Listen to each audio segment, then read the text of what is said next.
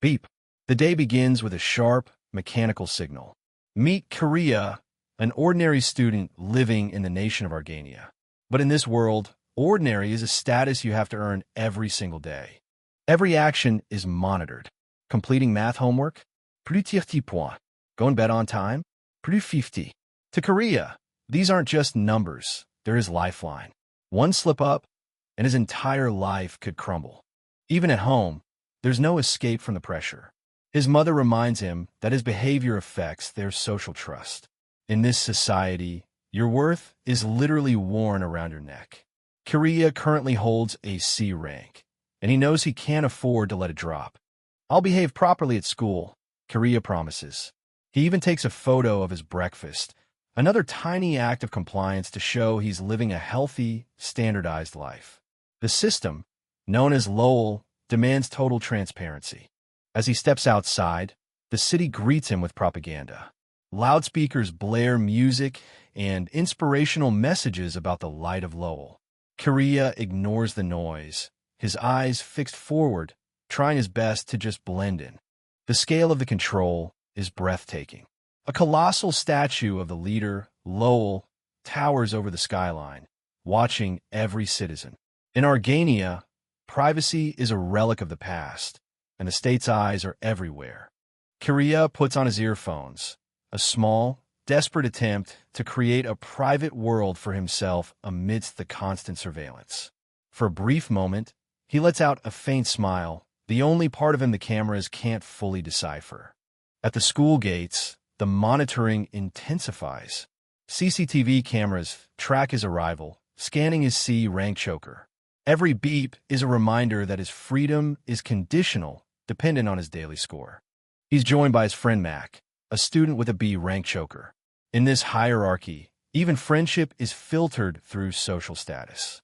Mac warns Korea that quitting the basketball club could negatively affect his standing. Mac is the perfect citizen, or so it seems.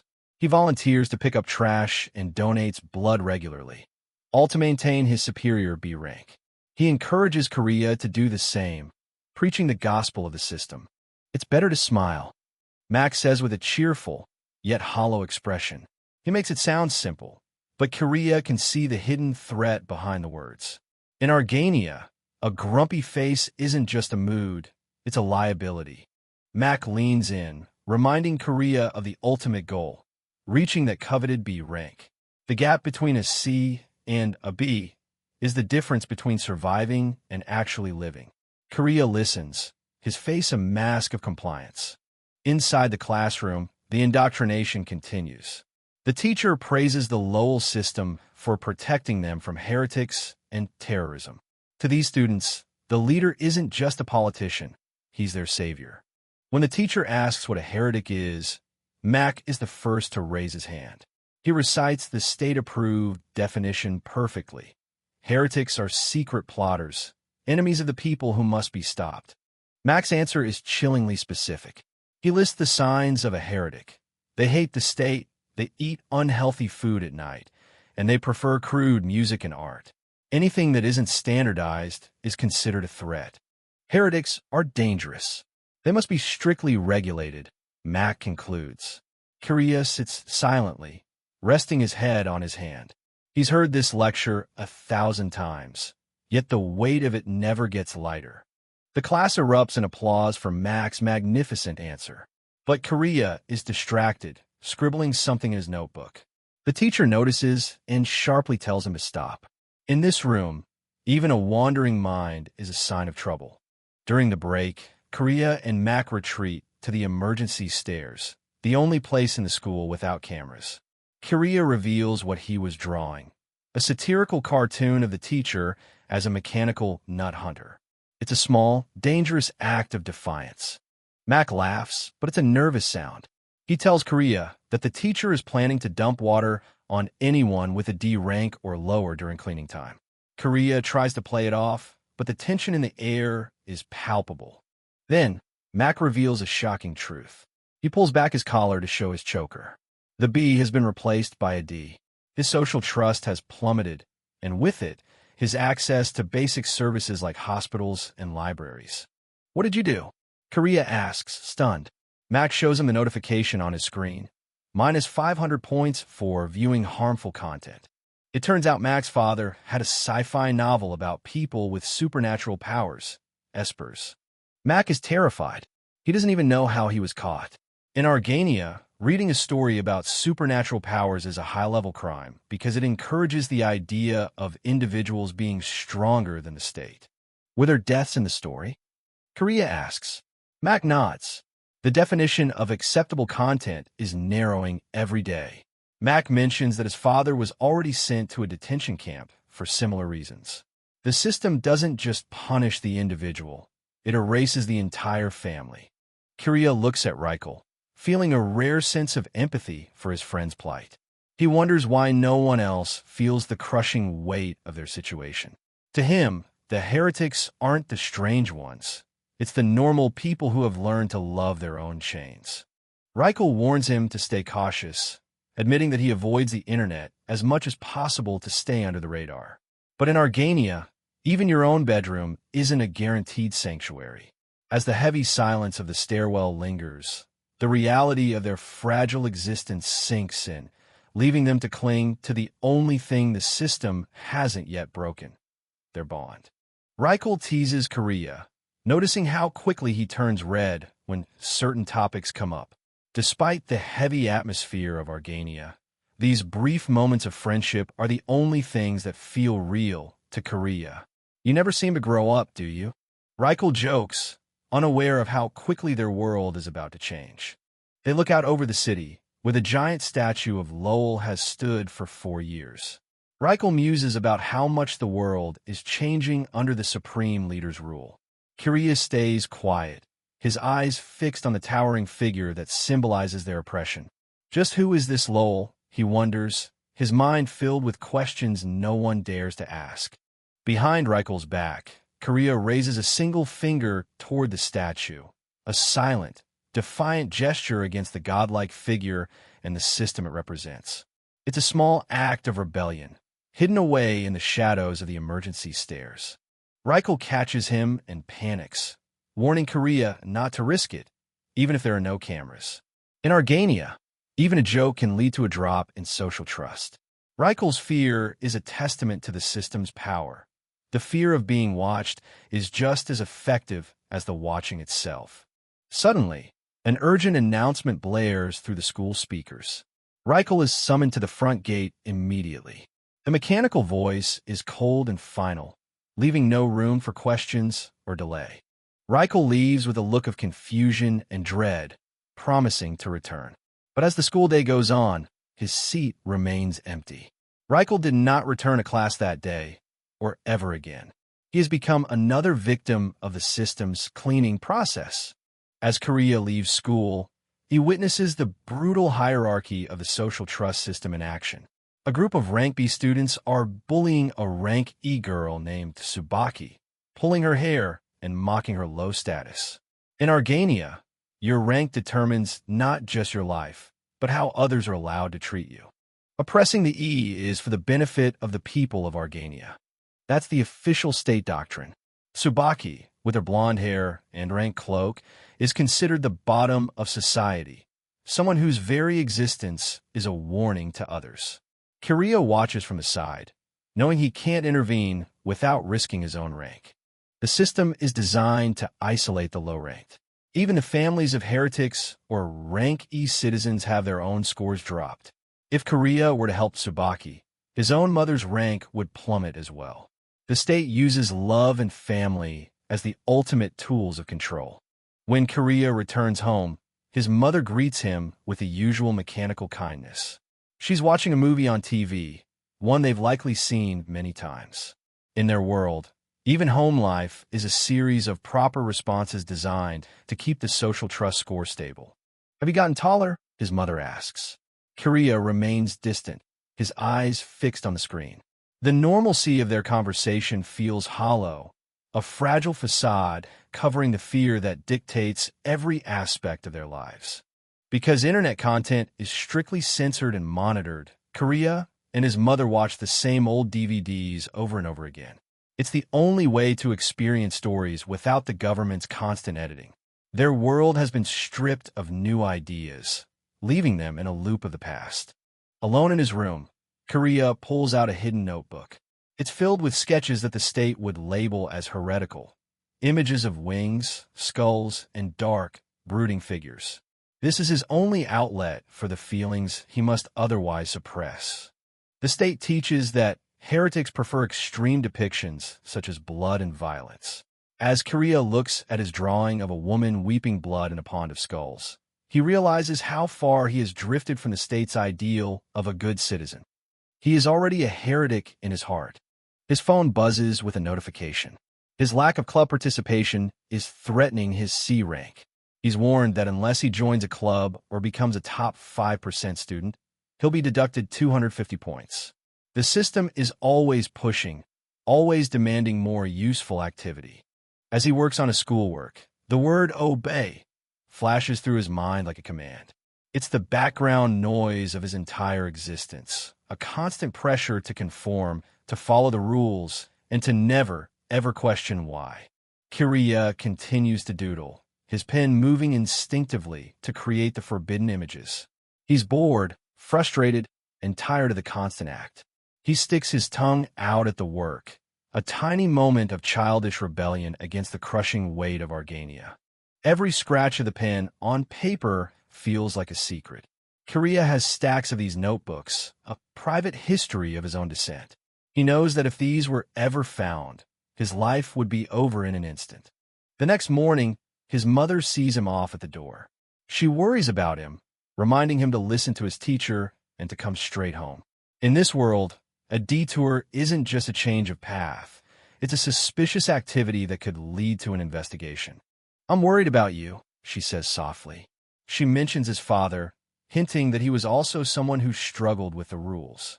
Korea's face remains cold, his silence a shield against her concern. He hates the fear in her eyes, a fear that has become his constant companion. Korea snaps at her, telling her to stop lecturing him.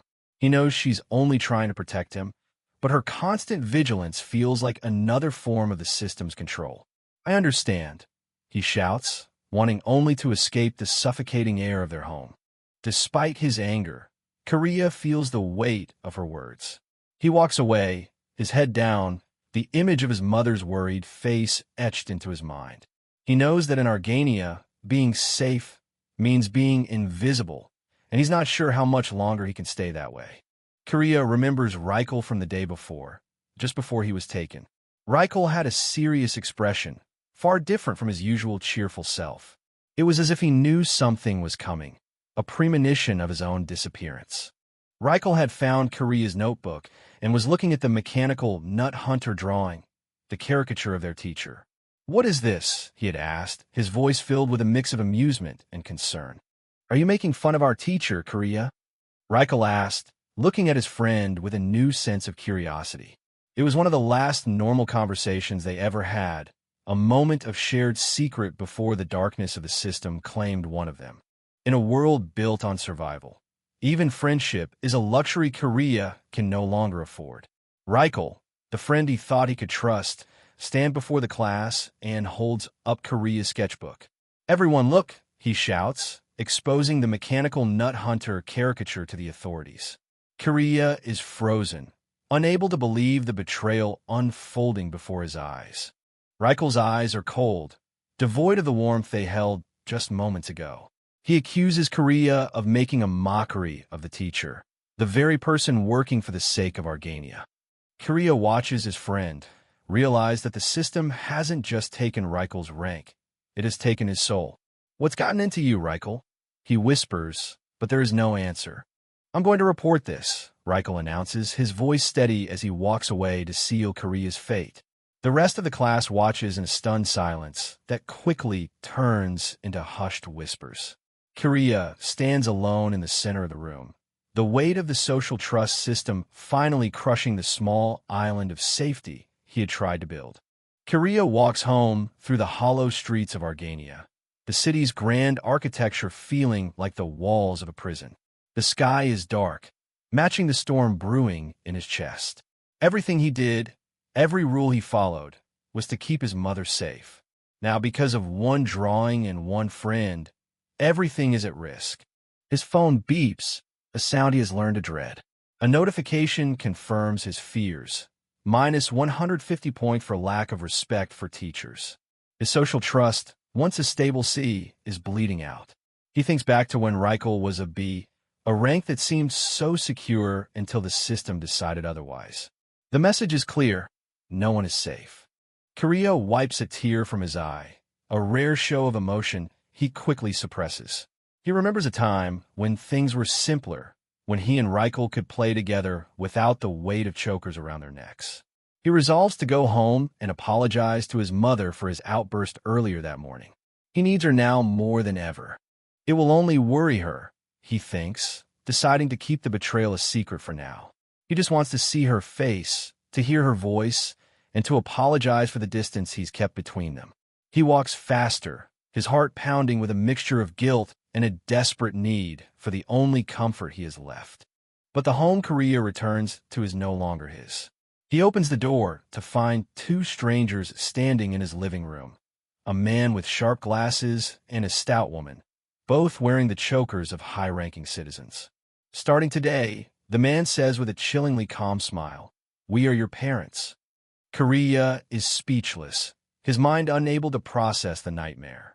The woman explains with terrifying politeness that his former mother was reported for suspicious activity and sent to an education center. Detention camp is an inappropriate term. The man corrects, his voice like ice. She'll return after being educated. But Korea knows the truth. No one ever comes back. What suspicious activity? Korea demands, his voice trembling with rage. But the strangers don't answer. They don't have to. In Argania, the accusation is the verdict. He looks at them, his eyes wide with horror, realizing that his mother has been erased from his life as easily as a line of code. The man adjusts his glasses, dismissively stating they don't know the specifics. "We are your parents now," he repeats, as if it's a simple administrative change. Behind them, Korea sees the familiar walls of his home, now occupied by monsters wearing the masks of family. The erasure is total. The replacement is immediate. The intrusion is even more physical than he thought. They've already installed a surveillance camera right there in the living room, its black lens staring at him like the eye of Lowell itself. The privacy of his home, the last sanctuary he had, has been violated. He is never truly alone, and he is never truly safe. Korea forces himself to remain calm, his C-rank choker a constant reminder of the price of rebellion. "I understand," he says, the words tasting like ash in his mouth. He thinks of his mother, wondering where she is and if she's scared, but he knows he must play the part of the good son to survive this new nightmare. "Excellent," the man says, pleased with Korea's immediate submission. They invite him to have dinner, moving through the kitchen with a practiced ease that makes Korea sick. They talk about the evening as if they haven't just destroyed a boy's entire world. In Argania, the state provides everything, even your family. The surveillance goes far beyond cameras. Every purchase Korea makes is tracked through his ID, allowing the government to monitor his every move. Even a horror movie he watched with his mother is now being analyzed. Was she drinking more than usual? Was it an unhealthy diet? The system searches for any harmful effects on the mind to justify its cruelty. Korea feels a deep, soul-crushing confusion. "I don't know," he thinks, his head bowed. He has no idea how they're being judged or what criteria the system uses to decide who stays and who is re-educated. In this world, the rules are absolute, but the logic is a mystery. Only one thing is certain: you're always being watched. He walks through the city, the word "obey" ringing in his ears and appearing in the very atmosphere of Argania. Even his music isn't a refuge. His streaming is paused because the lyrics contain explicit language. The state controls what he sees, what he hears, and what he is allowed to feel. Every part of his identity is being pruned to fit the government's design. Korea clenches his earphones in his hand, a silent gesture of frustration. He knows that in this society, people will falsely report others just to boost their own social trust scores. It's a world where betrayal is encouraged, and trust is a dangerous weakness. There's no reason, he realizes, it's just survival. The city itself is a shrine to Lowell. Slogans like "The heart of Lowell is one," and "I shall follow your guidance" are etched into the very skyline. The massive statue of the leader towers over everything, its shadow long and cold. Korea is a tiny, insignificant speck in the face of this monolithic power, a boy lost in a forest of steel and propaganda. "I shall obey your words," the city seems to whisper back to him. Korea keeps his head down, his backpack heavy with the weight of a life that has been stolen. He has learned the hardest lesson of Argania. Your world can vanish in an instant, replaced by a perfect, sterile nightmare. In a sudden burst of silent fury, Korea's boot comes down on a small object, crushing it into the pavement. Crack. It's a tiny, insignificant act, but for Korea, it's a release of the pressure building inside him. He can't fight the state, but he can destroy this one small thing. The scene shifts to a different time, a memory of a family dinner that now feels like a dream from another life. The surveillance cameras, the loudspeakers, and the constant threat of Lowell were always there, but back then, at least he had his mother. Now, even the dinner table is a site of government observation. Korea remembers being in class, his C rank displayed on a screen for everyone to see. He watches as other students are singled out, their ranks fluctuating based on the smallest actions. He sees Reichel from a distance, the boy who would eventually betray him, and wonders if the seed of that betrayal was already there. The finality of his loss hits Korea when he sees the garbage truck. Tied together like worthless scrap, his old notebooks, filled with the satirical sketches and forbidden wings that were the only real parts of him, are hauled away to be incinerated. As he watches his past being disposed of, he realizes that in Argania, your identity can be erased just as easily as a low score. Korea turns away, a solitary ghost in the sterile streets.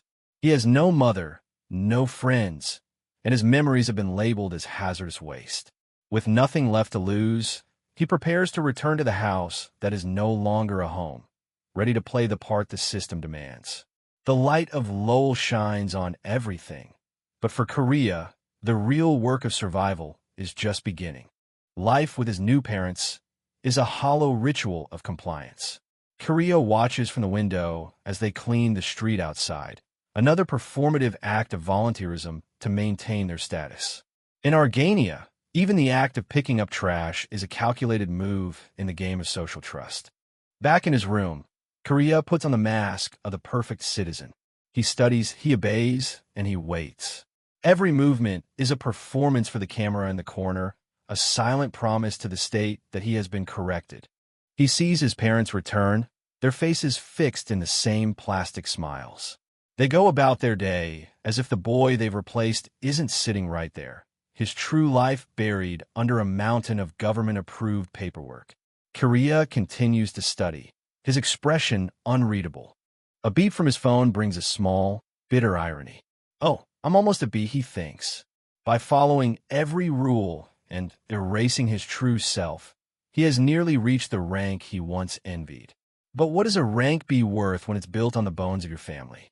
Korea finds himself in a quiet, snow-covered park.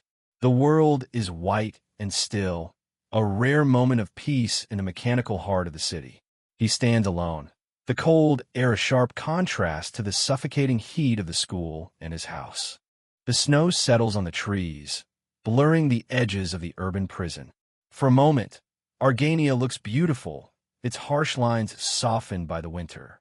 But Korea knows the truth. Beneath the white blanket, the same cameras are watching, and the same rules still apply. Memories of his childhood flood back, images of him drawing at a table with his real mother and father. They were a family once, before the system tore them apart. He sees his younger self, a boy who could draw whatever he wanted without fear. Now, even those memories feel like a crime. The silence of the park is shattered by the sound of cruel laughter.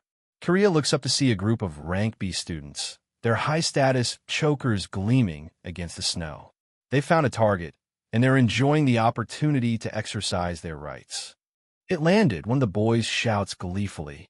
They're throwing snowballs at Tsubaki, the rank E girl he saw being bullied at school. In Argania, rank E citizens are considered subhuman, legal targets for anyone with a higher score to vent their frustrations on. Let's have a competition to see who can land more hits, the lead bully suggests. They treat Tsubaki like a piece of carnival equipment, laughing as she flinches from each impact. Kiriya watches from the side, the familiar weight of the system's injustice pressing down on him. One of the snowballs hits Tsubaki with a sickening thud. She collapses, her long blonde hair falling over her face. A dark stain begins to spread across the snow near her head. The boys have started putting stones in their snowballs to make the game more interesting. Tsubaki bleeds from a wound on her forehead, her rank E cloak tattered and wet. The bullies don't even pause. That was you, one boy says, pointing at another, as if they're arguing over points in a sports game. To them, her pain is just a metric of their own success. Kiriya steps forward, his presence finally noticed by the group. They turn to him, their expressions shifting from amusement to annoyance. If it isn't Kiriya, the lead bully says, his voice dripping with condescension. They see his C-rank choker and immediately dismiss him. You're AC, aren't you? You think it's okay to stand up to us? They mock. They remind him of the stakes. If they report him for interfering, his rank and the rank of his family will be dropped to E. They think they have him trapped in the same web of fear that controls everyone else. I'm finished, Kiriya says, his voice low and dangerous. He looks the lead bully in the eye, a cold smile touching his lips. I don't have a family anymore, he reveals, the weight of his mother's erasure finally bursting through his mask of compliance. Like I care. The bullies are momentarily confused. They try to return to their mockery of Tsubaki, saying she isn't even human anymore because of her rank. Her appearance is her only redeeming factor, one says with a sneer. Are you in love with her, Kiriya? Kiriya's head drops, his hair casting a shadow over his eyes. Shut the hell up, he whispers. The hell is wrong with you people? Kiriya shouts, his rage finally boiling over. He spent his whole life trying to be invisible, trying to be good, and all it got him was a missing mother and a front-row seat to this cruelty. You make me sick, he screams, his voice echoing through the park. This is messed up, isn't it? One of the boys prepares to kick Kiriya, his boots swinging with casual violence. Tsubaki watches, her eyes wide with a strange, detached curiosity. Kiriya flinches, expecting the blow, but something inside him is changing. A pressure he's never felt before is rising from the depths of his being. The bullies surround him, their silhouettes dark against the winter sky. They are the representatives of Argania, the perfect citizens the system has created. To Kiriya, they're nothing more than monsters in uniform. The tension in the air is unbearable, a coiled spring waiting to snap. They laugh as Kiriya clutches his head, the pressure becoming a physical pain. They have no idea what they've awakened. In their arrogance, they think they're just disciplining a lower-ranked student. They don't see the fire beginning to burn in Kiriya's eyes. Damn it, Kiriya snarls, his vision blurring with tears of frustration and hate. He questions the very foundation of their world. Why are their lives dictated by a stranger they've never seen? Why do they follow evaluation criteria they know nothing about? The absurdity of their existence has finally pushed him over the edge. The world around Kiriya seems to warp and distort. He looks up at the lead bully, his eyes fixed with a terrifying intensity. Why is it like this? He asks, not just to the boys, but to the entire world of Argania. The pressure inside him reaches its breaking point. Then it happens. A sudden, sickening sound fills the park. The lead bully's face begins to ripple and swell, his eyes bulging as if from an internal explosion. Kiriya watches with a cold, terrifying detachment as the system's most loyal follower begins to literally fall apart. Then, the unthinkable happens in a horrific burst of gore. The boy's head is pulverized from within, spraying blood and bone through the frozen air and painting the pristine snow a violent, dark red. It is a moment of absolute, terrifying power, An awakening Argania has spent decades trying to suppress, where Korea finally writes his own evaluation criteria. A heavy, suffocating silence falls over the park. The remaining bullies stand paralyzed, their faces splattered with the warm remains of their leader. They are speechless, their minds unable to process a horror they were never taught to fear. Amidst the carnage, Korea stands with eyes glowing. The good citizen is gone, and a silent predator has taken his place. The snowy park has become a stage for a nightmare. The remaining bullies watch, their faces twisted in a grotesque parody of fear, as the headless body of their leader slumps into the crimson snow. Korea stands frozen, the energy of his awakening still crackling in the air, a silent predator born from the ashes of a good citizen. A close-up reveals the sheer horror in the eyes of the survivors. Their high-status chokers, once symbols of their absolute authority, now look like nothing more than expensive collars on frightened animals. The pristine white world of Argania has been shattered by a single, violent truth. Korea looks down, his vision blurred by a mixture of shock and a strange, cold clarity. He sees the body before him, the life extinguished in an instant. Beside him, Tsubaki watches with a calm that is more terrifying than any scream. The mask of the rank C student has finally fallen, revealing the monster underneath. Korea stands over the carnage, the blood painting his boots. The world around him is silent, as if Argania itself is holding its breath. He has crossed a line from which there is no return, a journey that began with a missing mother and ended in this red graveyard. "What is this?" Korea whispers, his voice trembling as he stares at his own hands. Tsubaki approaches him, her long blonde hair caught in the winter wind. She doesn't flinch at the blood or the bodies. Instead, she looks at him with a sense of recognition. "We have to," she begins, her voice as steady as a surgeon's. "Dispose of the corpses," Tsubaki says, her words cutting through Korea's shock like a blade. She looks at the remains with a detached efficiency, as if she's done this 1,000 times before. In the world of Argania, where everything is tracked, a body is a loose thread that must be cut. She points out the dark irony. The bullies chose this spot specifically because it has no surveillance cameras. They wanted to hide their cruelty, she says, but now they've hidden their own deaths. She instructs Korea to cover up the blood, her cold logic a lifeline in the middle of the chaos. She knows that even a rank E like her can survive if she knows where the system isn't looking. Tsubaki looks directly into Korea's eyes, her expression unreadable. "That was your power," she says, forcing him to face the reality of what he's become.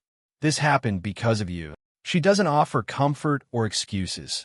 She offers the cold, hard truth of his new identity. "You killed them," she concludes. In another horrific burst of energy, the heads of the remaining bullies explode, their lives extinguished before they could even beg for mercy.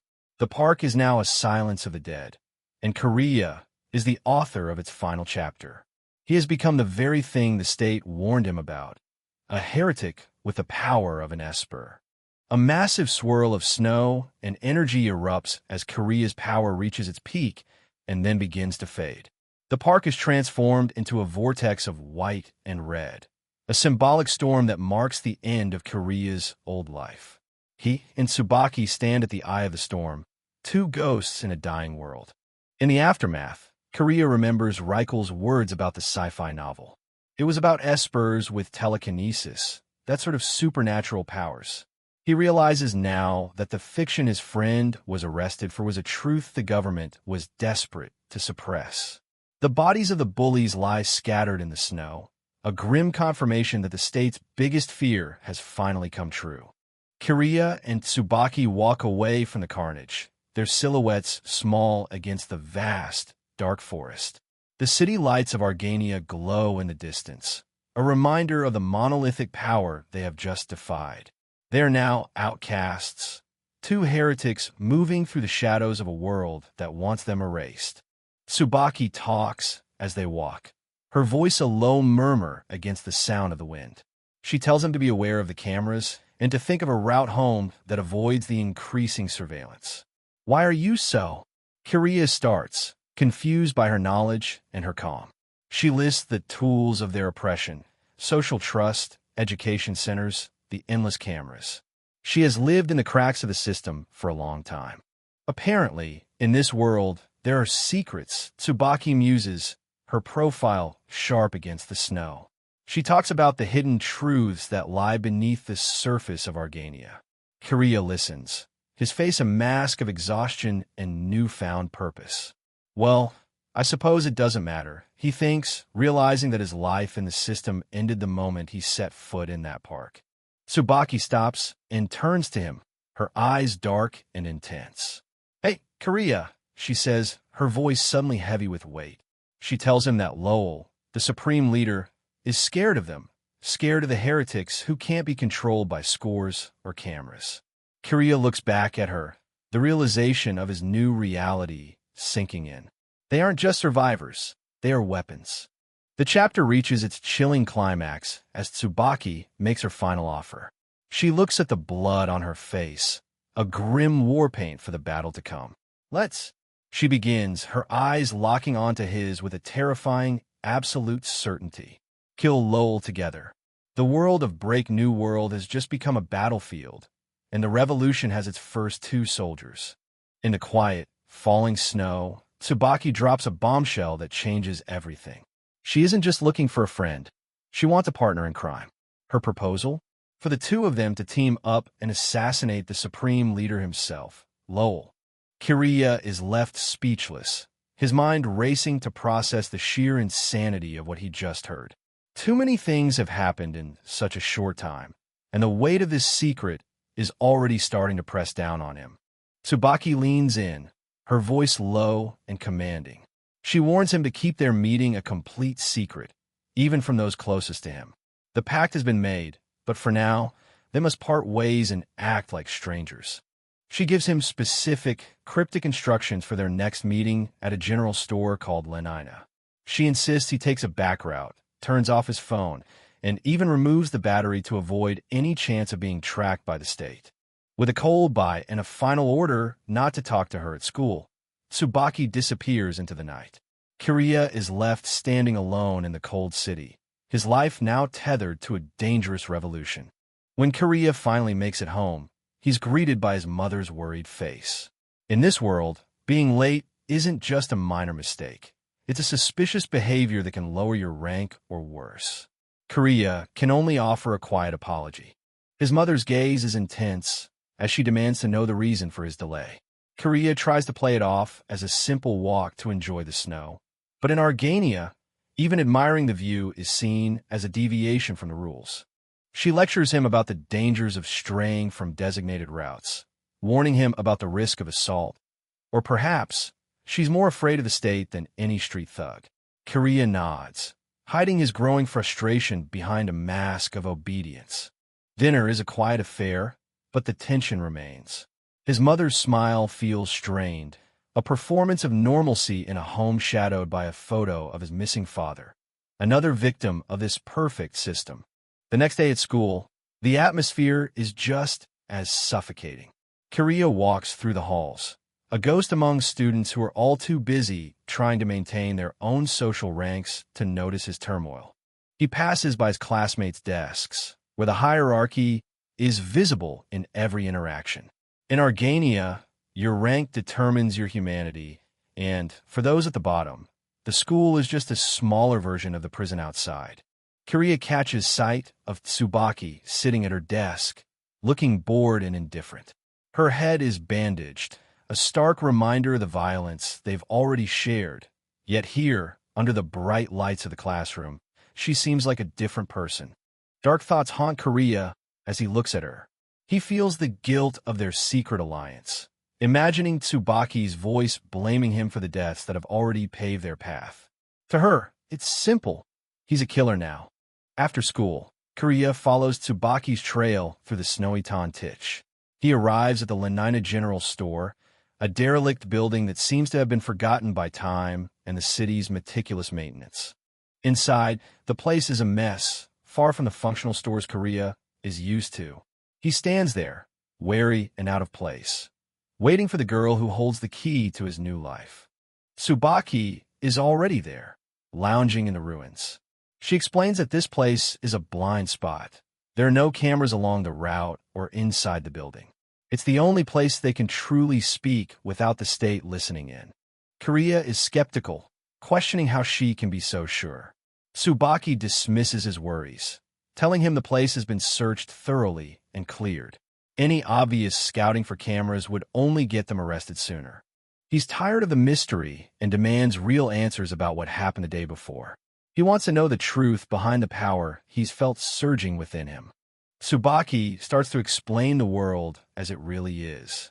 Since the emergence of Lowell, a small number of people have been born with special abilities the government is desperate to suppress. She calls these powers descent. Kariya realizes that his own outburst was just a symptom of this phenomenon, a biological rebellion against the world Lowell has created. In the eyes of the government, those who possess descent are nothing more than heretics. They are a threat to the absolute control of Lowell, and the state will stop at nothing to eliminate them. Kariya asks if she has powers too, but Tsubaki keeps her cards close to her chest. She admits she doesn't fully trust him yet, a cold reminder that in this world, trust is a luxury neither of them can afford. Frustrated by her arrogance, Kariya snaps that she's the one who called him here. To test him, Tsubaki pulls out a small statue, an idol of Lowell himself, and challenges him to destroy it using his power. Tsubaki dares him to prove his worth by recreating the destructive force he unleashed yesterday. She stares him down, her gaze a silent challenge to show her that he's more than just a terrified amateur caught in a nightmare. Kariya focuses all his will on the small statue, his hand trembling as he reaches out. He knows that if he can call upon the descent once more, his life as an ordinary student ends right here, and there's no turning back. Kariya strains to summon the same destructive power he felt yesterday, but it refuses to surface. Tsubaki watches him closely, her eyes cold as she analyzes his movements. She wonders if his descent is a form of telekinesis, but Kariya is just as lost as she is. He doesn't understand the trigger yet. Is it about physical force, or something that causes things to explode from the inside? Kariya's face turns bright red from the effort, his veins bulging as he tries to force the energy out through sheer willpower. It's an intense, desperate struggle to reclaim the power that could change his fate. Tsubaki notices the hilarious intensity of his facial expressions. Despite the gravity of their situation, she can't help but see the humor in Kariya's reddening face and bulging eyes. The tension in the room shifts from murderous intent to something almost awkward. Finally, she can't hold it in anymore and bursts into a fit of giggles. Kariya is instantly deflated, his concentration broken by her laughter. He looks at the statue of Lowell, still perfectly intact, and then back at the girl who's supposed to be his revolutionary partner. Kariya snaps at her, embarrassed and frustrated. Don't laugh. This isn't the time for making funny faces. Tsubaki tries to play it cool, denying she was even laughing, but the blush on her face gives her away. It's a rare moment of humanity between two people who have been chewed up by the system. Kariya is surprised. He didn't think a girl like her, an E-rank who talks about assassination, could actually laugh like a normal person. Tsubaki quickly regains her composure, speculating that his power might have a specific condition or isn't as easy to use as they first thought. Maybe it requires more than just concentration. A condition, The idea sticks in Kariya's mind. He has this incredible, lethal power, but he has no idea how to turn it on. He wonders if it's really something that can change the status quo, or if he's just a weapon that doesn't know how to fire. Tsubaki sets the deadline, in 3 months' time. She looks off into the distance, her voice turning cold and professional again. The countdown to their revolution has officially begun, and they have a very specific target date in mind. She explains that on April 11th, in the elite Alpha Zone, there will be a massive parade to commemorate Lowell's birthday. This is the Lowell ceremony, a day of mandatory celebration. Kariya is stunned. He's a low-ranked citizen, and news of such high-level events rarely reaches his level. Tsubaki reveals that only those with a social trust of B or higher are even notified about the parade. But the real secret is this. Despite hiding his face for years, Lowell will be addressing the citizens in person. This is their one chance to strike, and Tsubaki needs Korea's lethal potential to make it happen. The goal is simple and horrific: to kill the supreme leader in front of everyone. Tsubaki believes that if Korea can get close enough, his power will be able to end Lowell's reign in an instant, leaving the system in total chaos. She assures him that he'll leave behind no evidence. Because dissent is a biological power, there's no weapon to trace, no forensic trail for the police to follow. It's the perfect crime for a perfect society. There's no risk to you, she says, but her eyes are unreadable. Korea looks at her, sensing the danger beneath her words. She's promising him safety, but he knows that in a revolution, no one is ever truly safe. As Korea walks away from their meeting, his mind is heavy with doubt. He doesn't know Tsubaki's true motives, and it's clear she's holding back a lot of information. He's stepping into a world of shadows, and he's starting to realize just how deep this conspiracy goes. He reflects on the absurdity of the Lowell ceremony and the supreme leader himself, a man who has never shown his face, yet rules with an iron fist. Korea needs to give this more thought before he fully commits to becoming an assassin. He's not even sure he wants to go home to the silence of his mother's apartment. He ends up at Zeon Mall, a glittering temple to Argania's social order. Even here, the atmosphere is artificial and tense, with cameras and perfect police patrolling every floor to ensure that everyone is playing their part in the great society. Sitting in a cafe, Korea watches the people around him. He thinks about the supreme leader, the mysterious figure who sits at the top of the pyramid. How did a man who never once showed his face manage to win an election and seize total control? Lowell was supposedly chosen by the people, a savior during a time of crisis. But the more Korea thinks about it, the less it makes sense. He's lived his whole life under this man's shadow without ever seeing the man himself. It's a reign of fear built on a mystery. He looks up at a massive statue of Lowell in the distance. Why build statues for someone no one has seen? Why don't the citizens know what their own leader looks like? These questions, once ignored as just the way things are now starting to eat away at Korea. He wonders why it took him this long to even ask these obvious questions. He's been a good citizen for so long, following the rules and checking his rank every morning. But a sudden mechanical VRR sound breaks his train of thought, and he looks up to see the mall security system reacting to something nearby. At the counter of a nearby shop, a man scans his ID card, showing a social trust rank of D. It's a low rank, but common enough for ordinary workers. But then the system flags something. A voice announces that electronic money is prohibited in this specific area. The man apologizes and tries to pay with cash instead. The waitress accepts it, commenting that cash is rare these days, but still legal. They're just trying to complete a simple transaction, unaware that the rules of Argania can change in the blink of an eye. Suddenly, the security cameras zoom in on them with an aggressive whir. A booming announcement echoes through the mall. Cash transactions are prohibited. Korea watches in shock as the screen displays the new law, enacted only minutes ago. The man and the waitress are trapped. The mall speakers blare a chilling order, freezing the pair in place as a deathly hush falls over the crowd. People instinctively pull back, isolating the two criminals in a sea of empty space. Korea can only watch from his table, the coffee in his cup long forgotten as the weight of the system begins to crush the atmosphere. The perfect police arrive with haunting, mechanical precision, their faceless masks reflecting the sterile lights of the mall.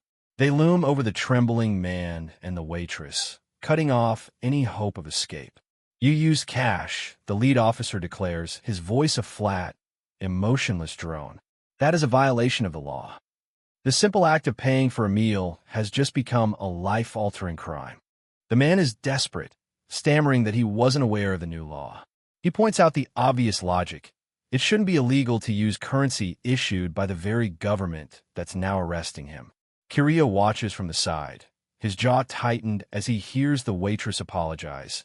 She was just doing her job, unaware that a simple cup of coffee would lead to this. The perfect police officer looms over the man, his featureless mask reflecting a cold, absolute authority. He doesn't care about excuses. To him, using cash isn't just a mistake. It's antisocial behavior, a direct attempt to disrupt the holy order of the state. He demands the man's ID card, already moving to erase his status as a citizen. Please wait. There is no such law, the man pleads, his hands shaking. He tries to appeal to the officer's sense of reason, arguing that electronic money is meant for order and safety, so surely the government's own cash is just as valid. But reason has no place in Argania. The officer stands silent, a wall of gray wool and steel. The officer speaks with a terrifying, mechanical calm. The policies of the state are always changing, and the state's decisions are always optimal. It's the ultimate gaslighting. In this world, the truth isn't what happened. It's whatever the state says is happening right now. The man's life is being dismantled by a sentence. The man tries one last, futile argument. The cash was obtained legally. We have a right to use it, don't we? The officer's response is a chilling summary of their entire existence. Rights are determined by the laws and regulations of the state. Without the state's approval, you have no rights. You have nothing. The officers reveal the trap. The ban was announced on the news at 2 p.m. The man was at work, and the waitress was busy serving customers. They had no way of knowing. But in the eyes of the perfect police, ignorance is a crime. They don't just deduct points, they sentence them both to an education center on the spot. Take them away, the lead officer commands. The waitress is in shock, unable to believe she's being taken away for nothing. But the officer's final verdict is the most brutal of all. The two of you are already no longer human. In Argania, when you lose your rank and your liberty, you lose your very humanity. You become just another piece of trash for the state to dispose of. Kiria's eyes narrow, a dark, pulsing anger beginning to fill his vision. He's seen enough. The logic of the system, the optimal decisions of the state. It's all a lie used to crush people like insects. Something inside him is finally starting to snap. His mind drifts back to a year ago, when the world seemed slightly less insane. Regulations were more relaxed, and you could almost pretend you were free. Kiria remembers sitting in class, trying to escape into the pages of a manga, unaware that the walls were already closing in. But then, the teacher, a man with a smug smile and a B-rank collar, snatched the book away. He lectured Kiria, telling him that reading manga wasn't just against the rules. It was a sign of a deeper moral failure.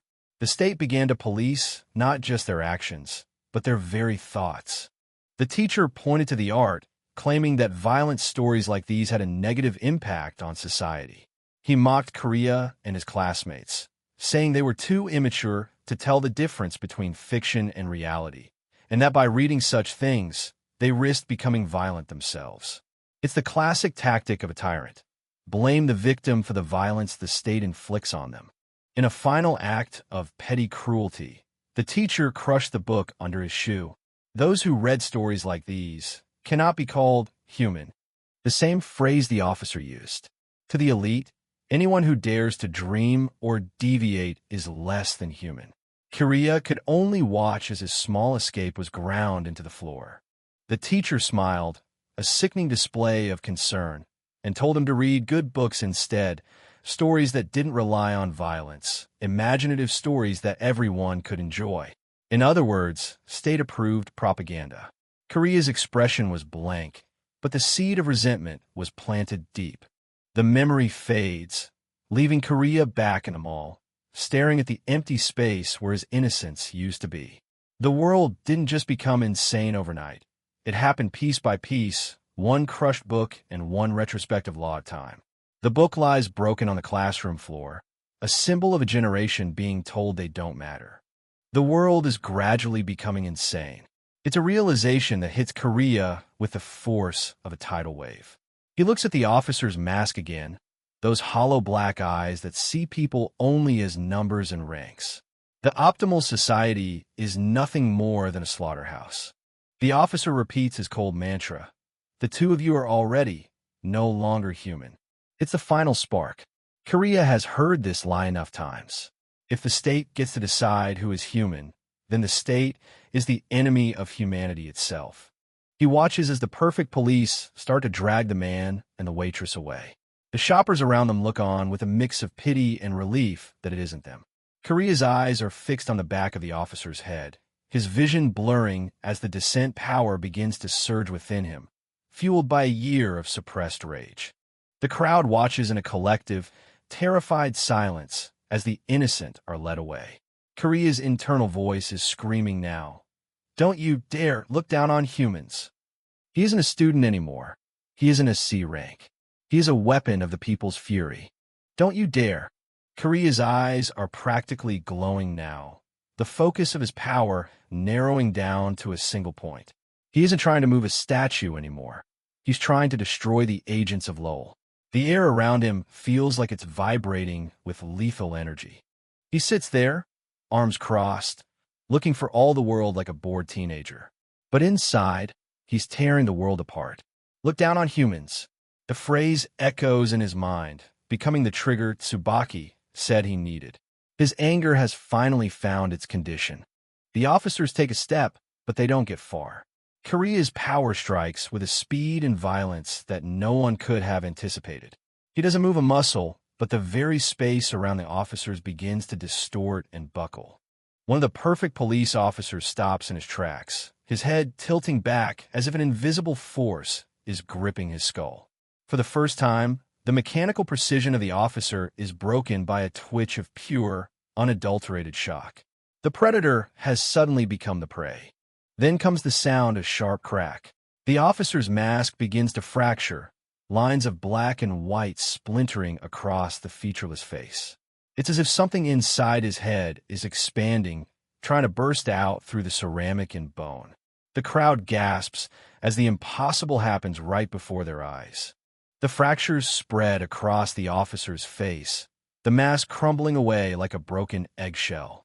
Beneath the uniform and the ideology, there's only a man about to be unmade by a force he cannot comprehend.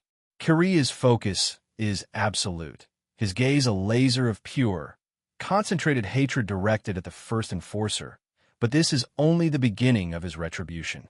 With a sickening spray of black and crimson, the officer's head is crushed and torn apart from the inside, blood splattering across the pristine tiles and hitting the terrified waitress.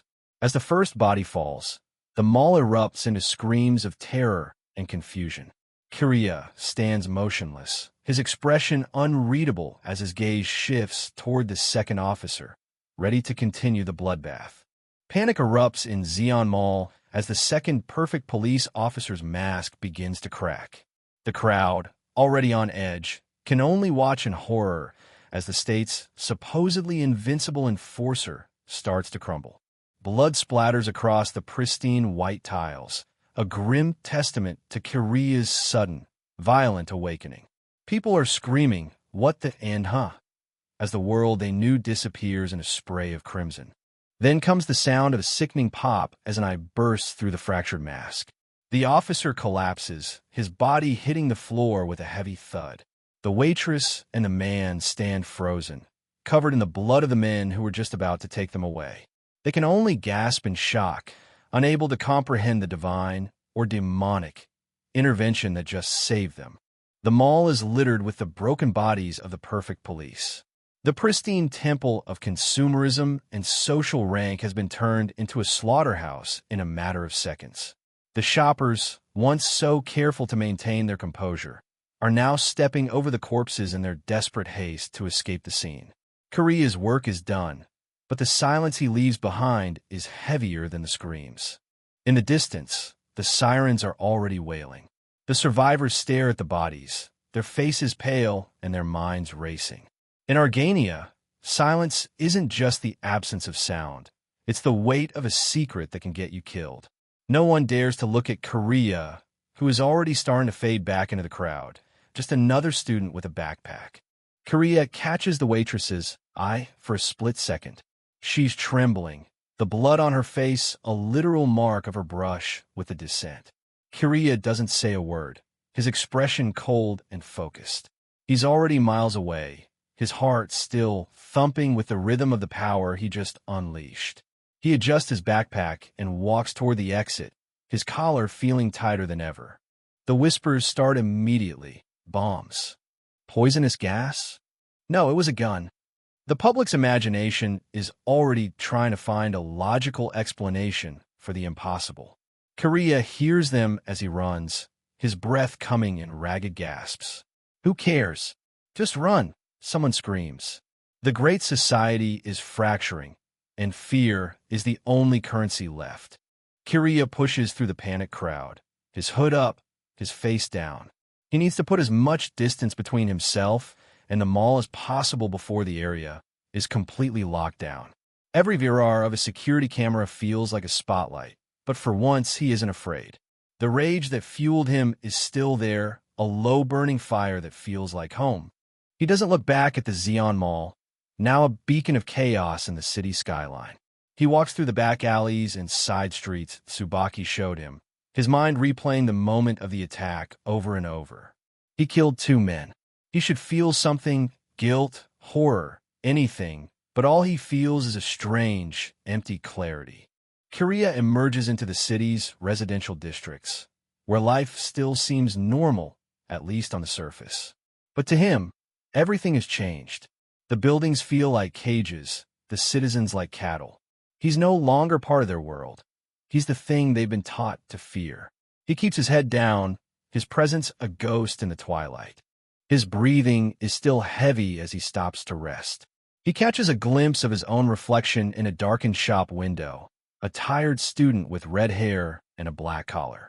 He looks so ordinary, yet he just did the unthinkable. The sound of his own breath is the only proof that he's still alive, that he's still human. He remembers Tsubaki's voice, her cold analysis of his power. There might be a condition, and now he knows what it is. He clenches his fist, the realization hitting him with the force of a hammer. The condition is rage is the trigger. It wasn't about telekinesis or explosions. It was about his fury made manifest. He's found his Kipno. IT destroys the target. The words echo in the darkness. It's a simple, brutal truth. Kiria has the power to unmake anything he hates, to erase the enforcers of the state with a thought. It's a terrifying responsibility, and for the first time, he understands why the government is so desperate to hunt down the heretics. He walks through the city, his backpack feeling like a heavy weight. Every person he passes, every camera he dodges, is a reminder of the world he's now at war with. He's exhausted, his mind and body pushed to their limits. He just wants to go home, but home doesn't feel like a sanctuary anymore. It feels like a place he's just visiting. Kiria looks at his hand, the hand that did nothing and yet did everything. Rage and destruction. He realizes that he's no longer the victim of this world. He's its judge. The fear he felt his whole life has been replaced by a cold, unwavering resolve. He's ready to do whatever it takes to tear this system down. He stops in the middle of the street, looking up at the oppressive towers of Argania. He finally admits the truth to himself, a truth that has been building since the day his father disappeared and the day his mother was taken away. He isn't a hero. He's a force of nature. I might be able to destroy it. The first spark of true revolution.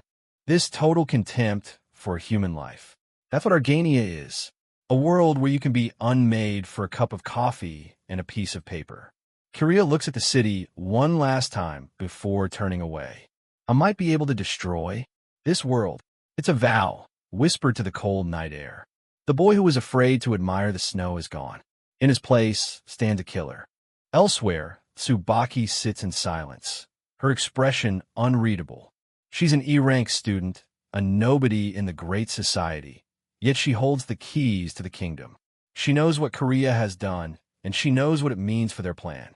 She looks like a queen on a throne of shadows, waiting for the pieces to fall into place. The news report breaks that night, a calm, clinical voice describing the heinous terrorist attack. The reporter explains that the area has been placed under strict lockdown following the killing of 2 perfect police officers. Surveillance footage exists, but the suspect has yet to be identified. The state is already moving to control the narrative, turning Korea's act of rebellion into a threat against the people themselves.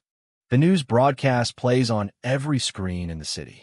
Reports suggest the weapon utilized falls outside established behavioral patterns. It's a roundabout way of saying they have no idea what happened. Then comes the lure for the citizens. If you submit crucial information, you will be rewarded with enough points to increase your social trust by 2 ranks. The state is turning neighbor against neighbor, using the rank system to hunt for the heretic. The propaganda continues. This is regarded as a heinous terrorist attack that threatens the very foundations of Argania. Korea listens to the broadcast through his headphones, a bitter smile on his face. They talk about foundations when they mean control. They talk about terror when they mean fear of the truth. He's a heretic now, and he's never felt more awake. The final warning is clear. The public is being urged to stay away from the area around the scene for their safety. Those who engage in suspicious behavior will face stricter penalties. Argania is closing its fist. The city is quiet, but it's the quiet of a graveyard, not a sanctuary. Korea walks home, his backpack a badge of his new identity. The next day at school, the attack is all anyone could talk about. They said it was terrorists, one student whispers. Apparently, it was a large man, another adds. The rumors are already flying, 1,000 different versions of what happened to them all. Korea sits at his desk, listening to the chatter, his face a perfect mask of indifference. He's the monster they're talking about, and he's sitting right next to them. The theories grow more absurd by the minute. Didn't he open fire because he was about to be arrested for using cash? No, they have yet to identify the murder weapon. They wrecked the store with a bomb.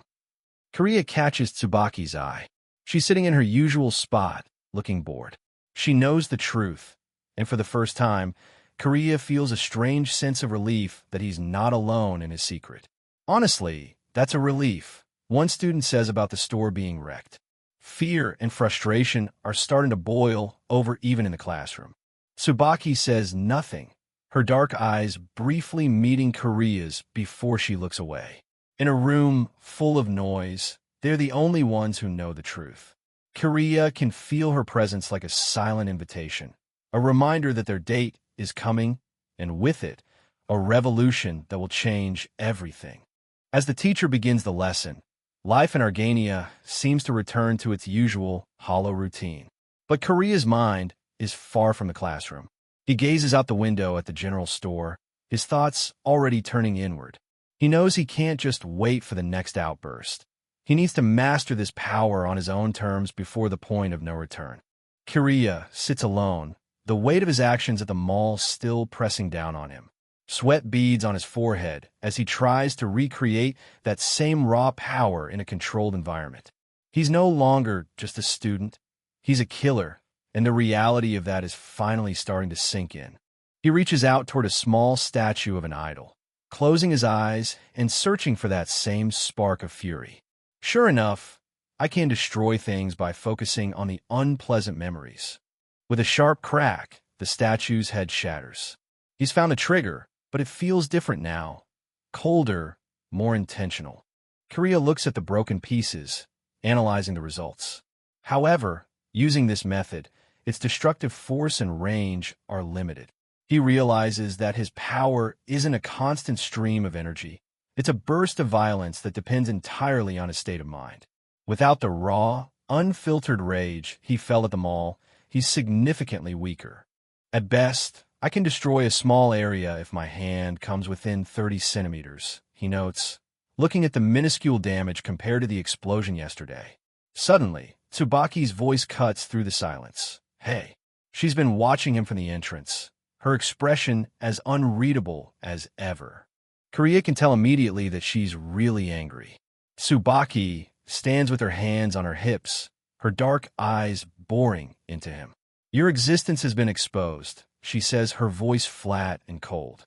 By attacking the police in public, Korea has thrown all their careful planning out the window. There's a high chance of getting arrested, idiot. Tsubaki doesn't hold back. She explains that from here on, the state will only get more aggressive. Regulations will become stricter, and innocent people will be dragged into the investigation. Korea's impulsive act of heroism has made life even more dangerous for everyone.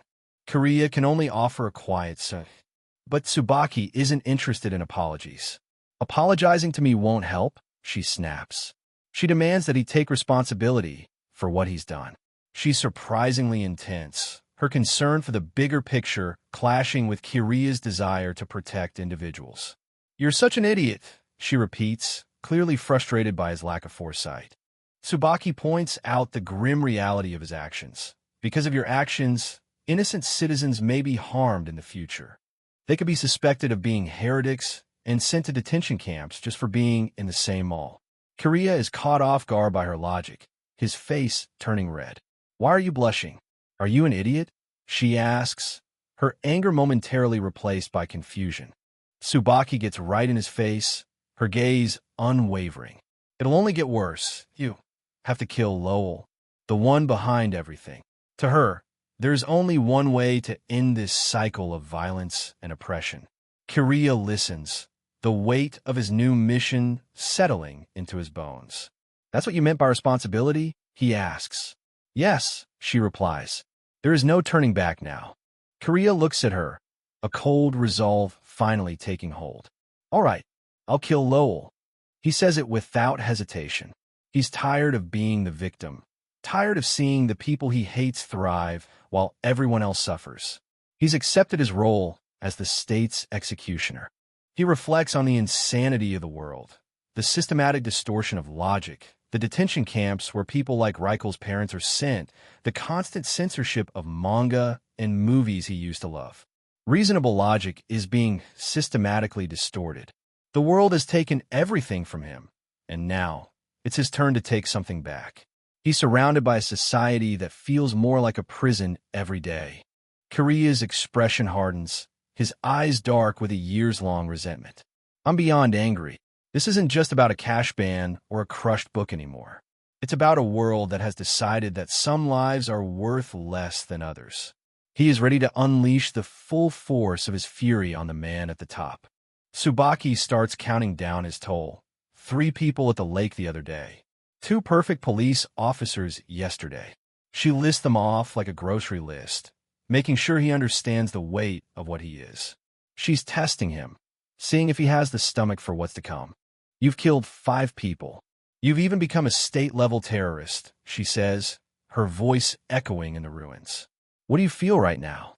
It's the ultimate question. She wants to know if he's still the boy who was afraid to stand out, or if he's already become something else. Korea takes a moment to check his own heart. "What do I feel right now? My feelings? Fear? Guilt?" He searches for the expected reactions, but he finds nothing. How strange. He realizes that the violence didn't break him. It just revealed the emptiness that was already there. "I feel nothing." The admission is chilling. Tsubaki watches him, wondering if he's truly numb or just putting up a brave front. She acknowledges that he was protecting people at the mall, but she calls it short-sighted. Korea can only offer a dry thanks for the wonderful assessment. The dynamic between them has shifted. They're no longer just allies, but 2 halves of a dark design. Tsubaki suddenly changes the subject, asking if there are any old movies he enjoyed. Korea is confused. Where did that come from? He mentions a suspense movie called This Forest is Forever. Tsubaki listens, then drops a bombshell of a different kind. "Tomorrow's a day off, right? Let's go on a date." Korea can only gasp "wah" as the chapter ends on this bizarrely normal note. The revolution will have to wait. For now, they have a date. Chapter 3 begins with a glimpse into a suspense movie titled This Forest is Forever. The premise is a classic horror trope. 5 college friends head to a remote cabin deep in the woods for a vacation, only to find themselves trapped in a nightmare. Every time they try to leave, the road leads them right back to the cabin. Thick, suffocating fog swallows everything, leaving no escape in sight. It's a standard psychological thriller, or so it seems. As their food runs low and paranoia sets in, old college grudges and petty betrayal surface. The group eventually fractures, and a brutal fight breaks out among the friends. In the end, Only 2 survivors remain. They apologize for the blood on their hands. But then something strange happens in this modern version of the film. The ending feels twisted, forced by an unseen hand. The surviving protagonist justifies the killings, claiming the others were dissidents who deserved to die. It's a chilling shift from survival horror to state propaganda, where violence is only acceptable if it serves the regime. As the credits roll with the message, "To Lowell, with love," we see Korea sitting in the nearly empty theater. He's been watching this blatant piece of brainwashing, his expression unreadable. Outside the cinema, Korea meets up with Tsubaki. Because she's an E-rank, she wasn't even allowed inside the theater. In this society, even your entertainment is gated by your social standing. Tsubaki is curious about the film, but Korea's review is far from positive. He realizes that the version he just saw has been heavily tampered with. He explains that it's a modern re-release, a sanitized version of the original story he once knew. The changes aren't just creative, they're ideological. In the original, there were no dissidents and no mention of the supreme leader. The new ending, where the survivors become loyal followers, makes absolutely no narrative sense. It's just propaganda. The message is clear and dangerous. Only the followers of Lowell are allowed to use violence. The government is rewriting history and fiction alike to justify their own brutality. Korea and Tsubaki walk through a park, discussing how the government is clumsily patching old movies and books to suit their needs. They even advise against using streaming services, as it compromises personal data for surveillance. Tsubaki notes that while most people blindly follow the new narrative, those who complain online immediately expose themselves to the authorities. The system is designed to weed out any spark of original thought. It's a terrifying reality.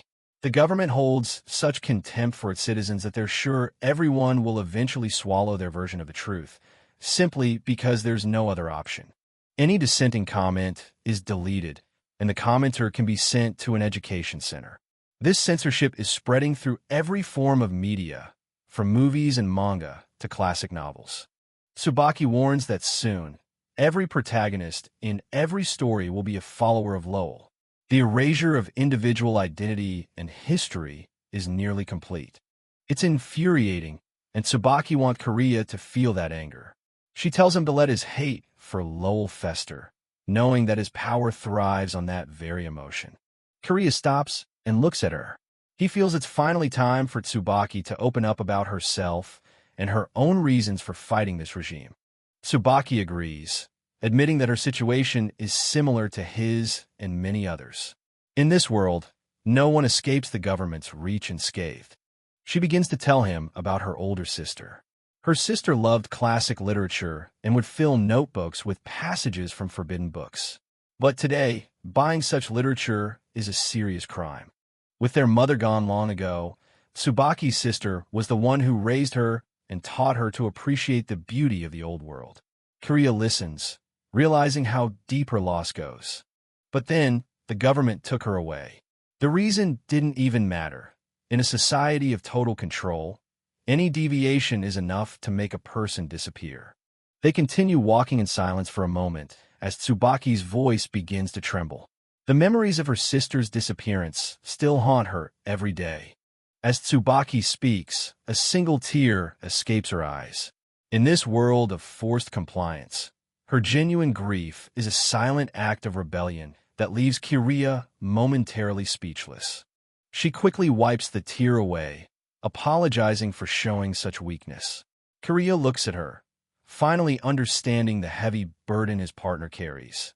Yet he has no idea that this fragile moment of peace is about to be violently shattered. Suddenly, the scene shifts. Korea is surrounded by looming, shadowy figures. A voice whispers, "I'm sorry." The confusion is immediate and jarring. A hand grips his shoulder. Korea barely has time to react, a startled, escaping his lips before everything goes dark. In the darkness of his fading consciousness, he sees Tsubaki. She looks somber, standing alone in a black void. Her name hangs in the air, a silent question as he wonders what just happened. When the world returns, Korea is lying face down on the cold, hard cobblestones. He's been ambushed, knocked out instantly from behind before he could even defend himself. His eye flutters open. He's disoriented, the world a blur as he tries to piece together his surroundings. This isn't the park anymore. He wakes up fully to find himself in a stark, windowless room. He's sitting on a hard chair, and his hands are pulled behind his back, secured tightly with handcuffs. A metallic voice crackles through a speaker on the wall. TH-4891. You must be Korea. They don't just know his name. They know his state-assigned identification number. The interrogation has begun. The voice identifies itself as the Information Control Bureau.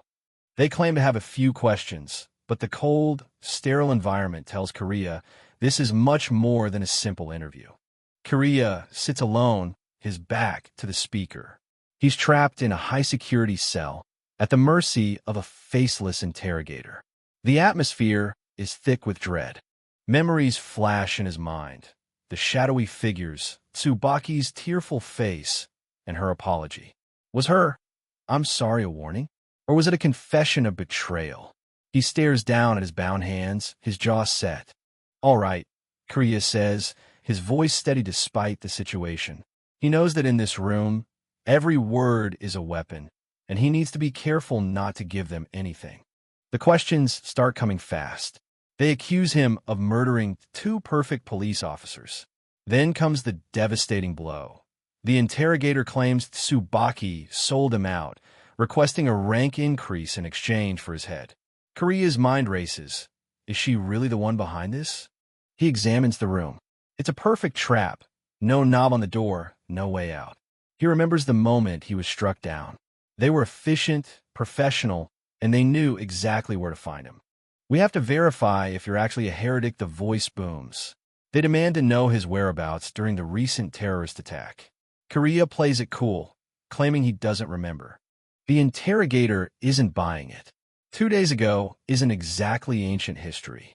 They press him on why he turned off his phone near the scene of the crime. They've been tracking his every move. Korea stares back at the wall, his gaze cold. They have surveillance logs, data, everything. He knows he's being cornered, but he refuses to let them see him sweat.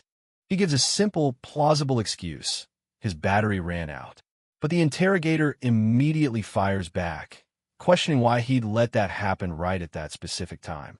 Every answer he gives only leads to more scrutiny. The questions shift to Tsubaki. They saw them talking and want to know if they were working together. They ask if she has anti-government thoughts. Korea maintains his innocence, claiming he knows nothing. He's protecting her, even after they told him she betrayed him. The interrogator tries a different tactic. They claim she's the heretic and gave them false info to frame him. It's a classic psychological game, pitting allies against each other to see who breaks first. Korea listens, his eyes narrowing. What is this? He wonders. The circular logic of the interrogation is designed to trap him. He sticks to his story, but the pressure is building. They want a confession, any confession. The voice uses a twisted logic. Saying you don't have anti-government thoughts is exactly what a dissident would say. In their eyes, his denial is proof of his guilt. It's a rigged game where every path leads to a conviction. They tell him he's just a victim of manipulation, a product of someone else's influence. They try to strip away his sense of agency, calling him an ordinary person who just thinks he's special. Korea stands his ground. He knows who he is. The verbal assault continues, labeling his beliefs as delusions and him as a perpetrator throwing the world into chaos. It's a barrage of insults and psychological pressure meant to shatter his resolve. Korea simply tells them he doesn't understand their point. The speaker crackles one last time with that same, goading question. Are you dissatisfied with the government? Korea remains silent, his head bowed in the shadows, but the air in the room begins to feel heavy with a growing, unseen pressure. The camera pans down to his tightly cuffed hands. He's cornered, isolated, and pushed to his absolute limit. But the interrogator has made a fatal mistake. They haven't broken him. They've only provided the spark for the explosion that's about to follow. Korea's silence doesn't last long. With a sudden burst of power, he roars, Of course I am, as he shatters the metal handcuffs like they were made of glass. The rage destruction within him has finally been ignited. He stands up, his eyes burning with defiance. You're the one lost in your own made-up bullshit, he snarls at the speaker. He's done being a pawn in their psychological games. Korea is fully aware of the risks. In a real government facility, breaking out by force would mean being gunned down by the perfect police the moment he stepped outside. But his intuition tells him something is different here. He places his hand on the door without a knob. With another surge of his descent ability, he shatters the very wall itself. The illusory barrier crumbles, revealing that his cell was nothing more than a carefully constructed stage. He steps through the debris and finds a real, ordinary door. He reaches for the handle, prepared for whatever, or whoever, is waiting on the other side. This is the moment of truth. Behind the door, he finds a man sitting calmly in a room filled with books. This is Nero, a rank B individual who looks more like a refined scholar than a government interrogator. He sits behind a desk, his eyes fixed on a computer screen, completely unbothered by Korea's explosive entrance. Korea confronts him immediately. You aren't government. Why are you testing me? He's realized the whole interrogation was a sham, a high-stakes audition designed to push him to his limits. Nero takes a slow drag from his cigarette, his expression unreadable. He's been watching Korea's every move, and so far, he seems impressed by what he's seen. I'm the chairman of the Clark Association, the man reveals. An anti-government underground organization. I'm Nero, GM 992. The truth is out. Korea hasn't been captured by the state, but by the resistance. Nero is curious. At what point did Korea realize the interrogation was fake? Korea admits it was just a hunch, especially the part about Tsubaki selling him out for a rank increase. He didn't believe she was that kind of person. Korea didn't trust the narrative. He hardly knows Tsubaki, but he didn't think she'd be happy just to go from rank E to rank C. He saw through Nero's attempt to sow discord between them. Besides, Korea adds, the government wouldn't ask so many pointless questions. He knows the state's methods are far more direct and brutal. Nero can only smile. He's found someone with a truly sharp mind. Nero is fascinated that Korea was willing to destroy his handcuffs and burst through that door, even knowing it could have cost him his life if it had been a real facility. He's impressed by the boy's sheer balls. Korea's logic is cold and practical. If he had actually been inside a government facility, he would have planned to take out a few officers and escape if the chance arose. He was prepared for the worst from the start. Splendid, Nero says, his eyes gleaming with delight. To not only trust your intuition, but also to act while weighing every possibility. I like it. He sees more than just power in Korea. He sees a strategist. Nero continues his praise. Your rage destruction descent is amazing. But it's not just your ability. Your mindset is remarkable as well. He's clearly trying to win Korea over, but Korea remains guarded. The atmosphere remains tense. Korea asks, what's with this guy? He's still wary of Nero's motives. Nero then asks a pointed question. Have you gotten used to being called by your number yet? Korea TH 4891? Nero explains the deep-seated horror of Lowell's regime. The first thing the Supreme Leader did was name management, erasing last names and replacing them with numbers. It was a calculated move to weaken blood relatives and destroy the very idea of family. The erasure of the family unit made identification effortless and surveillance easier. Nero reveals they are now in stage 2. Family members aren't just losing their names, they're being swapped. The fabric of society is being torn apart piece by piece, yet the public remains quiet. We must act before it's too late, Nero urges.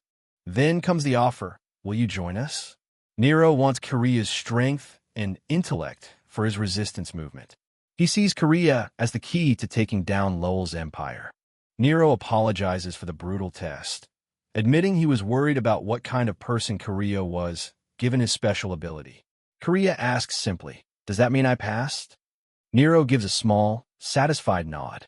Yup, but Korea isn't about to play nice. He lashes out with his power again, shattering Nero's desk or nearby glass. He's not going to be some special tool for Nero's cause just because he survived a shitty test. You failed, asshole. Kariya screams, his anger boiling over. First you put me through that shitty test, and now you're flattering me to get me on your side? Quit screwing with me. He's sick of being manipulated by everyone, government or resistance. The door swings open and a man in a lab coat, Sakamaki, rushes in. He's only a rank D, but Kariya isn't taking any chances. With his adrenaline still surging, he grabs a heavy desk lamp, transforming the office into a battlefield. Without a second of hesitation, Kariya lunges. He's tired of the talking and the mind games. Now, he's looking for a real opening. As he swings the lamp with all his might, he knows that in this world, speed and instinct are the only things that will keep him alive. Kariya doesn't back down from the newcomer. He knows that in this world, speed is everything. He vows to activate his ability the moment he feels the slightest hint of drowsiness. It's a gamble, but he's already pushed past his limits. Your touch can put people to sleep, right? Kariya asks, his eyes narrowed. He's already deduced the nature of his opponent's power.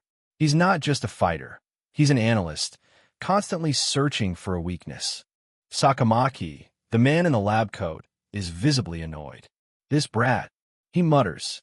Nero watches from the shadows, a faint smile playing on his lips as he wonders whose ability will prove quicker in this lethal game of chess. The tension in the room is palpable.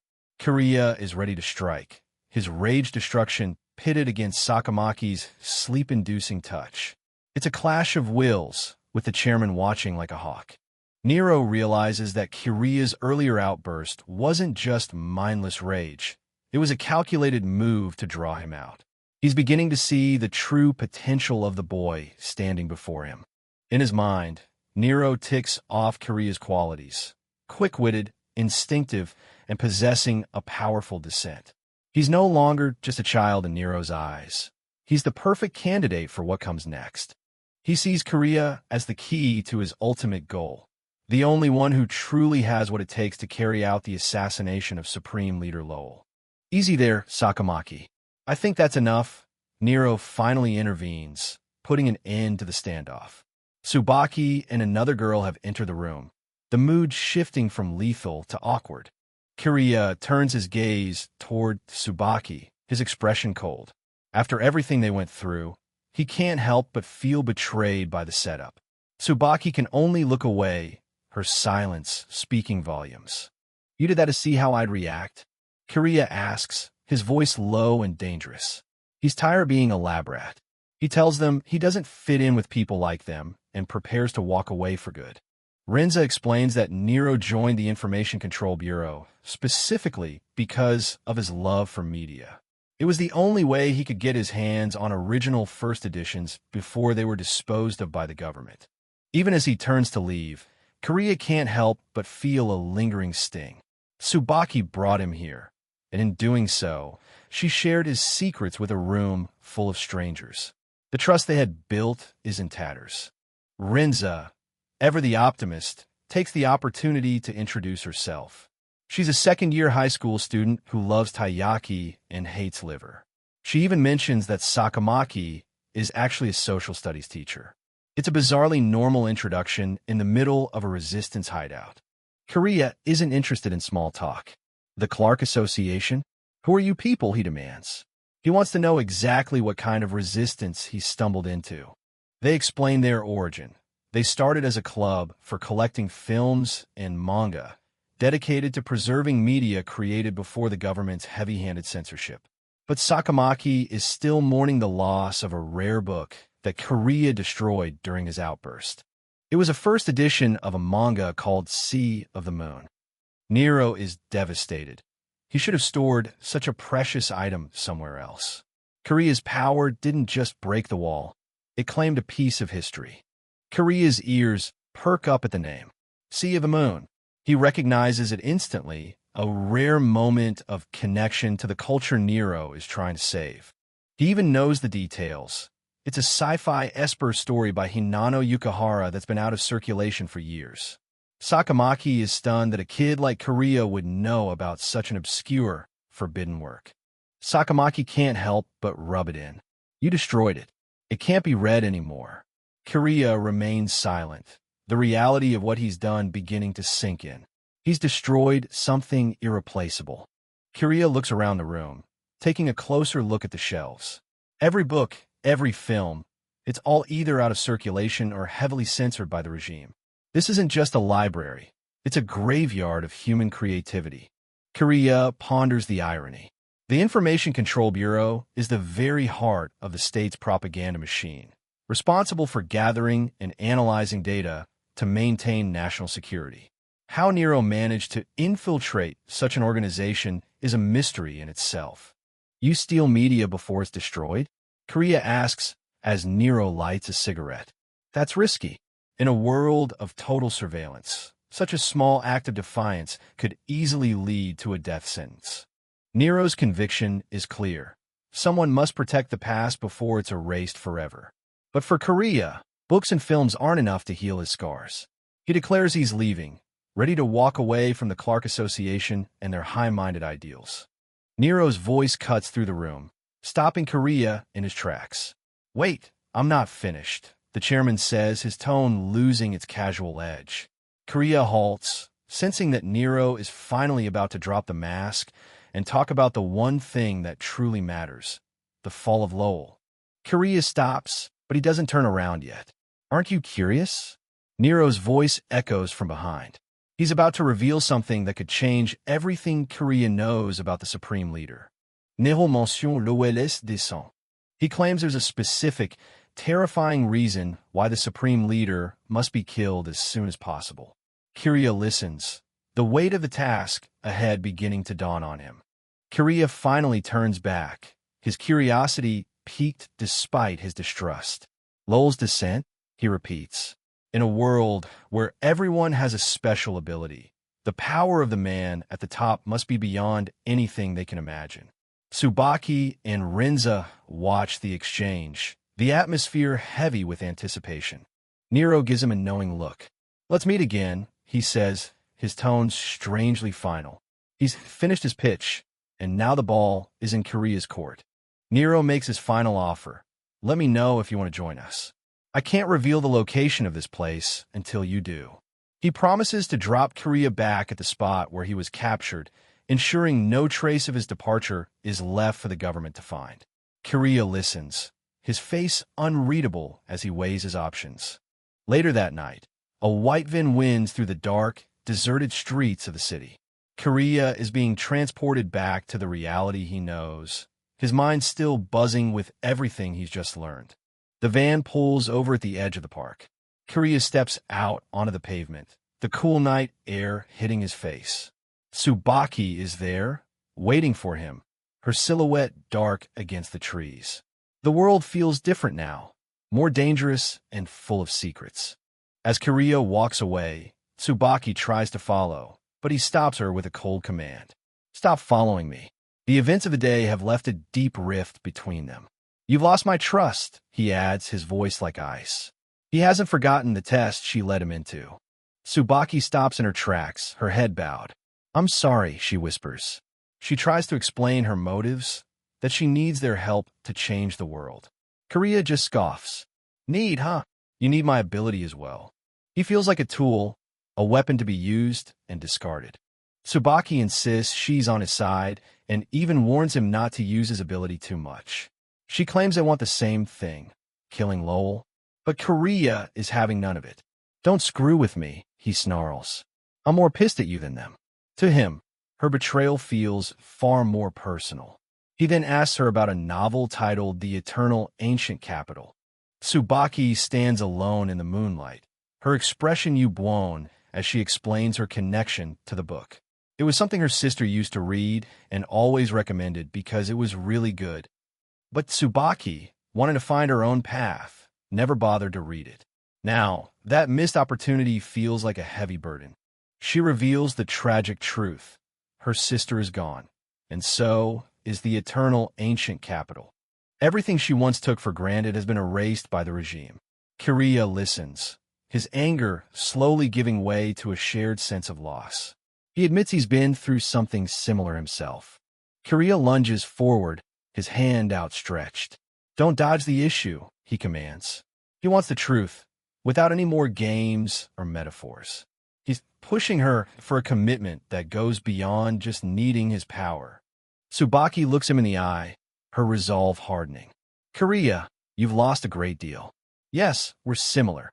She claims that only she can truly understand the pain he's carrying. It's a moment of profound, shared isolation in a world that has stripped them of everything.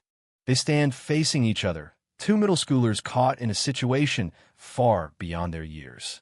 "There is no one else," Tsubaki says. They are alone in their fight, bonded by a shared tragedy that no one else can understand.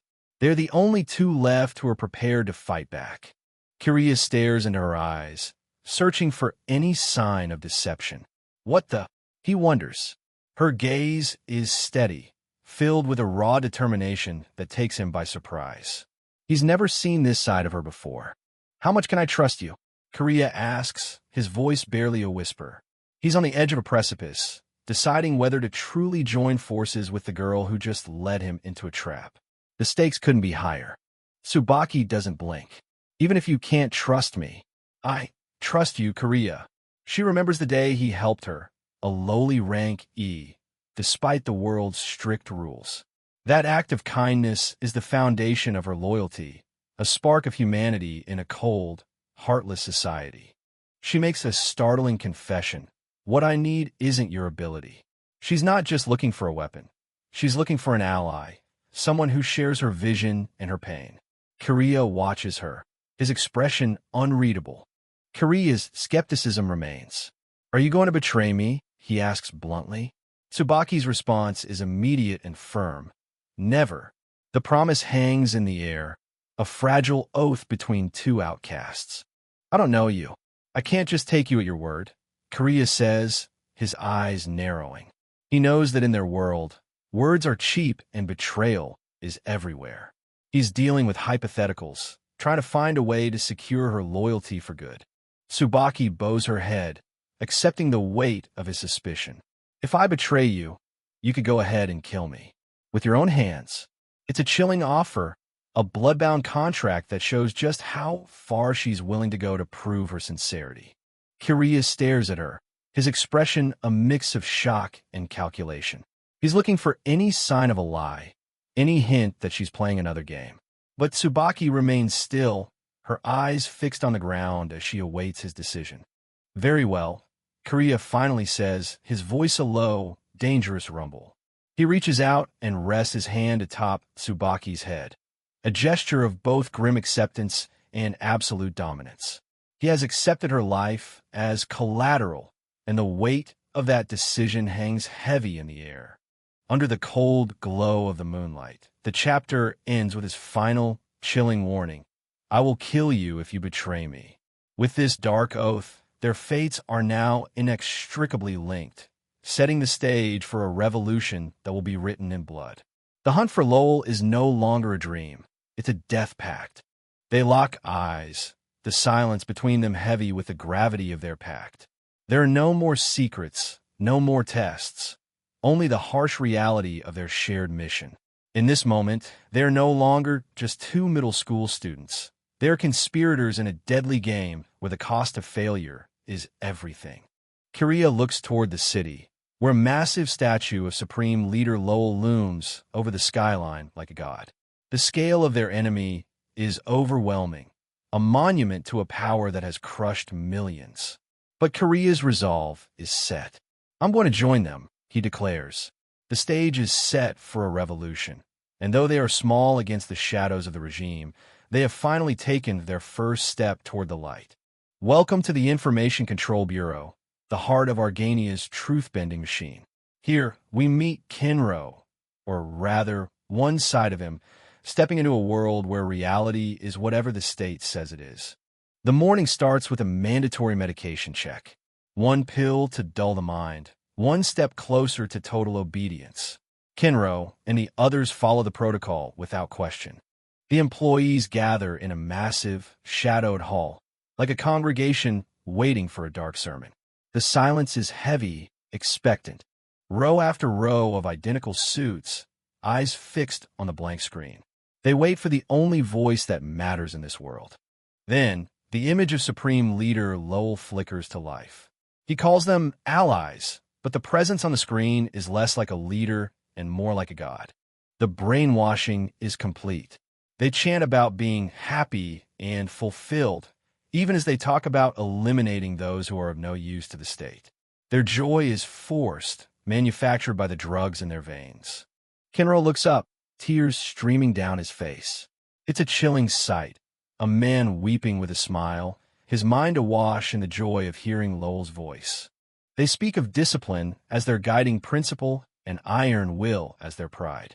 In this chamber, mercy is a sin and cruelty is a virtue. Righteousness and strength are with us. The screen burns these words into their memories, a final seal on their daily indoctrination. In a brain dulled by drugs, Lowell's voice seeps in like a narcotic, ensuring that these people will never and can never resist. Now comes the real work. Kinro sits at his desk, his task, to correct the terminology in past articles. He isn't just an editor, he's a surgeon of history. Under his hands, censorship becomes information protection. Dictatorship is softened into stable government. Piece by piece, the past is rewritten to fit the present. It's a manual process because AI can't always catch the nuance of a lie. Every article across all media is subtly altered, one word at a time. The result? No one knows how the government actually works anymore. Even the title of president has been erased, replaced by the ominous supreme leader. Reality is becoming a blur of elegant, meaningless words. When everything is vague, the people lose their ability to deny the lies. Lunchtime finally arrives. Kinro smiles to himself, the perfect mask of a happy citizen. In Argania, as long as Lowell rules, there are no mistakes. He leaves his post, his expression blanking out as he joins the stream of workers moving toward the cafeteria. At the table, he meets ally Reichel. They talk in code, their voices low as they discuss the latest shifts in the social trust assessment system. In this world, even hoarding food is a crime. The recent terrorist attack that killed the police officers has made the state even more paranoid. Everything is changing suddenly, and the pressure is mounting. Kinro asks Reichel for the data later, pretending it's for work. They finish their meal with a mandatory praise. Lowell is the great guardian. Always watching, always heard. Back in the office, Kinro is just another cog in the machine. But beneath that suit and the blank stare, something else is happening. He walks slowly, his eyes scanning everything. Every monitor, every conversation, every detail is being absorbed. His real job isn't rewriting history, it's remembering it. He watches the idiots who type their passwords in plain sight, and he files it all away.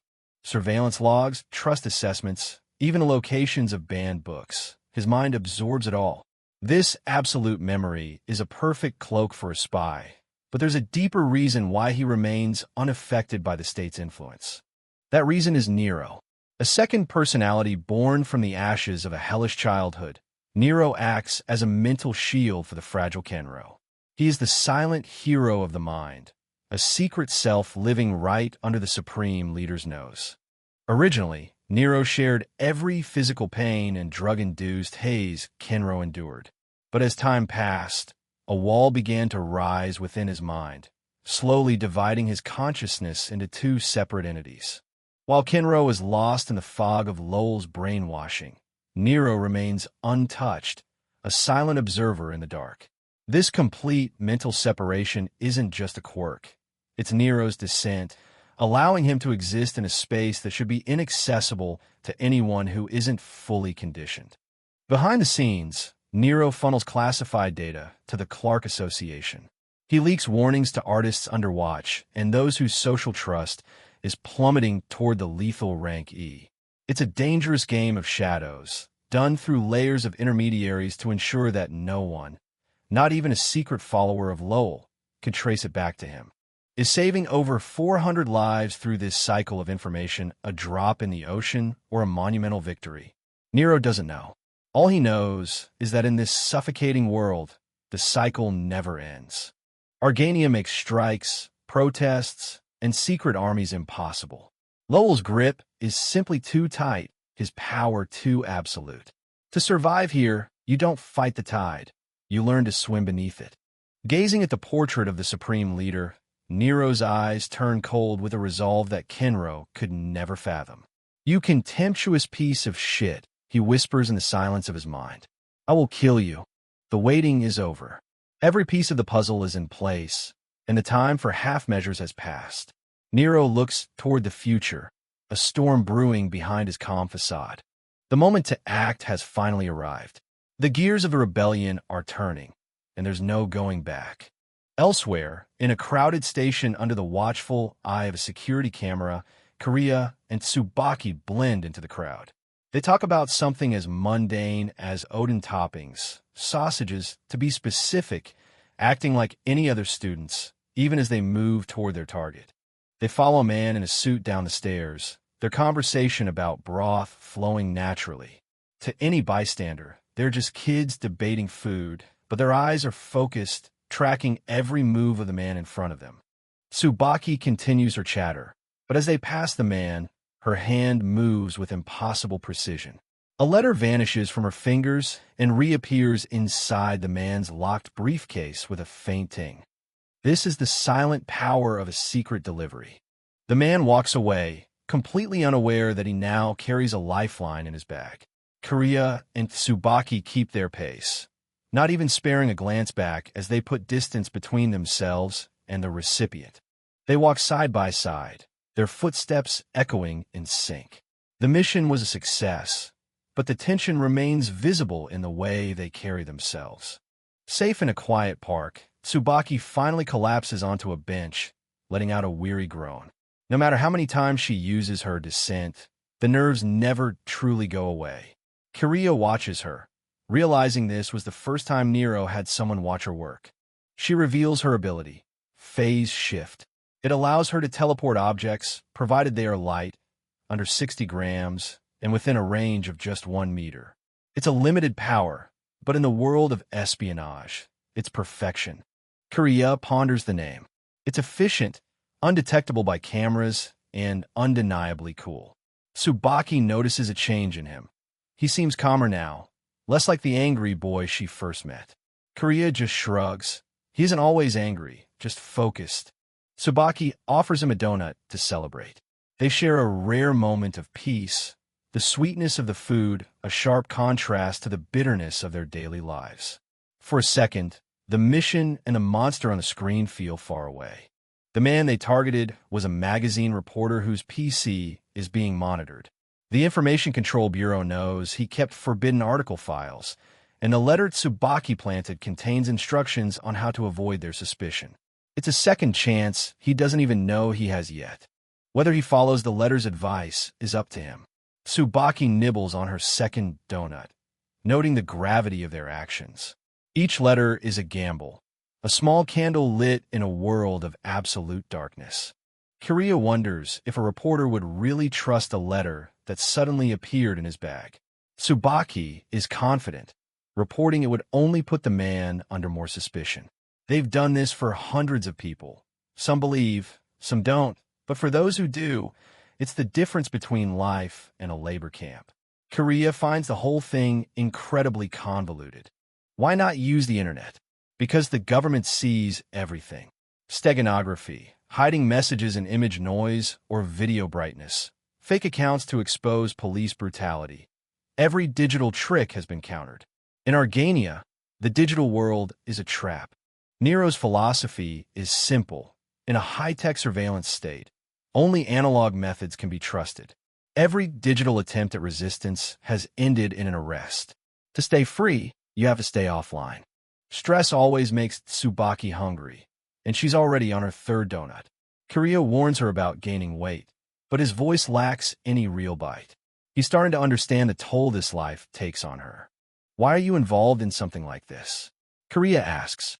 Tsubaki seems so normal, someone whose life hasn't been ripped apart by the government.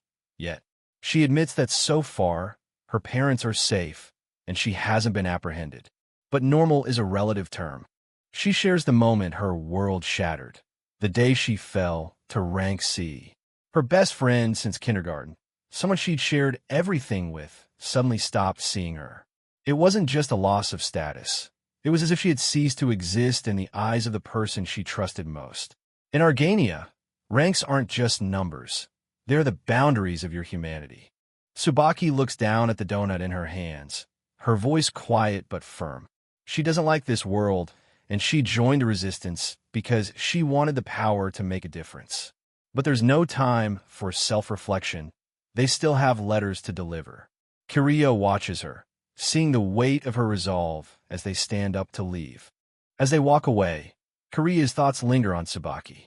In this twisted society, a person who can still feel such genuine pain and hope is what qualifies as normal.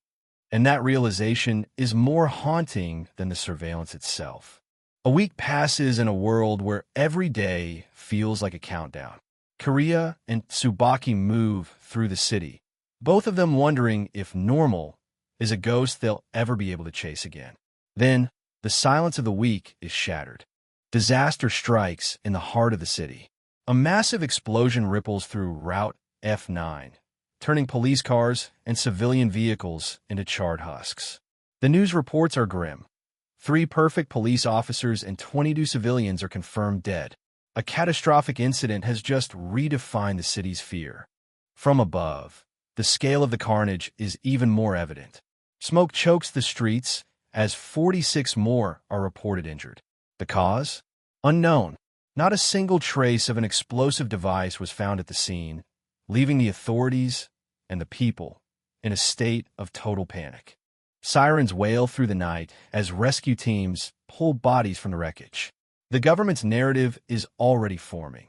The surveillance cameras saw nothing, so citizens are urged to report any suspicious individuals. Amidst the flames, a child's cry for their mother is the only honest sound left. At the hospital, the horror takes a different, more systemic form. Emergency rooms are flooded with the victims of the blast, their vitals crashing as doctors race to keep them alive. But in Argania, medical care isn't about the severity of the wound. It's about the rank on your neck. Sakamaki, wearing his rank D collar, looks down at a dying patient whose life is fading fast. But he's interrupted by an order that defies all medical ethics. Leave patients with rank D for later. Is there a rank B patient nearby? This is the cold, calculated face of the regime. The nurses are horrified. The B patient isn't even critical, while the man on the table is facing cardiac arrest. But Sakamaki shuts them down with 3 words that act as a death sentence. That's the rule. In this hospital, the social trust system decides who breathes and who dies. When one nurse tries to protest, to plead for a human life, she's immediately silenced. Not by a doctor, but by the perfect police standing in the shadows. They drag her away for her heresy, leaving the rank D patient to die alone on the table. Help is a forbidden word here. The propaganda machine goes into overdrive. The government links the bombing to the murder of the police officers from weeks ago, and they offer a tempting prize. Anyone who provides information will have their social trust increased by 2 full ranks. It's a call for the citizens to turn on each other. Inside their secret hideout, Kiriya's fist slams against the desk. The news of further surveillance feels like a tightening noose. The state is using the blood on the streets to justify an even tighter grip on the survivors. Sakamaki is on edge, his voice trembling with frustration. He knows exactly what's happening. The state is using Kiriya's past actions as an excuse to choke the life out of the city. He turns to Kiriya, a dark suspicion in his eyes. "Was this you?" he asks, referring to the bombing. Kiriya's answer is cold and immediate. There's no way he could, or would, do something so indiscriminate. Sakamaki tries to stay professional, but the terror of the situation is breaking him. Tsubaki tries to calm the room, but the air is thick with distrust. Kiriya remains silent, his eyes hardening. The tension is high. Sakamaki reminds Kiriya that his dissent is powerful, but this isn't the first time things have gone wrong.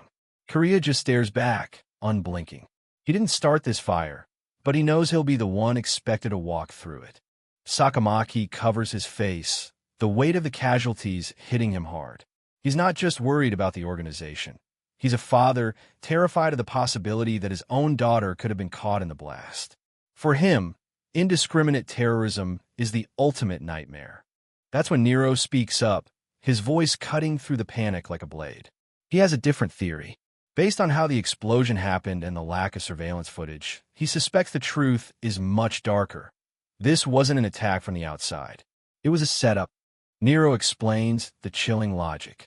The government staged the attack to look like a failure in their own surveillance, stirring up public fear to justify the need for more intensive control. It's a classic move. Create a monster so people will beg for a cage. A person with ties to the government carried out the attack, he concludes. In Argania, the price of freedom is death, and the government is more than happy to pay it with other people's lives. Nero warns that further surveillance policies will likely be implemented immediately. The trap is closing, and the Clark Association is right in the middle of it. The information Nero has shouldn't even exist outside of the highest government circles. The Information Control Bureau hasn't received any data on a real terrorist, because there isn't one. The secret is top level, known only to those at the very top. The plan is perfect. The perfect police will hunt for a ghost, never knowing it was a setup, while the public stays terrified. Korea calls it what it is, bullshit, but Nero just smiles. To him, it's usable bullshit. A crisis is just another word for an opportunity. Nero looks at his small team, Korea, Tsubaki, and the shaken Sakamaki. He proposes they take advantage of the state's own move. If the government wants to play a game of shadows, they'll show them how it's really done. Nero turns his focus to Korea. He mentions the upcoming Lowell ceremony in the Alpha Zone, a massive parade celebrating the leader. Korea is curious. How does Nero know about the details Tsubaki shared? But more importantly, why does it matter? The math is simple and brutal. Only Rank A citizens can pass the checkpoints to enter the Alpha Zone for the ceremony. As a Rank C, Korea is light years away from that kind of access. But Nero points to the television, where the government's latest incentive glows on the screen. Solve the bombing and leap ahead by 2 full ranks. It's a daring, deadly gamble. If Korea can unmask the culprit behind a bombing the state likely staged, he can claim the ultimate prize, Rank A. It's the only way to get close enough to kill Lowell before the regime's grip becomes absolute. Nero lays it out with chilling clarity. They're going to play the state's own game and win. Nero's resolve is set in stone. The goal is to catapult Korea all the way to Rank A by beating the state at its own game. They must find the truth behind the bombing and secure the culprit, or the scapegoat, before the perfect police can close the case. Korea listens, the weight of the mission reflected in his steady, focused eyes. The scene shifts to a high-tech briefing room. The police are dissecting the attack, which has been officially designated as Route F9. Every screen is filled with maps, thermal data, and charred remains as they try to make sense of the chaos. An officer sits in the audience, the smell of scorched blood still clinging to his uniform. He remembers the smoke, the screams, and the face of his subordinate being obliterated in the blast. He's been called to report, but what can he possibly say about an attack that defies logic? The surveillance footage projected on the wall is a mess of noise and shadows. But the analysts have found a lead, an E-rank girl who was standing at the edge of the street just moments before the world turned into fire. In Argania, being in the wrong place at the wrong rank is a crime in itself. The technical data is baffling. The explosion originated inside the patrol car's engine compartment, yet no debris from conventional explosives has been found. It's as if the fire was birthed from the metal itself, leaving the investigators with more questions than answers. This was not a normal bomb. The lead investigator's voice is grim. The pattern suggests either a complex chemical detonation or an electrically induced explosion. As they analyze the metal fragments, the silence in the room grows heavy with the realization that they are dealing with something completely new. The logic is clear. If it wasn't an ordinary bomb, it must be some kind of specialized technology. The officers look at each other, the fear of the unknown starting to seep through their professional facades. That's when the doors open, and the atmosphere changes instantly. A man enters the room, his presence command-like and suffocating. This is Weiss, a special analyst under the direct command of Lowell. His face is a map of age and cold authority, his eyes hollowed out by years of serving a heartless regime. The room falls into a dead silence as he approaches the front. Weiss wasted no time. He announces that this incident has been designated a special national security case. From this moment on, the investigation is under his absolute command. In his world, there is no room for error, only for the cold execution of the law. The officers wait, their breath held.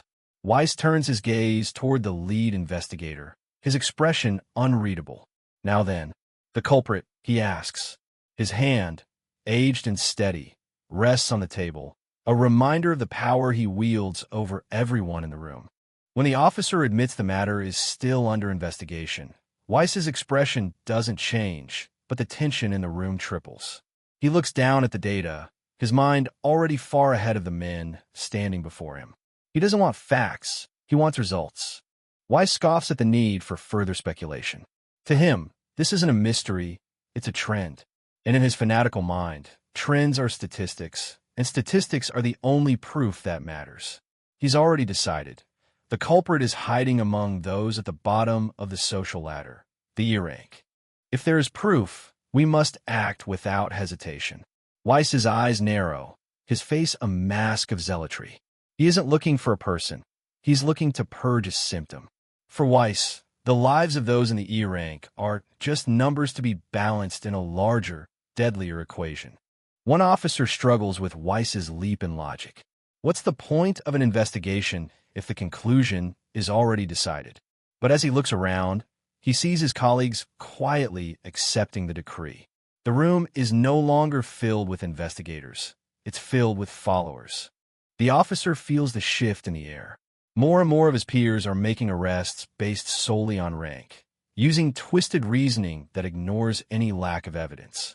He wants to speak up, to say that something is deeply wrong, but he thinks of his family and stays silent.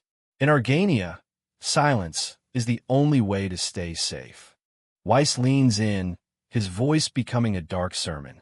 He speaks of blood, of further bombings, and of more dead citizens. He uses fear as a tool to sharpen his blade, convincing the room that hesitation is the true enemy. Heretics will eventually become a problem, he whispers, his conviction absolute. To Weiss, the people at the bottom are more than just a nuisance. They're a liability, a pathogen that must be excised for the health of the society. He stares into the darkness, seeing enemies where there are only victims, his mind consumed by a mission of cleansing. He speaks of making decisions for the future. There is no doubt in his mind that the heretics are involved in the bombing. To protect the state, he believes they must eliminate all possibilities, which in his eyes means eliminating all the people who fit the profile. Then he says the words that chill the room to the bone. Execute those with an E-rank social trust, one by one. It's a decree of genocide, issued in a calm, analytical tone. The order is simple, absolute, and utterly horrific. The officer's heart hammers against his ribs. Did Weiss seriously just order an execution? He looks at the others, begging for someone to say something, but no one dares to challenge the special analyst. When he finally gulps and asks who exactly qualifies as a heretic, the room feels even colder. Weiss explains that they are taught to eliminate those who bring harm to society. Even among those with a low rank, some are considered uniquely dangerous, those who have not been fully broken by the system. These are the heretics, the sparks that could start a fire. The ambiguity of what constitutes a heretic is the point. It gives the state the power to kill anyone they choose. Weiss stands before the massive screen, a shadow against the light of the burning city, declaring that heretics are a rot that must be cut out before it spreads. Weiss reveals a deeper truth. These heretics, people who aren't completely affected by Lowell's voice, possess a power called dissent. It's why the common officers aren't taught about it. The state wants to keep the existence of such anomalies a secret, even from its own soldiers. What is dissent? Weiss defines it as a power stolen by those who have not received Lowell's favor. By revealing this secret, he's binding the officers to his cause, forcing them to choose between their humanity and total complicity in the dark deeds to come. He isn't just asking for help. He's demanding they become the very blades the state uses to cut down its own people. Weiss turns his cold, predatory gaze onto the one officer who dared to speak up, his voice dropping to a low, menacing growl. Why did you take this job? For what purpose? It's a direct challenge of loyalty, a warning that in the world Weiss is building, there is no middle ground. As the silence in the room stretches, the officer is forced to face the true cost of his survival. The questioning officer's answer is heartbreakingly simple: for my family. It's the same reason millions of people choose to stay silent in the face of tyranny. But in Weiss's presence, such humanity is a weakness. He ignores the man's plea and calls for a new player to enter the stage. Niru. In the shadows, a young person with dark hair and a rank A collar steps forward. Niru approaches the officer with a blank, almost bored expression. There's no anger in their eyes, only the cold precision of a weapon being unsheathed. The other officers watch in a paralyzing mix of fear and curiosity, sensing that they are about to see the true face of the power that rules their world. A hand reaches out, barely touching the officer's skin. And then the impossible happens. The man's face begins to shimmer and dissolve into fine white particles, like ash being blown away by a silent wind. This is the first horrifying glimpse of a dissent power used for destruction. The officer's last moment is one of unimaginable agony. His flesh melts away, revealing the raw muscle and bone beneath as his very existence is unmade.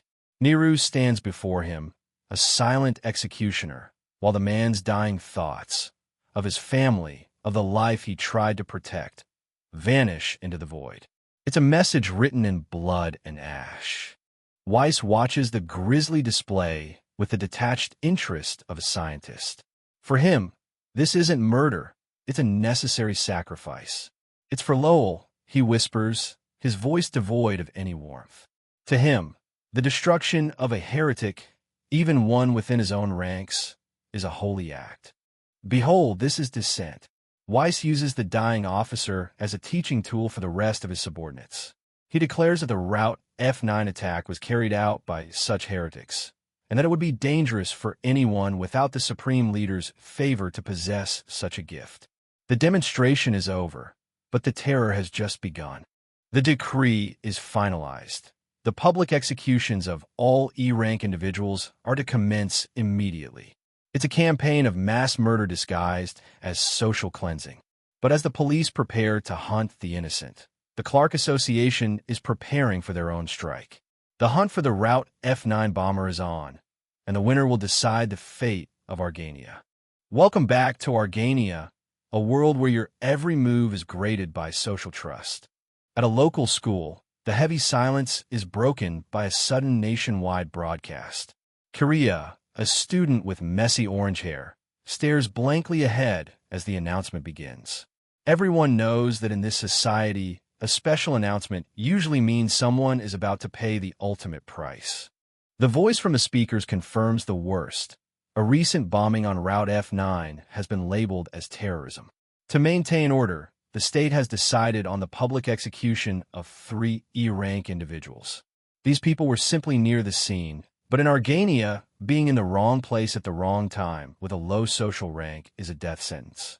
Korea looks down at his device, his expression darkening as the state demands that all citizens watch the upcoming execution. It's not just a request. Viewing is integrated into their social assessment. To look away is to show a lack of gratitude for the state's protection. The first victim is Yoshimitsu, a 76-year-old man. His crime? He showed irregular compliance and wrote that choices are meaningless on a survey. To the state, his persistent refusal to follow guidance meant he had no intent to restore his social trust. A life of 76 years, erased for a few honest words. Next is Yuki, just 24 years old. He was flagged for prioritizing freedom over order in an employment test and for searching for terms critical of the government. In Argania, even your thoughts and curiosities are monitored, and Yuki's desire for freedom earned him a permanent E rank. But the most heartbreaking is Kadia, a girl only 12 years old. Introducing Kadia, a fragile soul with long dark hair, who was flagged for speaking too quietly during a school greeting. Her crime reached its peak when she wrote, "I want to try being a bit freer on an assignment." For a child's dream of liberty, she is now scheduled to die. Kiriya clenches his jaw, the absurdity of it all tearing at his composure. The execution is set for 8 p.m. tonight at the 14th Stable Plaza. As the details scroll across the screen, a chilling crackle fills Kiriya's mind. The state doesn't just want these people dead. It wants the public to witness their correction as a reminder of the price of disobedience. A female student nearby bows her head in silent prayer, as the broadcast reminds everyone to keep gratitude and order in their thoughts. The pressure to conform is suffocating, turning even the most tragic events into mandatory lessons in loyalty. In the classroom, hushed whispers break the silence. The students know that if they don't watch, their own social trust will drop. The state controls them through fear, making them complicit in the very violence that could one day claim them too. The broadcast concludes with a chilling definition of order: prevention, protection, and the elimination of all possibilities. To the leaders of Argania, a person's potential for rebellion is a disease that must be cured before it can spread. Kiriya listens, his eyes narrowing. He's heard this rhetoric before, and it cost him everything. Every action is a metric: being on time, finishing your food, even reporting others. The school environment is a microcosm of the entire state, where children are taught that their survival depends on their ability to be perfect cogs in the machine. Those who fail to accumulate these small acts of trust are subject to execution. With those final words, the state announcement ends. A student with glasses looks on, perhaps wondering if his own small acts will ever be enough to keep him safe in a world this cruel. Silence hangs over the classroom like a heavy shroud. No one speaks, no one moves. The weight of what they just heard is too much to process, yet they have no choice but to carry on as if everything is normal. That is the true power of the state, the ability to make the unthinkable seem inevitable.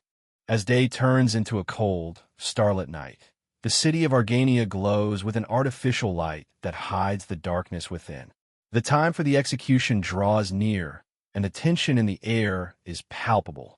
In the shadows, the seeds of rebellion are starting to stir. Back at home, Kiriya prepares to leave. A woman with short hair watches him, surprised when he announces he's going to the 14th Stable Plaza. To her, attending such a milestone is a sign of a good citizen, a way to boost one's social trust. She has no idea what Kiriya is actually planning. Sakamaki, the man with glasses, nods in approval. He tells Kiriya that as a citizen of Argania, it's a commendable decision that will help shape his sense of ethics. Kiriya just listens, hiding his true intentions behind a mask of compliance. He even claims he's meeting a friend there to avoid further suspicion. As Kiriya heads for the door, the woman reminds him to take an umbrella, as it's supposed to rain. It's a mundane, motherly gesture that stands in stark contrast to the violent mission he's about to undertake. Kiriya steps out into the night, the weight of the world on his shoulders. Walking through the deserted streets, Kiriya pulls out a special phone. It's untraceable, a gift from a mysterious ally named Nero. As it begins to vibrate, Kiriya knows this is the moment of no return. The plan is in motion, and there's no turning back now. Kiriya, don't go. Nero's voice is sharp on the other end. Introducing Nero, an ally who remains hidden in the shadows, only ever seen smoking a cigarette or as a voice on a line. He knows the danger Kiriya is walking into and fears this will be the end for the young rebel. Kiriya insists he's only going to watch, but Nero isn't fooled. He knows Kiriya's heart. You intend to save them, Nero states flatly. The plaza will be crawling with surveillance and the perfect police. Saving them isn't just dangerous, it's practically impossible. I'm not that good of a person, Kiriya argues, his voice low. Nero counters that it's not about being good. It's because Korea is angry, and more importantly, he has power. But Korea still feels powerless, haunted by the memory of his parents being taken away by the state. He's tired of being a bystander to tragedy. Nero warns him about the feeling of omnipotence, the dangerous mix of power and rage that can lead to disaster. In this world, such a combination is a recipe for a quick and violent end. Korea walks past the cold, uniform buildings, the warning echoing in his ears. Korea remembers his mother's sad face as his father was taken to an education center, and how she was eventually taken too. He learned early on that asking for help was useless, and that once the state marked you, no one would follow you anymore. He's been alone for a long time, and that isolation has only fueled his resolve. Nero's final warning hangs heavy in the air. To remain a bystander is to be no different than Lowell himself. Watching from the shadows, Nero knows Korea might be their only chance to strike down the tyrant. Yet he fears a single misstep tonight will destroy everything the resistance has built. The choice is yours, Korea. Stay safe and silent, or risk everything for what's right. Korea puts the phone away, his mind finally settled. He stares up at the night sky, his eyes cold and focused, no longer willing to let this cycle of cruelty continue. He won't let the state's version of order claim another life. Turning his gaze toward the glowing lights of the city center, Korea begins his walk toward the plaza, ready to strike the match that will ignite a rebellion. Korea arrives at the 14th Stable Plaza, a place that should feel like any other town square, but today it's a site of mandatory mourning and public execution. He stands among a sea of people, all wearing their mandatory collars, their faces a blank mask of compliance. The sign looms over them, a stark reminder of where they are and why they've been gathered here. In the center of the plaza, a high wooden platform has been erected. On it sit 3 electric chairs, occupied by the condemned individuals. From this low angle, they look small and insignificant against the vast, gray sky, just as the state intended. The crowd looks up, some with curiosity, others with a fear they dare not show. The whispers of the crowd are perhaps the most chilling part of the scene. They're really going to do it, one person says. It can't be helped, right? Another responds. They have been brainwashed to believe that this violence is a necessary evil, a way to prevent even greater chaos. They tell themselves that if no one does anything, the terrorism will just happen again. The conversation turns to the youngest victim, Kadia. But I heard the girl's only 12 years old. Someone whispers, a flicker of humanity momentarily breaking through. But it's quickly extinguished by the cold logic of the state. It's all the same if she's an E rank. In this world, a child's age is irrelevant once they have been labeled as a threat to order. One woman looks on with a haunted expression, her own collar a constant weight. Korea can't stand to listen to them anymore. Aren't you all here to watch an execution? He thinks bitterly. Just shut up. He stares ahead, his eyes cold. He's not here to be a spectator. He's here to be a witness, and perhaps something more. The indifference of the crowd is a poison, and he's the only one who seems to be struggling against it. On the platform, the reality of their situation is settling in for Yuki and Yoshimitsu. They're strapped into the chairs, heavy metal restraints around their heads. Yuki's eyes are wide with a frantic, sweating terror, while the elderly Yoshimitsu looks weary, his face etched with a deep, resigned sadness. They're no longer citizens. They're just E-rankers waiting for the end. The camera focuses on Kadia, the 12-year-old girl. Her eyes are brimming with tears and sweat beads on her forehead. She's so small in the large chair, her neck confined by both the state's collar and the executioner's restraints. She looks like a trapped animal, her young life about to be extinguished for the crime of wanting to be free. The plaza is heavily guarded. 2 perfect police officers stand on the platform itself, while 6 more stand at the base, and many more surround the entire area. There is no escape, no possibility of a rescue, or so the state believes. The officers look more like statues than men, their faces obscured, their presence a silent threat to anyone who might consider stepping out of line. Suddenly, the large screen above the plaza flickers to life. A hooded figure appears, his face partially obscured, his eyes glowing with an eerie, hypnotic light. This is Lowell, the supreme leader of Argania.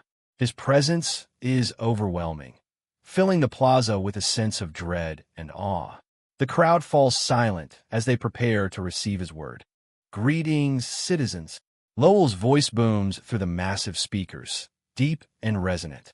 Korea stands among the crowd, his orange hair a bright spot in the gray mass of people. He looks up at the speakers, feeling the physical weight of the voice. To the others, this is the voice of their protector. To Korea, it's the voice of a tyrant. "I am grateful for your presence in this place of tranquility today," Lowell continues. The crowd reacts as one, their expressions shifting to a glazed, reverent stare. They believe his lies, even as they stand before a platform of death. They call him Leader Lowell, their voices a soft, cult-like murmur of devotion. Korea watches them, his heart sinking. The indoctrination is complete. Lowell speaks of the necessity of order. "The world requires someone to keep it in order," he says smoothly. He tells them that the electric chairs and the restraints are for their own good, to ease their distrust, their anger, and their anxiety. He wants them to rest assured, even as he prepares to kill. It's a masterful piece of manipulation, turning a nightmare into a comfort. Korea looks at the victims on the platform, his internal monologue racing. The E-rankers have crossed the line. Lowell's voice echoes in his head. Korea wonders if he can break the restraints with his ability. But the risk is immense. The officers are instructed to shoot immediately if anyone makes a run for it. He feels the weight of the responsibility. He is the only one who can correct this mistake. "Because it is we who must correct mistakes," Lowell says, his voice now taking on a more intimate tone. He speaks as if he and the citizens are one, a collective body purging its own faults. Korea's eyes are sharp, sweat running down his face as he battles the psychological pressure. He knows he has to act, but the how and when are still unclear. All he knows is that he can't let this end in silence. Lowell tells the crowd that their silence today will be their justice. Korea's eyes widen, the words hitting him like a physical blow. He sees the people around him, a man in a suit, a student, all weeping silently, their eyes glazed over. They have completely surrendered their will to Lowell's voice. Korea feels the edges of his own reality blurring, the justice of the state threatening to consume him too. In his mind, Korea begins to form a plan. "All I can do is cause chaos," he thinks. He will target the lights and the speakers, destroy the equipment in a way that creates a diversion without hurting the people. He's willing to bear their pain, their anger, and their concepts if it means stopping this. He will reconstruct the scene in his own way, a silent rebellion against the state's noise. The influence of Lowell's voice grows stronger.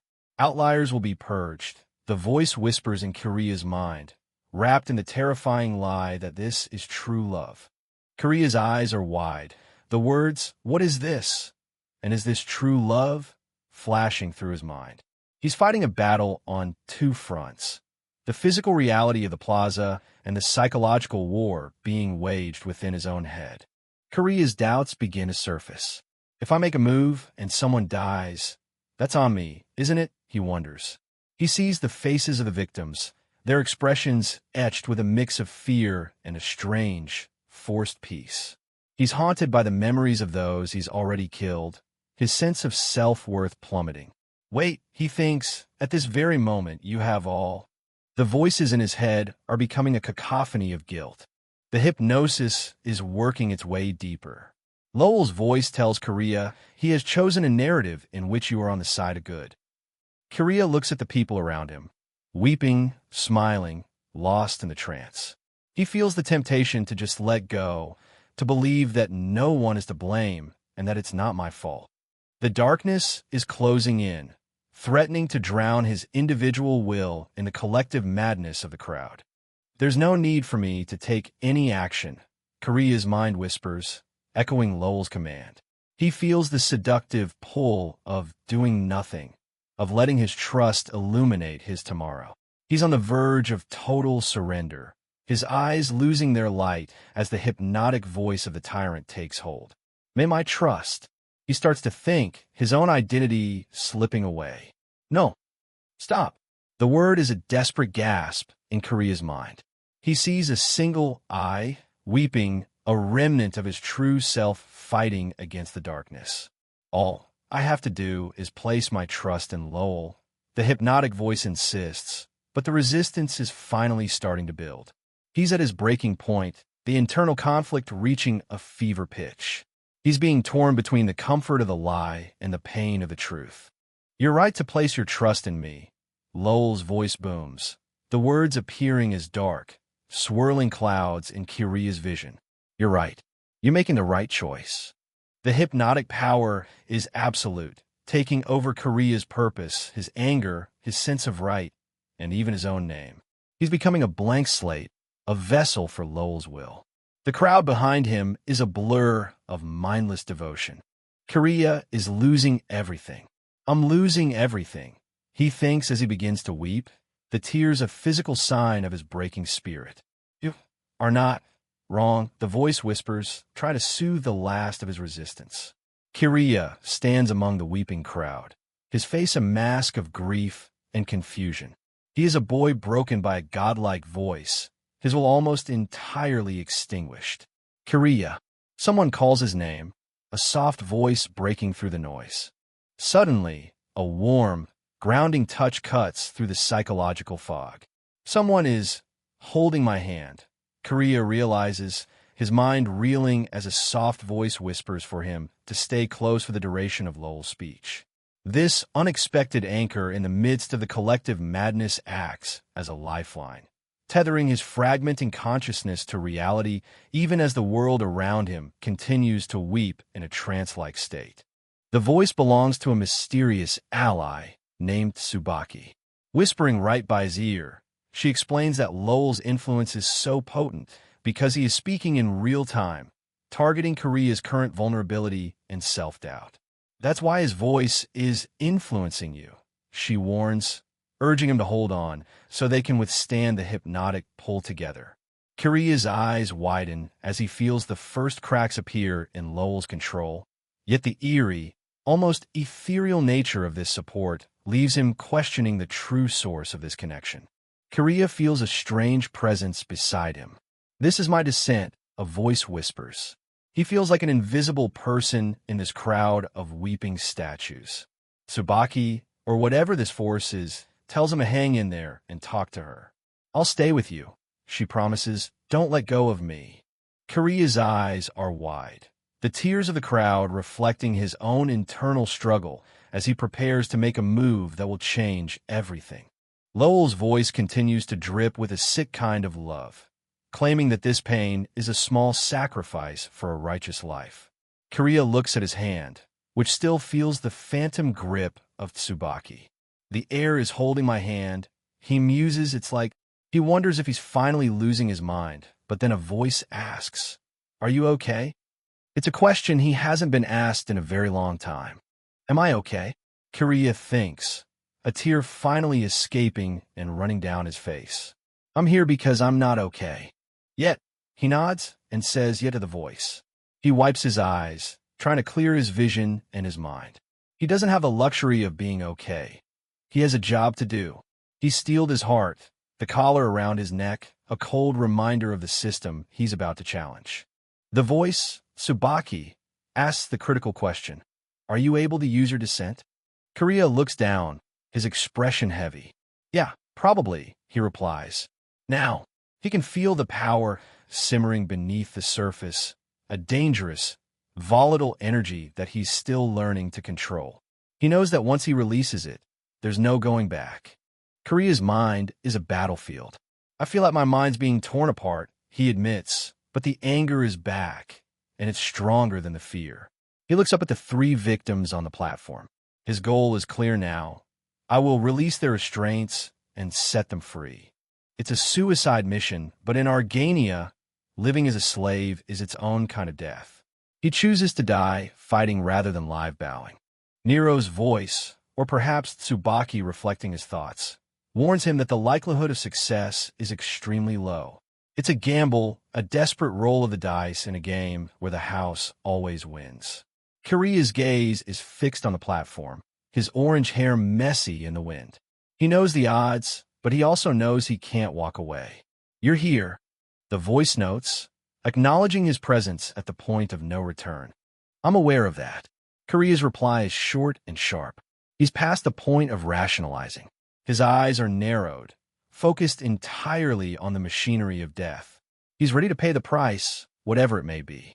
The state thinks it has everything under control, but they haven't accounted for the sheer, unadulterated rage of a boy who has lost everything. Tsubaki instructs him to wait for the right time to cause chaos. She'll handle the restraints while he provides the distraction. "When is the right time?" Kiriya asks, his voice devoid of emotion. He's tired of waiting, tired of being the silent observer. "Beats me," she replies. "You're kidding me." Even in this dire situation, there's a flicker of dark humor, a final bit of humanity before the storm breaks. There's no time for a meticulous plan. Kiriya feels Tsubaki let go of his hand, her presence fluttering away like a ghost. He stands alone now, the only awake person in a crowd of sleepwalkers. The time is now. He takes a deep breath, the cold night air filling his lungs. It's time to show Argania that not everyone can be broken by voice. For a split second, a memory or a vision of a girl's smile flashes through the brightness. A smile on her face, or at least that's what I thought, Kiriya muses. It's a hauntingly beautiful image in such a grim setting, perhaps a glimpse of the freedom he's fighting for. It gives him the final push he needs to step into the abyss. "Okay." Kiriya exhales slowly. "I've been winging it from the beginning." He moves through the crowd, his hoodie up, his eyes sharp. He's no longer just another face in the mass. He's a predator moving through a herd of prey. Every step is calculated, every movement a part of the chaos he's about to unleash. He's a ghost in the machine, and he's about to pull the plug. Lowell's voice continues to preach about tending to wounds with love, while Kiriya metaphorically climbs the ladder to the platform. He feels his hands becoming invisible as his descent power begins to manifest. This feeling now, I'm used to. It's a cold, detached sensation, as if he's detaching from his own body. He is the invisible force that will tear this order apart. "I'm here, but no one sees me." Kiriya's power allows him to move unseen, a literal shadow on the platform. He looks at the three victims, Yoshimitsu, Yuki, and Kadiya, all waiting for a death they believe is inevitable. Kiriya feels a grim satisfaction in his invisibility. It's the only thing keeping him safe in the heart of the enemy's territory. He is the outlier the state never saw coming. The perfect police officer stands guard, his face a mask of stone. He has no idea that death is standing right next to him. Kiriya's eyes are fixed on the officer, a silent promise of the violence to come. The officer's uniform is crisp, his posture perfect, a symbol of the state's hollow order. Kiriya is the chaotic truth that will shatter that image. Using his ability, Kiriya manipulates the air to unhook the keys from the officer's belt. They flutter and clack together, a sound hidden by the booming voice of Lowell. It's a delicate, high-stakes theft, one wrong move, and he's dead. But his hands are steady, his focus absolute. He is the master of this invisible space. Lowell's voice is overwhelming, consuming even those on his own side. Everyone's attention is fixed on the screen, mesmerized by the rhetoric. Kiriya realizes that this is Lowell's power, but also his weakness. In his arrogance, the leader believes everyone is under his spell. Kiriya will shoulder the weight of this gamble, exploiting the blind spot Lowell has created with his own ego. Yoshimitsu, the elderly man, smiles through his tears. Perhaps he senses a change in the air, a flicker of hope in the darkness. Suddenly, the restraints on his chair clack open with a metallic snap. The correction he was expecting has been interrupted by an invisible hand. The first link in the chain of order has been broken. "I am okay. I am okay." Next, Kiriya whispers to himself as he moves to the next chair. The adrenaline is pumping through his veins, his heart hammering against his ribs. He's a shadow moving across the platform, a ghost freeing the condemned. The officer nearby remains oblivious, his focus still on the screen. The machine is failing, and it doesn't even know it yet. He reaches Katia. This girl, her expression looks better than the other two, Korea observes. She's young, and her spirit hasn't been completely crushed by years of living in Argania. She looks at the invisible presence, a glimmer of awareness in her eyes. She is the one he must save at all costs. She is the future that Lowell wants to erase. Please, who's there? Katia whispers, her voice trembling. I'm here to help. Korea's invisible voice responds. Just listen, don't let it show on your face. He's terrified for her, but he needs her to stay calm. Any sudden reaction will draw the attention of the guards. Just listen, he repeats, his voice a steady anchor in her sea of terror. Katia's eyes widen, but she doesn't move. She gasps. Okay, I'm listening, Katia whispers back, her eyes fixed on the crowd below. Okay, but there's going to be chaos. Korea tells her. Listen carefully and memorize this the first time I say it. He's preparing her for the escape, his words a lifeline in the darkness. The crowd is a sea of blank faces, none of them aware of the revolution happening right in front of them. Korea's hand is on the control, ready to trigger the final act. Korea gives Katia her escape route. When the time comes, make a beeline for gate 14 on the right. Go up the stairs and turn right. Just keep running. He tells her about the garbage storage area and the narrow staircase between the buildings. There will be a tall man with long hair waiting for you. You can trust him. He can hear the locks clacking open on her chair. Her eyes are wide with a mix of fear and hope. She's about to run for her life. I got it, Katia whispers.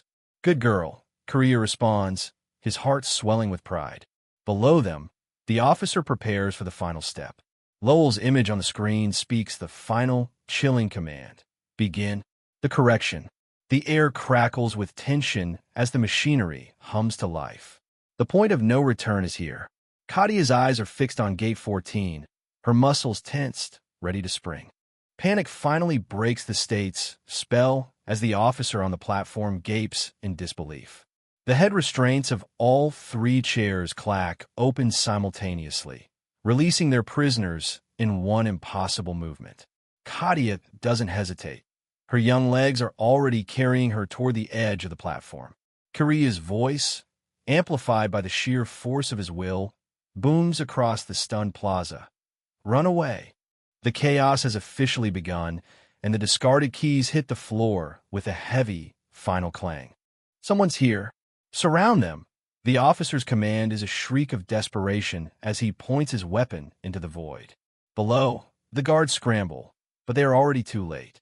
Korea stands at the center of the storm, his eyes igniting with a brilliant, blinding light as he channels the full weight of his dissent. He isn't just fighting the police. He's preparing to tear the very foundations of Argania's authority apart in one final, explosive act of defiance. Korea unleashes the full force of his dissent. In a shower of sparks and jagged metal, the massive speakers and lights that were once the state's mouth and eyes are torn apart. The crowd erupts in panic, their mandatory reverence replaced by primal screams of terror. Korea's eye glows with a brilliant, otherworldly light, the cost of his defiance etched into every line of his face. The giant screen shatters, the godlike image of Lowell flickering out as the plaza is plunged into a chaotic darkness. Get your phone out, someone yells, a desperate plea for light in a world that has suddenly lost its way. Korea stands in the shadows, a lone figure of resistance amidst the terrified mass. In the distance, a man in a suit stares into the void, his sense of order destroyed in a heartbeat. Lowell's distorted eye is the last thing to fade from the screen, a chilling omen of things to come. Below, Korea stands over a small, wilted plant, his eyes glowing with the remnants of his power. He is the heretic the state was warned about, a shadow moving through a garden of stone. The dark energy seems to flow from his very feet, a physical manifestation of his internal turmoil. The destruction is total. High above, the tech that monitored every breath and whisper is now just a pile of smoldering wreckage. The crowd is a cacophony of fear and confusion. Hey, watch your step? And what about the children? The state's absolute control has been replaced by the absolute chaos of the unknown. Korea's gambit has worked, but at a terrible price. An invisible hand, the manifestation of Korea's power, brushes against the neck of a perfect police officer, a ghostly touch that leaves him paralyzed with fear. It's a terrorist attack, someone screams, as the rumor of a bomb spreads like wildfire. On the platform, Yoshimitsu and the others realize with a shock that their restraints have fallen away. Just run, a voice whispers in the dark. This way, the invisible guide, the force of Korea's will, leads Kadia off the platform and into the darkness. She is small and terrified, her eyes wide as she is led by a hand she cannot see. She doesn't know who is helping her, only that she must move or die.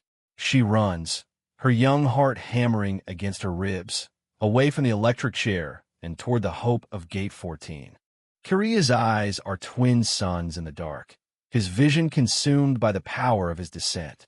The dark energy coils around him like shadows of long-dead trees, spreading out and corrupting the very ground he stands on. He is no longer just a boy. He is a force of nature, a living nightmare for the guardians of the state. He watches the plants below him wither and die, the price of the life he's about to take.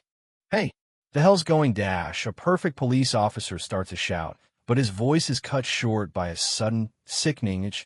The dark energy of Korea's descent surges up through the officer's own legs, a corrupting force that defies the laws of physics. The officer's body begins to distort, the state's perfect armor proving useless against the power of a heretic's rage. Hurry up! Korea's mental voice urges Kadia as she climbs a narrow ladder, her small hand shaking. Below her, the officer's scream is cut short by a horrific itch. The air is thick with the scent of ozone and fear. There's something dangerous here, Kadia thinks, realizing that her only ally is a force as terrifying as the state she's fleeing. She reaches the top, her eyes fixed on the escape route. The horror is unimaginable. In a geyser of blood and dark energy, the officer's head literally explodes, his body collapsing into a heap of gore. Kadia lets out a stifled "ek," her young mind nearly breaking at the sight. Korea watches from the shadows, his expression grim. This is the correction he has brought to the state, a violent, bloody mirror of their own cruelty. The old order is dying in the most visceral way possible. The carnage continues as the dark energy consumes another officer. Wah! Is all he can manage before he, too, is reduced to a bloody ruin. Yoshimitsu, the elderly victim, watches in stunned silence, his face a mask of grief and disbelief. He came here to die a clean, clinical death, but instead, he's witnessing a massacre. The justice of Lowell has been replaced by the revenge of Korea. Korea stands alone on a rooftop, his silhouette small against the backdrop of the smoking ruins of the plaza. He is exhausted, his body trembling from the effort of maintaining his descent. Below him, the chaos he created continues to rage. He is the architect of this destruction, but he looks less like a victor and more like a survivor. He has saved a life, but he has also become a killer. Kadia reaches Gate 14, but a lone officer blocks her path, his gun leveled at her chest. You! Stop! He barks, his voice trembling. Where do you think you're dash? He doesn't get a finish. Kadia's eyes are wide with terror, her hands up in a futile gesture of defense. She's a child facing the barrel of a state-sanctioned weapon, her life hanging by a thread. Korea sees the threat and makes his move. In an explosion of blood, the officer's head is obliterated before he can pull the trigger. The gore sprays over the terrified crowd, their mandatory order replaced by visceral horror. Korea's mental strain is at its peak. He is sweating, his vision blurring as he uses the last of his strength to protect the girl. Kadia's expression is one of pure, unadulterated trauma. She's free, but she'll carry this sight forever. What would that sound? Korea wonders, his mind fractured by the violence he's unleashed. He hears the sickening yu of the dying and the frantic, animalistic breathing of the survivors. He watches the officer's headless body slump to the ground, a dark geyser of blood still pulsing from the neck. He is a boy who has just become a mass murderer in the name of mercy. The weight of his actions is starting to crush him. Katia runs through Gate 14, her small figure disappearing into the alleyways of the city. She doesn't look back at the carnage on the platform or the boy who saved her. She just runs, her white uniform a ghostly blur against the gray city walls. Kiria watches her go, a flicker of satisfaction crossing his weary face. He's done it. One life has been saved from the state's clinical correction.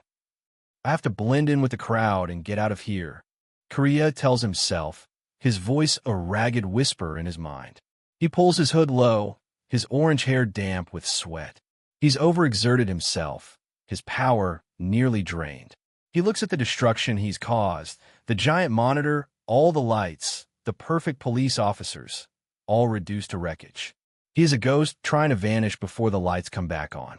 Kiria stumbles through the crowd, his vision swimming. I can't move. My head's about to explode, he thinks, clutching his temples. The voices of the people around him are a dull roar, their confusion and fear a physical weight. He's just another face in the crowd now, another scared citizen, but inside he's a dying son. Every step is an agony, a reminder of the price of his godlike power. Wah! The searchlights of the regrouping police flare to life, cutting through the darkness of the plaza.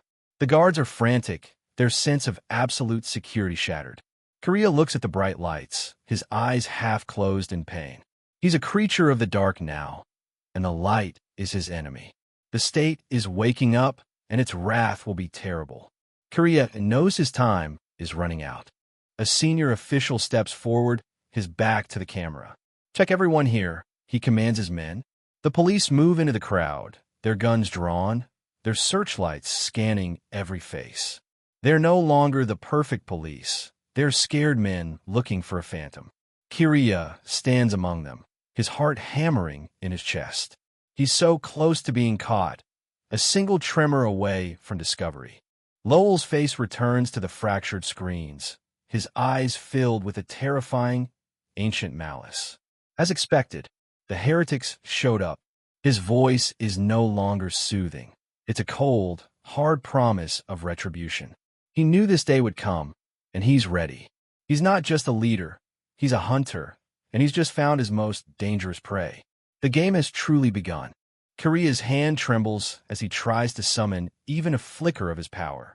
I don't have any strength, he realizes with a sinking heart. I can't use my descent. He's powerless now, a regular boy in a city full of monsters. He's played his hand and won a small victory, but he's left himself completely vulnerable. He stands in the middle of the plaza, a ghost with no place to hide. It feels like I'm falling apart, Korea thinks, his hand covering his face in a gesture of total exhaustion. Just like the things I destroyed. He's a boy broken by his own power, his spirit as shattered as the tech in the plaza. He saved a life, but he's lost himself in the process. The chapter ends with Korea standing in the rain, a fragile hero in a world that has no place for heroes. The hunt for the heretic has only just begun. Following a cryptic set of instructions, Katia, a young girl marked with a rank e-collar, navigates the dark shadows of the city. She finds a narrow gap between buildings and begins her ascent up the rusted staircase. This is Katia's first appearance, a fragile girl caught in a world that shows her no mercy. Every step feels like a struggle, her breath hitching as she climbs higher into the unknown, the cold metal clinking rhythmically under her weight. Suddenly, her strength fails her. Katia collapses on the stairs, her small frame trembling. That's when a figure appears, a boy in a school uniform, watching her with an unsettling, hollow gaze. This is Korea, though he is far from the student he once was. She gasps for air, tears of terror and exhaustion streaming down her face. Standing over her, Korea remains silent, his presence as cold and suffocating as the alleyway itself. Kiriya looks down at the sobbing girl, his expression hauntingly blank. There is no pity in his eyes, only a strange, empty void that suggests he has forgotten how to feel. In a gruesome display of violence, a knife is driven straight into Kiriya's eye socket. Blood sprays across the scene, a brutal and sudden act. Yet Kiriya doesn't even flinch. He stands there, the blade protruding from his skull as if it were nothing more than a minor inconvenience. Kadia stares in pure horror as Kiriya begins to speak. His voice is steady, unnervingly calm despite the horrific injury. He dismisses the knife and her presence, calling her attempt to harm him pointless. The revelation he offers is chilling. He isn't surviving the wound. He is simply beyond the reach of death. "I've been dead from the start," he claims, his voice echoing with a hollow finality.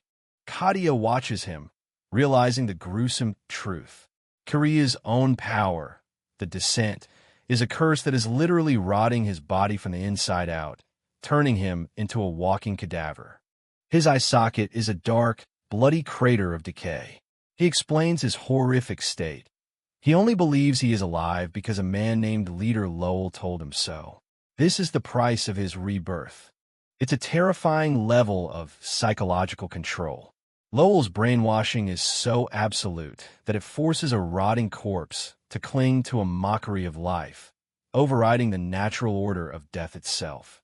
Kiriya has become nothing more than a tool, a hollow puppet maintained by Lowell's will. He is a shell of a human being, used to enforce the very system that destroyed him. The rain begins to pour as Kiriya stands amidst the ruins of his own humanity. He is a puppet, ordered to work and exist solely for the benefit of his master's twisted vision. He looks out into the rainy gloom, his hollow eyes searching for the one he knows is watching. "Where are you, invisible person?" he asks, his voice cutting through the sound of the downpour. He muses on the nature of their power. The descent is a corrupting force, a darkness that slowly erodes the soul of anyone unfortunate enough to possess it. Turning his attention to the hidden girl, he delivers a grim warning. He can see the corruption spreading within Kadia too, fueled by the very power she relies on. The tension peaks as he finally pins down her location. Kadia's heart pounds. Her invisibility is no shield against someone as fundamentally broken as Kiriya. Kadia challenges him, her voice trembling but defiant. She asks how he can claim to be alive when he is clearly a walking corpse, his reality nothing more than Lowell's voice in his head. She looks him in the eye and speaks the brutal truth he refuses to acknowledge. He is rotting. His body is failing, and his soul is already long gone. Kadia's mind races with fear. Is this what Leader Lowell does? Does he take over their lives, turning them into macabre extensions of his own will? She wonders if she is next. To understand how Kiriya became this way, we have to go back 8 months. Before the rot and the brainwashing, Kiriya was just a boy known as Niru, being led away to an uncertain fate after a mistake cost him his place in society. He was assigned a code, RF0372, and told to enter. The simple click of the door, closing behind him, marked the end of his life as a free person. He found himself in the White Room, a stark, sterile prison designed for psychological torture. There was nothing but a single chair and endless, oppressive silence. Time became meaningless in that blinding white void. As the hours bled into days, Niru clung to his sanity, sitting in the crushing silence that would eventually hollow him out and make room for Lowell's voice. Confused and alone, he reaches back through the fog of his memory. It feels like only a heartbeat ago that he was in his classroom, surrounded by the mundane sounds of school, before everything changed in a single, terrifying instant. 8 months ago, before the shadow consumed his life, Kiriya was just Niru, a normal student reaching for his notebook in a quiet classroom. He had no idea this would be the last moment of his ordinary existence. As his hand touched the paper, something went horribly wrong. A dark, unnatural corruption began to ooze from his fingertips staining the notebook with the first signs of the power that would eventually destroy him. Chaos erupted in an instant. The notebook burst into shadow-like flames, and his classmates, including Rinza, his blonde-haired friend, watched in terror. Niru could only stare in shock as his world literally began to burn away. This was the moment his social trust was deemed lost, and the government's response was immediate. The announcement rang out. The perfect police were on their way. Niru was apprehended and brought to a place designed to erase a person's identity. His life as a student was over. His life as a subject had begun. He woke up in the White Room. Just moments ago, he was a boy worrying about a test. Now, he was a prisoner in an infinite, featureless void. The isolation was immediate and crushing. To keep his mind from shattering, he sat on the single chair provided, trying to anchor himself to reality. Korea began to pace the room, counting. He used mental math as a lifeline, doubling numbers to create a rhythm in the silence. 8 plus 8 is 16. 32, 64, 128. He needed to keep his brain working, or the emptiness would swallow him whole. But the numbers began to slip. 512, 1024, 2048. His head grew fuzzy, the borders of his thoughts blurring into the white walls. The counting that was supposed to save him was becoming a burden, a reminder of how long he had been truly alone. He slumped against the wall, his spirit wavering. That's when the silence was finally broken, not by reality, but by a hallucination. Flickering on the blank walls, he saw his parents, their forms as pale and fading as his own memories. The vision was a memory of his mother talking to his father. She recounted a meeting with Niru's teacher, worried because he had been responding slowly, as if he were drifting away from the world even before his arrest. Korea realized these were hallucinations born of his sensory deprivation, yet he couldn't look away. He watched his father dismiss his trauma as mere adolescence, while his mother grew more distressed. The White Room was forcing him to relive his failures over and over. The vision turned darker. His mother wept, fearing his social trust points would drop to D rank, ruining his life's options. Her anxiety seeped into Korea's soul. He watched her head fall into her hands as she wondered if she was already broken. Korea's wide, haunted eyes showed the deep trauma of a child who believes he has destroyed his own family. They're fighting because of me, he thought, the guilt weighing heavier than the isolation. He realized, then, the terrifying fragility of the human mind. Deprive a person of information and connection, and they fall apart with horrifying speed. Time became a liquid, impossible to grasp. Had it been days or only hours? The uncertainty was a torture more refined than any physical blow.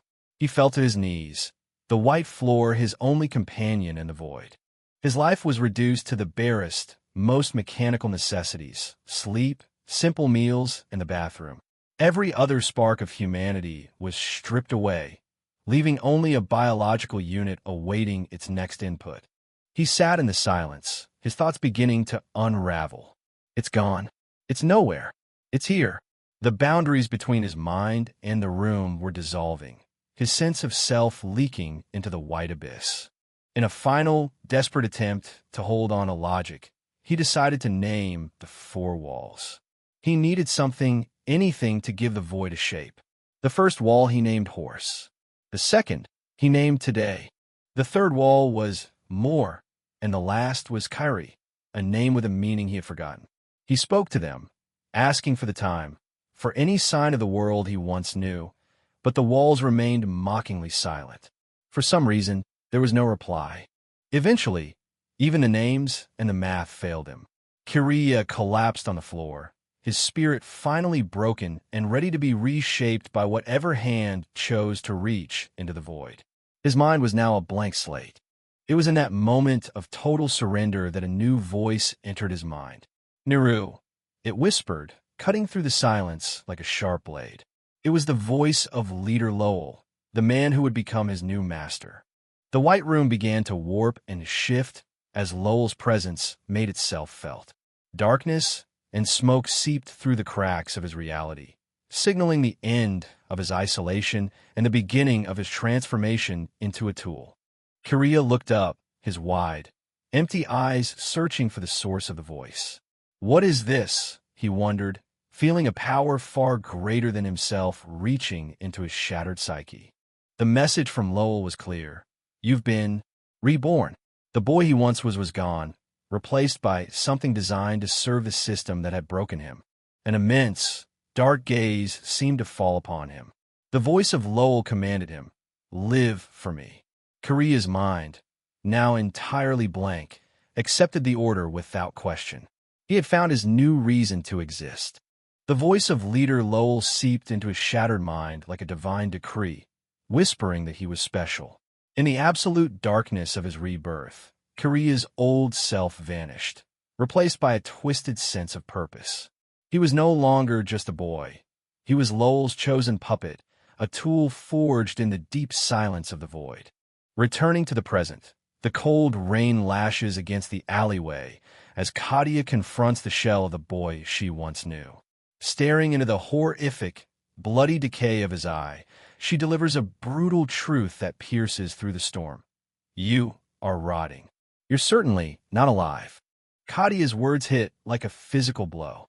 Korea stands in the pouring rain, his profile a mask of shadows and dry blood. He is a walking contradiction, a body that moves, but eyes that are certainly not alive. The heavy rain washes over the cold, industrial alleyway, but it cannot clean away the rot that has taken root in his very existence. He is a shell, a hollow tool for a master he no longer understands.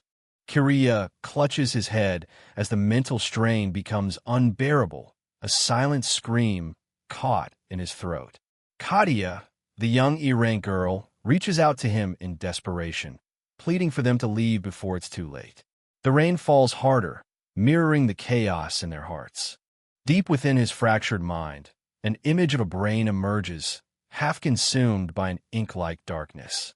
He begins to remember a time long ago, a childhood memory of being sick in bed, a faint remnant of a life before the corruption began.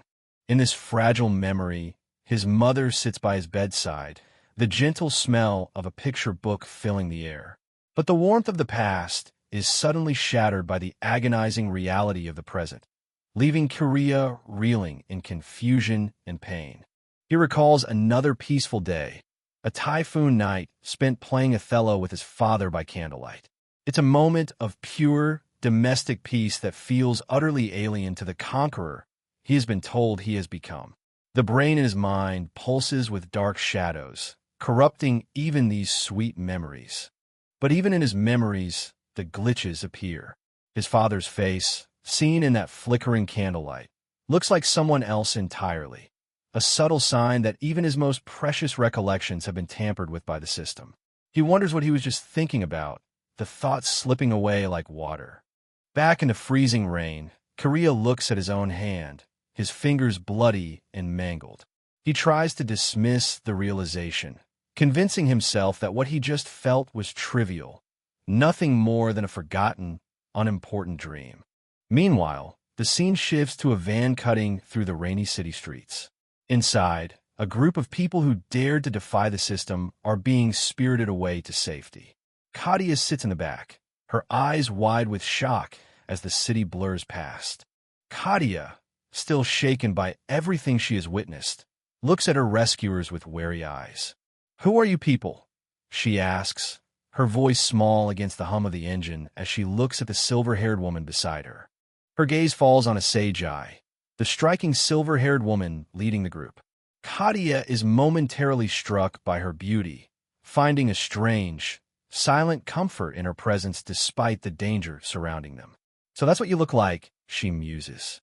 Katia is curious about the voice she heard earlier, the one that seemed to command absolute authority. She asks Asajai if it was her ability, wondering if the resistance uses brainwashing tactics just like the government. "What was that voice? Is that your ability?" she inquires. Asajai clarifies that her power is far more limited. She can only imitate voices she has already heard. It's a useful trick, but it's a far cry from the absolute, soul-crushing influence of Lowell's actual voice. Katia listens, realizing the complexity of the powers at play. The rebels discuss Katia's remarkable resistance to Lowell's commands at the execution stand. Asagi explains that she suspected Katia might have a dissent ability, as those users are often resistant to external control. Katia's bravery was the key to her survival. Asagi delivers the bitter truth. Katia was saved only because of the sacrificial actions of Kariya and Tsubaki. But while Katia is free for now, Kariya, along with countless others, were captured by the state. The weight of this sacrifice settles heavily on the young girl. In the heart of the city, the cold message of Argania is everywhere. Under the regime, existence is defined by one's rank and their absolute obligation to serve the machine. The urban landscape is a reminder of the order they must work to maintain. The van arrives at a grim, heavily fortified facility. Asagi and Katia look out at the barbed wire and concrete walls. This is a place of correction and reconstruction, where those who defy the system are re-educated. The memory of the plaza still haunts many. Hundreds of people were rounded up, divided into nameless groups, and packed onto buses like cargo, destined for processing centers that few ever leave unchanged. A young boy in a line looks around in confusion, wondering what this place is. A young boy with tired, shadowed eyes stands in the facility, facing the cold gaze of a high-ranking official.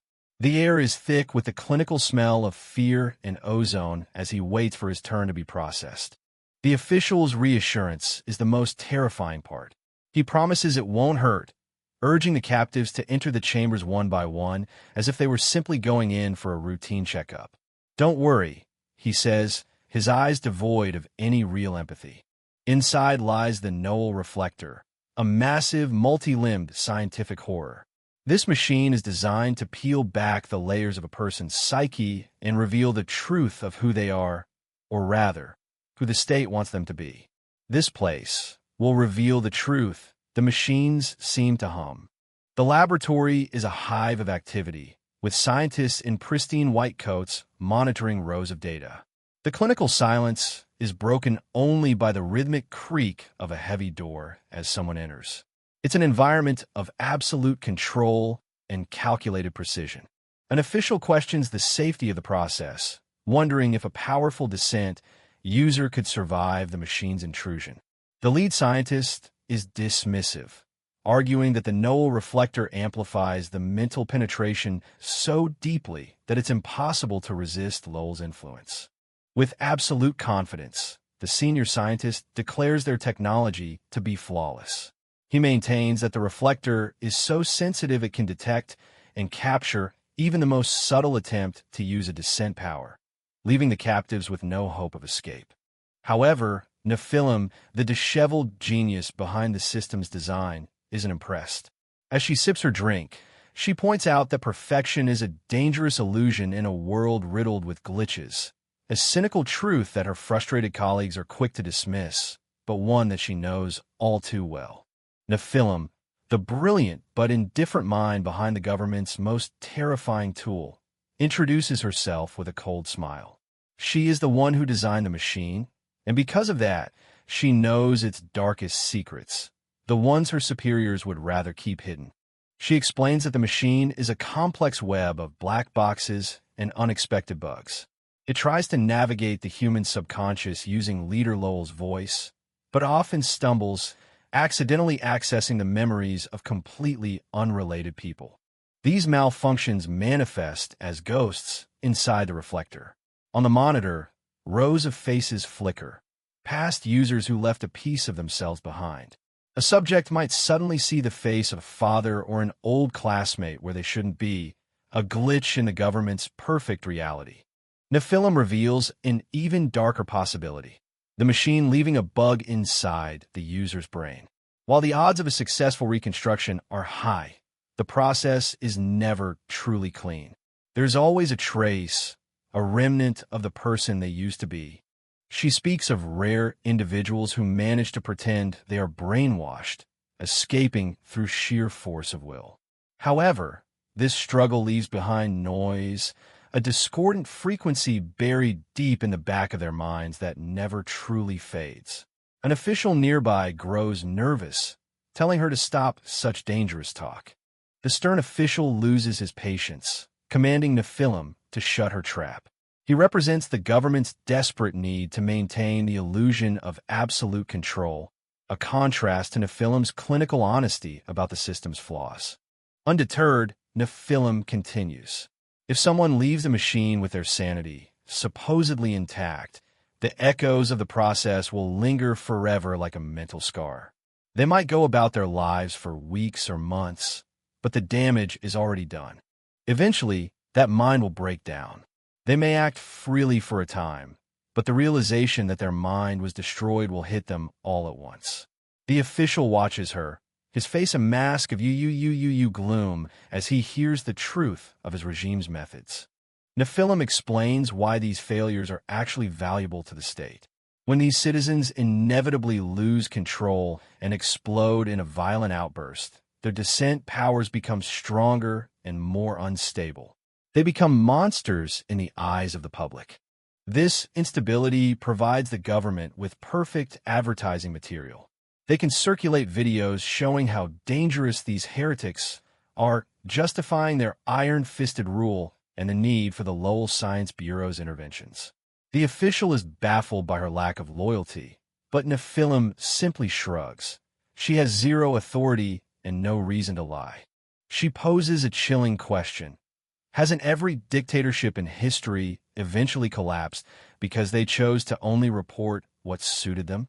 By altering information to please the higher-ups, they create a house of cards waiting to fall. For Nephilim, even failure is a usable asset factored into her design. She calls it a sustainable power structure, a system that feeds on its own mistakes and turns them into propaganda. It's a level of cynicism that even a seasoned official finds disturbing.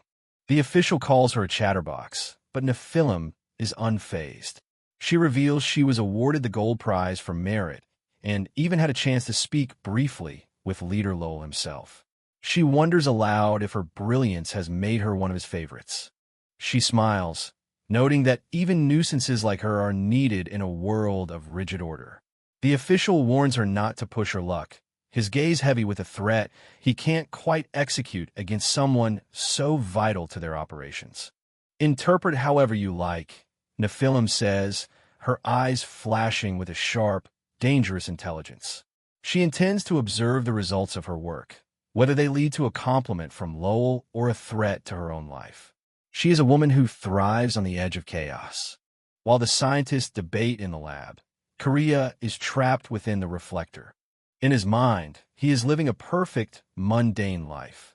He says goodbye to his parents, heading off to school with a smile, unaware that his real body is floating in a machine and his memories are being reshaped. But small, nagging bugs begin to appear in his illusory world. Something is off. The food tastes slightly too salty. His mother looks different, fatter than he remembers. The cracks in the government's peaceful lie are beginning to show. Korea looks at his father, but the man's face is blurred and distorted, as if the machine can't quite render the memory correctly. He feels like his father is about to disappear somewhere, leaving behind an unfinished conversation that haunts the edges of his mind. Everywhere Korea looks in this fake city, the propaganda of leader Lowell follows him. Posters declare that only those who obey will have true freedom, and that the desire for liberty is a trap.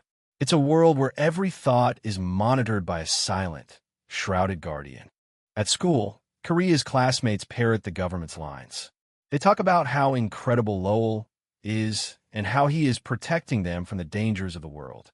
Korea listens, his expression blank as he tries to process the overwhelming sense of artificiality. Korea finds himself asking a dangerous question. Protecting us from what? His classmate is stunned, unable to provide a concrete example.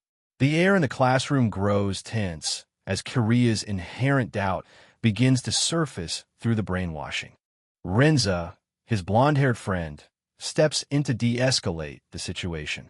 She looks at Korea with a mixture of concern and hidden warning, asking him if he truly doubts Lowell. Kiria quickly retreats, relieved that she isn't pushing the issue, but the seed of suspicion has been planted. His classmates call him a weirdo, dismissing his questions as a personality quirk. Kiria sits back, watching the teacher at the chalkboard and the rows of faceless students. The perfection of this world is becoming increasingly suffocating. The peaceful illusion is suddenly and violently shattered. A sharp sound echoes through the classroom as Kiria's hand flies to his face in shock. The noise Nephilim mentioned is finally breaking through the surface, signaling an abrupt end to the manufactured calm. A rock shatters the classroom window, sending shards of glass flying. The students cry out in alarm, looking toward the breach in their perfect world. "Look!" someone shouts as a chaotic scene begins to unfold just beyond the broken glass of Kiria's carefully constructed dream. Beyond the broken glass of the classroom, a mob of E-rankers has gathered. They shout in unison, their voices jagged with desperation. "Lowell is lying to you. Don't believe him." Kiria stares at them, his dazed expression finally showing a flicker of alarm as the outside world intrudes. The intruders don't stop. They press against the shattered window, their faces twisted with an urgent, terrifying truth. "Don't believe Lowell," they cry. For the first time, the foundation of Kiria's perfect, reconstructed world begins to crack under the weight of their defiance. Chaos erupts within the room. While some students cower, a voice, perhaps from the back of Kiria's own mind, commands him to use your power. He is paralyzed by indecision as the reality he was sold clashes with the raw violence of the E-Rankers' rebellion. Amidst the noise and panic, Kiria's gaze meets Renz's. The girl who was his gentle classmate now looks at him with a cold, piercing intensity. Her rank C collar stands out sharply against the gray, washed-out tones of the unfolding scene. Renza steps closer, her voice a calm whisper that cuts through the shouting. "You can use your power," she tells him. Is she encouraging him to fight back, or urging him to surrender to the very force that trapped him in this illusion? Kiria can't tell anymore. Kiria is lost, his eyes wide with confusion. Power, he wonders. His mind is a blank slate, the memories of his true self still buried deep beneath layers of state-mandated peace. He feels like a stranger in his own body. Flickers of his actual life begin to bleed through the cracks. Kiria feels like he's remembering something crucial, but the harder he tries to grasp it, the faster it slips away. To protect. He thinks, but protect what? The faces of the protesters blur as the noise in his head grows louder. The classroom is a blur of panic. Renza grabs Kiria's arm, her grip tight as she urges him toward the back of the room. The bugs in the government system are being flushed out, and in this moment, Renza is his only anchor to his fake reality. Kiria nods, his will already beginning to fold under the pressure. In the distance, a hooded, shrouded figure looms, a silent, terrifying manifestation of Lowell's absolute authority over this reconstructed world. Reality is beginning to reset. Megaphones blare across the city skyline, their mechanical voices cold and judgmental. "Deviants, drop your weapons," they command. In the world of Leader Lowell, the state doesn't negotiate. It simply demands absolute submission. The message is simple and absolute. The peace you desire lies with me. It's a lullaby for the broken, a promise of safety in exchange for their freedom. Kiria watches as the protesters' weapons clatter to the ground. Kiria looks at the E-Rankers, their tired, worn faces reflecting a struggle he no longer has the capacity to understand. To the state, they are merely deviants, unwanted noise in a perfect, harmonious signal. He feels a sudden, hollow urge to surrender. Surrender. The word echoes in Kiria's mind, a heavy, irresistible weight that pulls at his heart. He looks down at his hand, wondering if it was ever meant for anything other than reaching for the government's helping hand. The protesters are lead away, their brief moment of defiance crushed under the weight of the broadcast. They look like ghosts of a future Kiria might have had, if only he had been stronger. Now, they're just another problem solved by Lowell. Korea, Rinza, and their classmates watch as the bug is identified and systematically removed from their sight. The illusion is being restored, one soul at a time, until everything is once again as the state intended. Minutes later, the classroom is quiet. The broken desks and scattered papers are the only signs of the struggle. Thanks to Lowell, a voice says, "They're gone." The correction is complete, and the lie is once again accepted as truth. The students chant his name like a prayer. "Leader Lowell, we were saved by Lowell." Korea stands among them, his own face a mask of sweating, mounting anxiety as the echoes of the rebellion still ring in his ears. Yet, as the chants continue, a strange sense of relief begins to seep deep into Korea's chest. The fear is slowly replaced by a warm, artificial comfort. The Noel reflector is doing its job, smoothing over the jagged edges of his mind. Lowell's voice is everywhere now, echoing from speakers and megaphones across the city. It's so reassuring that Korea finds himself wanting to surrender everything to it. The heart of Lowell is one. "My heart is as yours," the broadcast whispers. He walks through the sterile streets, the broadcast following him like a mother's song. It's soothing. It's safe. He hears Lowell, and for the first time, he doesn't want to look away. He wants to believe in this peace. Even at home, the message is the same. The broadcast is like a cradle, providing comfort as family members share a silent meal. "Lowell will protect me," Korea thinks, the city's megaphones reinforcing his decision to follow the state's guidance. The days begin to go on, as usual. Korea sits in class, talks to his classmates, and lives the life of a model citizen. The cracks in his memory have been filled with the state's gray, unyielding cement. The rebellion is nothing but a fading nightmare. There are no more doubts. All is peaceful and harmonious. Above the skyline, the colossal statue of Leader Lowell stands guard, a silent god ensuring that no more rocks shatter the windows of his perfect, reconstructed world. Lowell is protecting us, the city breathes. One afternoon, Korea pauses, his gaze drifting over the quiet, sun-drenched cityscape. Nearby, Rinza watches him with a gentle, approving expression before softly calling his name, pulling him back from his fleeting thoughts of the world outside. "Rinza," Korea murmurs, his voice lacking any of its former defiance. She tells him they have some time before they're needed at school and beckons him toward a quiet path. "Kulme, this way," she says. Korea turns and follows her, letting her lead him deeper into the peaceful, shimmering heart of the illusion. Under the shadow of a massive water tower, Korea and Rinza stand amidst the swaying grass. The sky is vast and tranquil, yet Korea's expression remains blank, as if he is merely a passenger in his own mind, moving through a world he doesn't fully understand.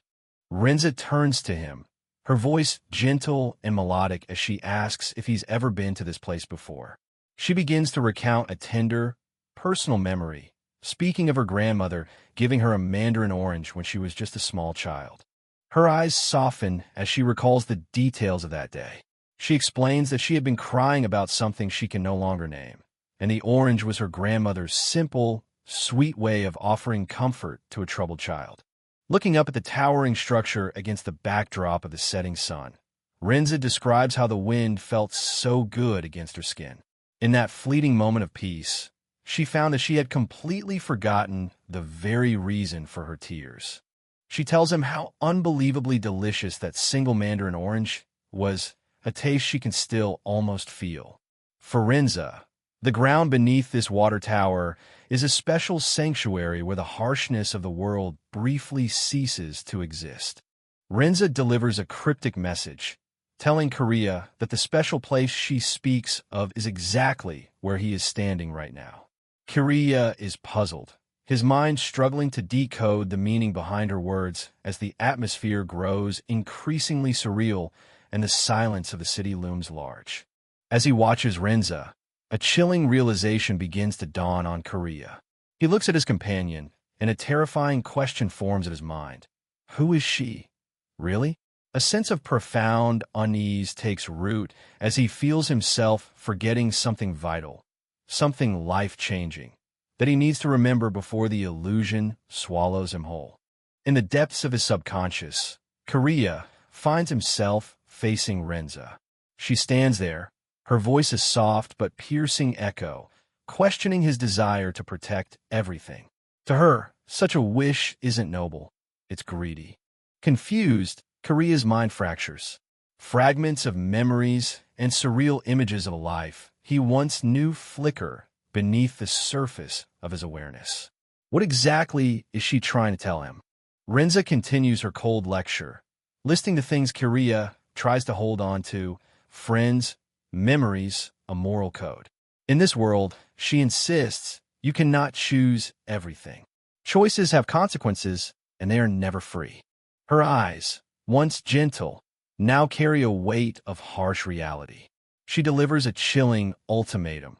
To survive, something must be discarded. Those who fail to prioritize their survival are the ones the system eventually eliminates. Discard? Korea revolts at the thought. To him, these memories, the sketches of friends, the mundane moments of school, are what make him who he is. He shouldn't have to throw them away. But the trauma of his reality bleeds through. Handcuffs, isolation, and the watchful eye of a system that sees everything. The dream is turning into a nightmare of his own making. Renza turns away, her back to him, as she claims to already understand a part of his soul. It's a haunting admission that she knows the darkness he's trying to hide. Korea's resolve hardens. His eyes narrow with a singular, violent purpose. He hasn't just been surviving. He's been waiting for the chance to kill Lowell, the leader who turned him into a puppet. As Renza's figure stands distant and enigmatic, a question plagues his mind. Who is she really? A friend, a ghost, or a catalyst for the monster he's becoming? Right now, he's only at the entrance of his true path. The dream landscape stretches out beneath the skeletal frame of a water tower. Renza warns him that soon, he will be forced to move forward by throwing away his kindness, his doubt, and his sense of justice. Only those who can let go will survive what's coming. What if I can't get them back? Korea asks, his voice trembling. Renza doesn't offer comfort. She simply tells him that the version of him that survives won't have the luxury of worrying about what was lost. That's a problem for the dead version of him. If blood is the price of his vengeance, Korea is ready to pay. He vows to kill Lowell with his own hands, even if it means discarding his humanity in the process. The dream begins to dissolve, shifting focus to a real-world water tower marked with the letters RL. This is the place from his vision, the starting point of his real journey. A sharp, digital buzz tears through the silence. The transition between the surreal and the physical world is sudden and violent. Korea is pulled back into reality, the blinding light of the facility washing over him as the dream world shatters into fragments. He gasps, his vision blurred and distorted. The pain in his head is a throbbing reminder of the trauma his mind just endured. Waking up in a cold sweat, Korea clutches his head. The headache is unbearable, but the sound of alarms ringing out through the facility is even worse. Something is very wrong. Flashes of emergency lights illuminate the chaotic scene.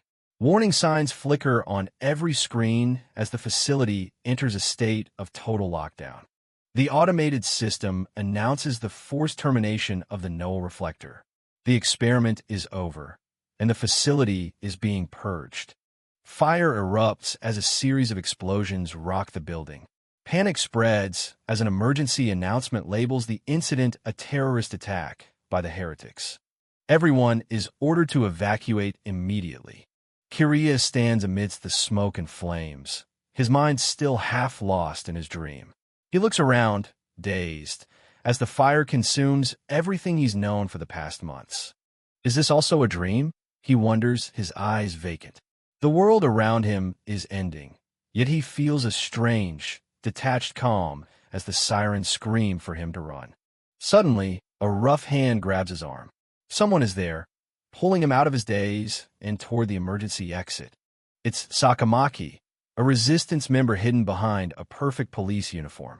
He locks eyes with Korea, his expression a mix of urgency and grim determination.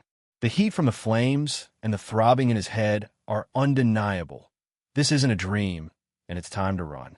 Sakamaki pulls him forward, forcing Korea to leave behind the wreckage of his cage.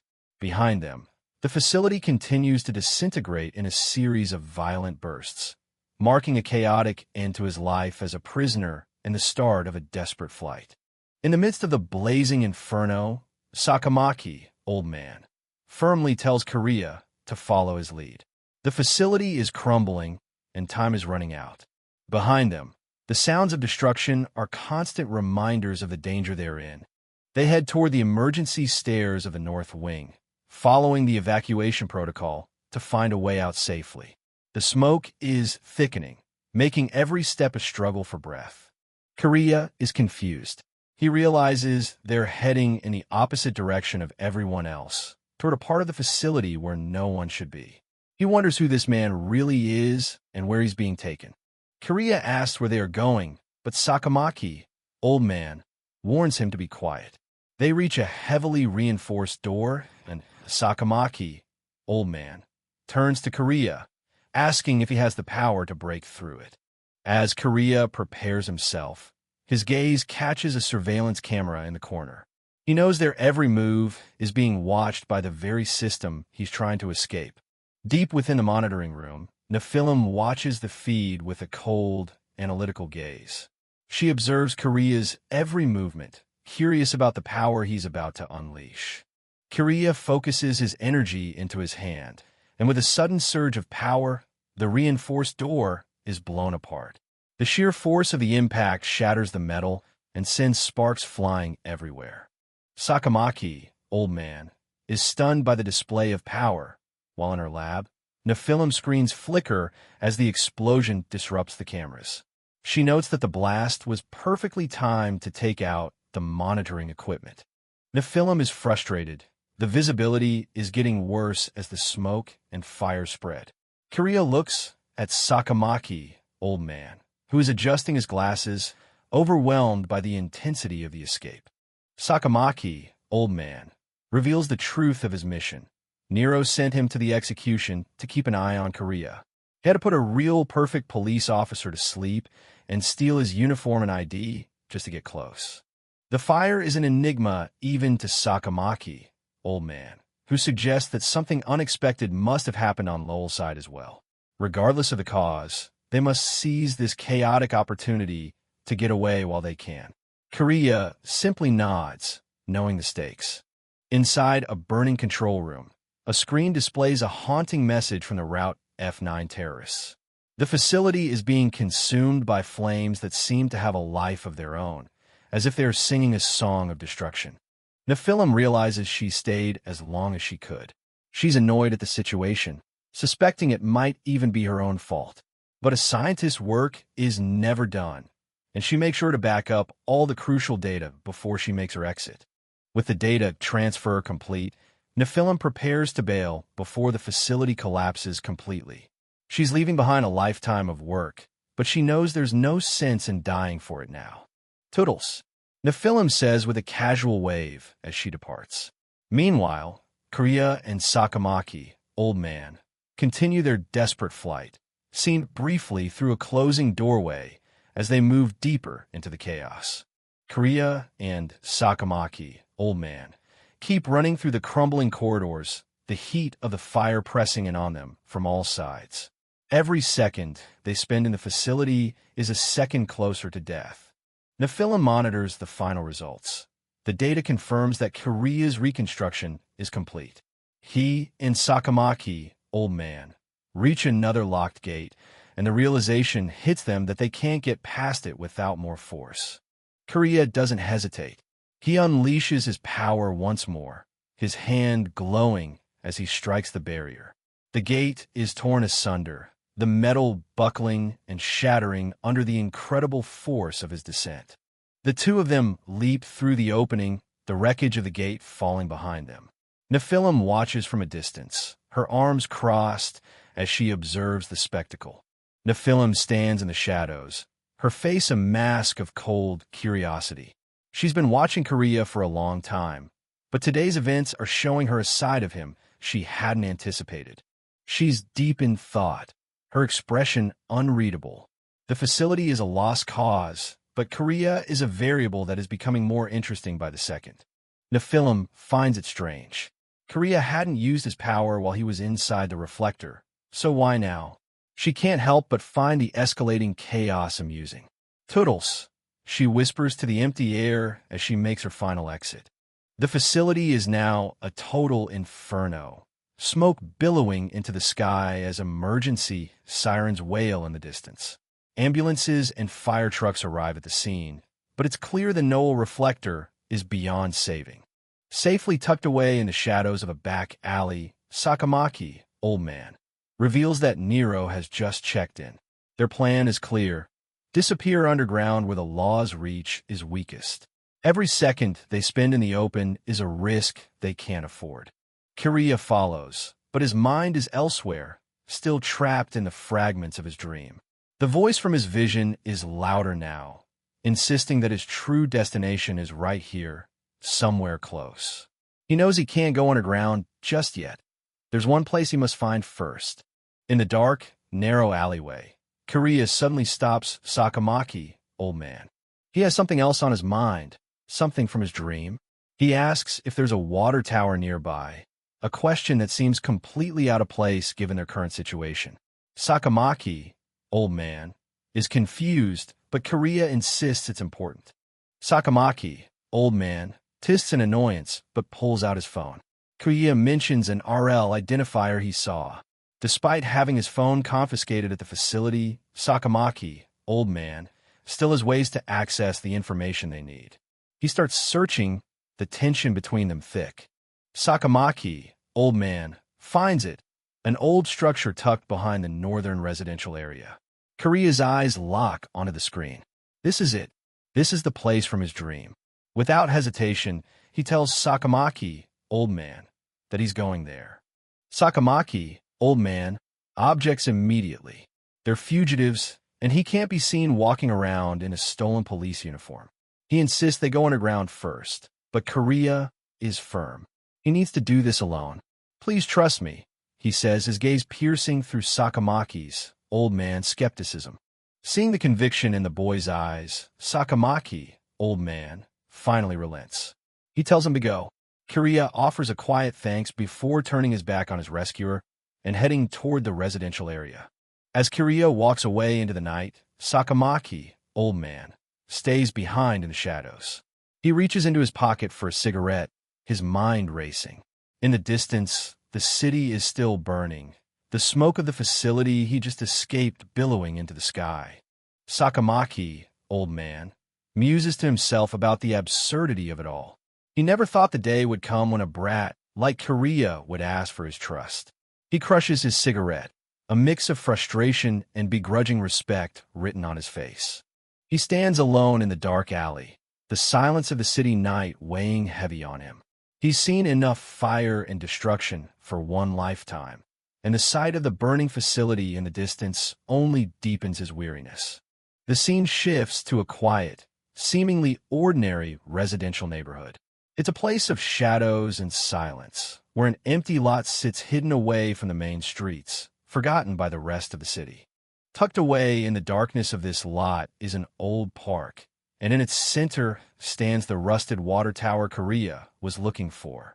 This is the place from his dream, a sanctuary of shadows where no one ever comes. Korea arrives at the park, his mind reflecting on the chaos he left behind. The news is full of reports about Route F9, the terrorists who cause casualties among ordinary citizens. He thinks about his own awakening, the ability he was finally able to use, even without the shield of anger. He contemplates the nature of that power, wondering if it became stronger for some reason while he was trapped in the pod. The air in the park is still, but the storm inside him is only beginning. Korea walks deeper into the empty lot, his footsteps echoing softly on the overgrown grass. The rusted water tower looms over him like a silent sentinel. He can feel a presence nearby, watching from the shadows. He calls out into the darkness, asking who's there. A voice, familiar yet chillingly different, replies from the direction of the swings. "It's me," it says, a simple answer that carries a world of weight. Kiriya stops, his face hardening as he looks toward the swings. He knows that voice. He knows who is waiting for him in this forgotten corner of the city. It's Rinza. She sits on a swing, her form nearly lost in the darkness. She calls his name, her voice flat and devoid of the warmth he once remembered. Kiriya looks at her, the realization finally hitting him. "You're the terrorist bomber," he says. The silence of the park is broken only by the creaking of the swing's rusted chains. Kiriya confronts her, identifying her as the Route F9 bomber responsible for the destruction of the patrol car and the facility he was just in. Rinza sits there, her expression unreadable. Kiriya demands to know if it was all her doing. She looks back at him, her eyes vacant. She speaks of her desire for power, a power to make a difference in a world that had taken everything from her. Close up on Rinza. She's a shell of the person Kiriya used to know. Her hair is messy, her eyes shadowed by darkness that even Kiriya can't fully comprehend. She has become the very thing the system fears most. Rinza admits the truth. Route F9, the bombings, the casualties, the chaos, it was all her work. She stands before him not as a friend, but as a ghost of the life they once shared. Kiriya looks at the metal box sitting on the ground next to her. He asks what's inside, suspecting it contains the material she used for her deadly work. Rinza doesn't flinch, her gaze fixed on the boy she once called a friend. She calmly explains how she did it. She stole industrial supplies, things like high-concentration hydrogen peroxide. With her descent ability, stealing was easy. She had found a way to weaponize her power in a way Kiriya never could have imagined. Rinza details the process with a chilling clinicality. By pumping those chemicals into the fuel lines of patrol cars and mixing them with gasoline, she could turn an ordinary vehicle into a bomb. "The world brightens in an instant," she says, her voice hauntingly soft. Rinza explains that ordinary chemistry wasn't enough. She used her phase shift ability to mix the components at a molecular level, ensuring a reaction that wouldn't stop until everything was consumed. It was no accident. She admits to sending the fuel to the very facility where Kiriya was held, orchestrating the explosion to ensure his escape. Kiriya is left reeling, questioning the motive behind such calculated destruction. Rinza's reply is a chilling reflection of their reality. She speaks of friends who vanished only to return as hollowed-out versions of themselves, their spirits broken by the state. For her, the violence was the only language left to speak against a system that was systematically destroying them. Rinza speaks of the dark reality of their world, where countries run horrific experiments like the Null Deflector. Kiriya listens, the weight of her words sinking in. She explains how she felt the brainwashing encroaching on her mind, a constant pressure to conform. She endured it as best she could, clinging to her will and pretending to obey just to find a way back to her old life. But even in her dreams, she realized the true depth of the danger she was in. The system wasn't just watching her, it was trying to replace her. The horror didn't end when she left the facility. The voice of Lowell followed her into the real world, a persistent haunting that began to break her down. She was no longer whole. She was a fragmented echo of the girl she used to be. She hears that voice everywhere, while eating, while walking, even while laughing. It's a constant, suffocating presence that reminds her she belongs to the system, no matter where she goes or what she does. There is no escape from the architecture of control. The nightmare wasn't over. Her ability was growing stronger, fueled by her losing control of her emotions. The power that made her a valuable asset was now the very thing tearing her apart from the inside out. She admits that her rage made everything else irrelevant. Hatred for the world and the police consumed her, leaving no room to worry about collateral damage or the lives of ordinary citizens. In her eyes, destruction was the only honest response to a broken world. That's why she destroyed the facility. Kiriya asks if she was trying to save him when she blew up the facility. Rinza's answer is a cold, flat no. It wasn't about him. It was just pure, unadulterated hatred for the place that had stolen her soul. She doesn't want to be seen as a savior. Her voice drops to a hollow whisper as she admits she doesn't even know who she is anymore. The lines between her own thoughts and the voices in her head have blurred into a single, agonizing scream for an end. This is the shell of the girl Kariya once knew. Rinza explains that Nero contacted her with the news that Kariya had been taken to the facility. The mere thought of that place ignited a surge of uncontrollable impulses within her. It wasn't a plan. It was a visceral reaction to the threat of his imprisonment. That was all there was to it. She realizes that her desire for destruction ended up saving him. But to her, that was just a coincidence. Her hands begin to glow with a soft, ethereal light as she prepares to show him the final piece of her plan. She isn't interested in being a hero. A gun appears, seemingly pulled from the very air. Kariya looks on in shock as the weapon floats toward him, guided by Renza's power. It's a real, physical object born of her desperation and her phase shift ability. The situation has taken a dark, irreversible turn. Rinza explains that she stole the gun from a perfect police officer using her ability. As she speaks, a drone hovers in the night sky, its mechanical whirring a stark contrast to the heavy silence of the park. The world is watching, even if they don't know it yet. Drones are dispersed all around the area, searching for the terrorist bomber known as Route F9. They are searching for her, and she knows they will be here soon. She has laid a trap, and the bait is her own life. Kariya can hear them approaching, the sound of the future closing in. The plan is simple and brutal. A drone camera will film Kariya shooting her. If there's footage of him taking down the most wanted terrorist in the country, everyone will be convinced of his loyalty to the system. This is his ticket to a new life, bought with her blood. She's already planned the evidence. Her fingerprints are all over the chemical containers and the gun. Kariya will testify that he risked his life to stop her, to take the weapon from her hands. He will become the hero the government needs, and in exchange, they will give him the trust he's lost. They will raise Kariya's social trust to A rank. He will be the one who caught the person behind the attack before the perfect police even got there. It's a perfect lie, a narrative designed to elevate him within the very system he hates. Kariya looks at the gun, his mind reeling. "Shoot me in front of the camera," Rinza commands. The drones are circling overhead, their lenses focused on the small park. This is his moment of ascension, and all it requires is a single pull of the trigger. She is offering him everything at the cost of his conscience. She pleads with him, "If possible, I want you to kill me. Please, I don't want to live anymore." It's a mercy kill in her eyes, a way for both of them to win. He gets his rank, and she gets the peace she's been denied for so long. She stands there, waiting for the end. Kariya is frozen, the gun heavy in his hand.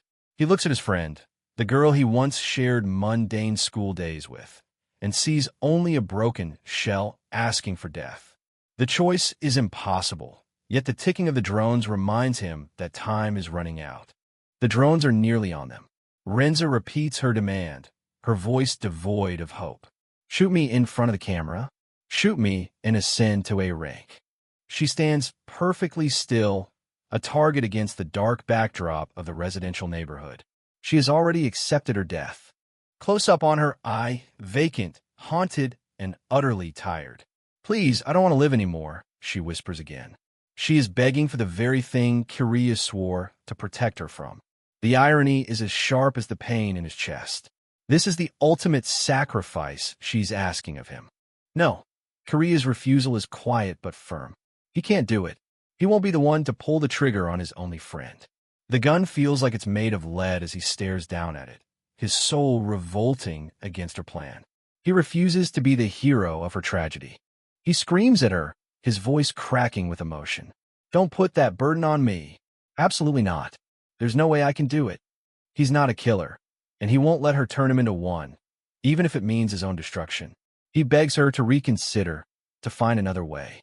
But Rinza is adamant. If they catch her, there's no telling what they'll do to her. Torture, brainwashing, more experiments. She's seen what happens to those who fail. "I'd rather die now," she says, her gaze unwavering.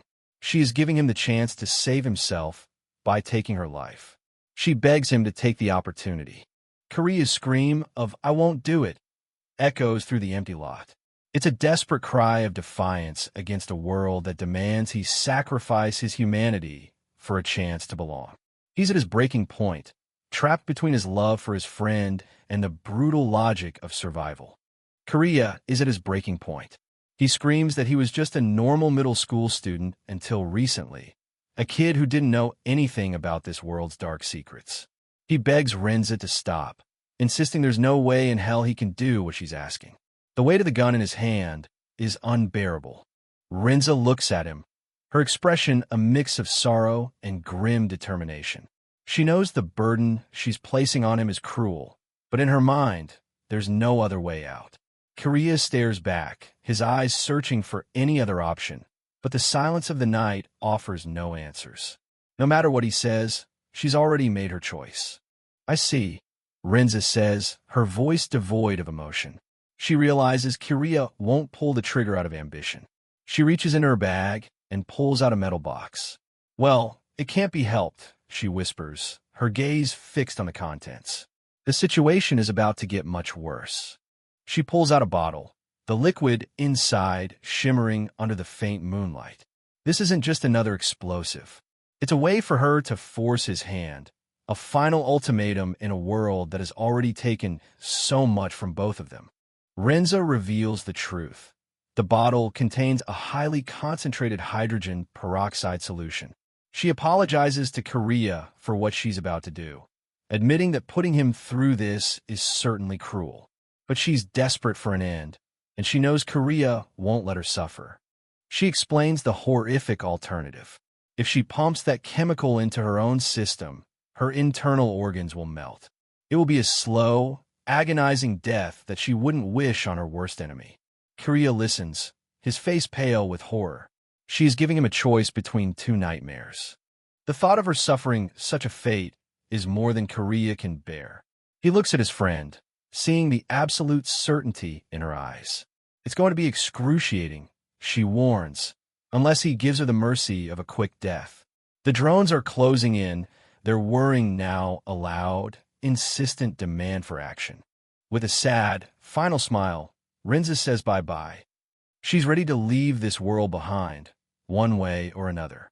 She stands before him, a fragile silhouette against the backdrop of the park's rusted swing set. She has entrusted her life and her death to the only person she has left. A memory of Renza from his dream flashes through Korea's mind. You're trying to protect everything. You're trying to choose everything. That's greedy. Her words haunt him, a final judgment on his naive desire to save everyone without a price. In this world, you have to throw something away to move forward. Fragments of their shared past flicker before his eyes. Simple moments of companionship that have been twisted into this tragic end. He sees her face, sometimes smiling, sometimes serious, always there. It's a collage of a life that is about to be extinguished by his own hand. The drone's camera lens zooms in, its cold, unfeeling eye capturing the scene for a nation of viewers. It sees a hero facing off against a terrorist, completely unaware of the heartbreaking reality behind the spectacle. The stage is set for the baptism of blood. A single shot rings out, shattering the silence of the night. Renza is thrown back by the force of the bullet, blood blossoming across her chest like a dark flower. Her eyes remain fixed on Korea, a final, wordless exchange between two souls trapped in a nightmare. In an instant, everything changes. Korea stands frozen, the gun smoking in his hand. He's done it. He's fired the shot that saved her from suffering but ended her life.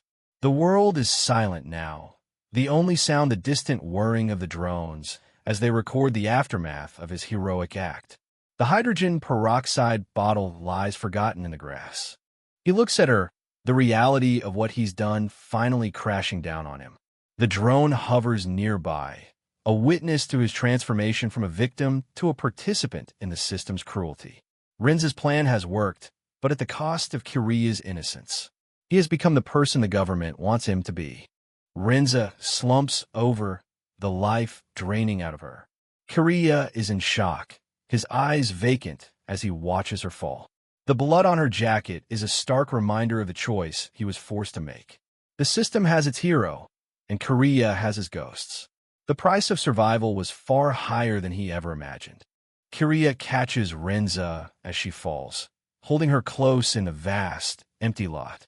A single tear rolls down his cheek as he hears her final, whispered word, "Thank you." She dies in his arms, leaving him alone in a world of manufactured glory and very real sorrow. The chapter ends with a haunting silence, a boy and a girl forever changed by a system that knows no mercy. Korea sits alone in a cold, dim interrogation room. The heavy atmosphere and the single hanging light make it clear. His entire future depends on the words he's about to speak. Explain the circumstances of the shooting, a voice commands.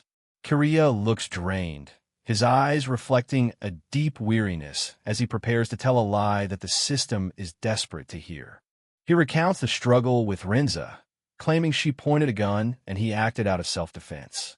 He mentions a dangerous container to justify his decision to kill her, painting himself as a victim of circumstances.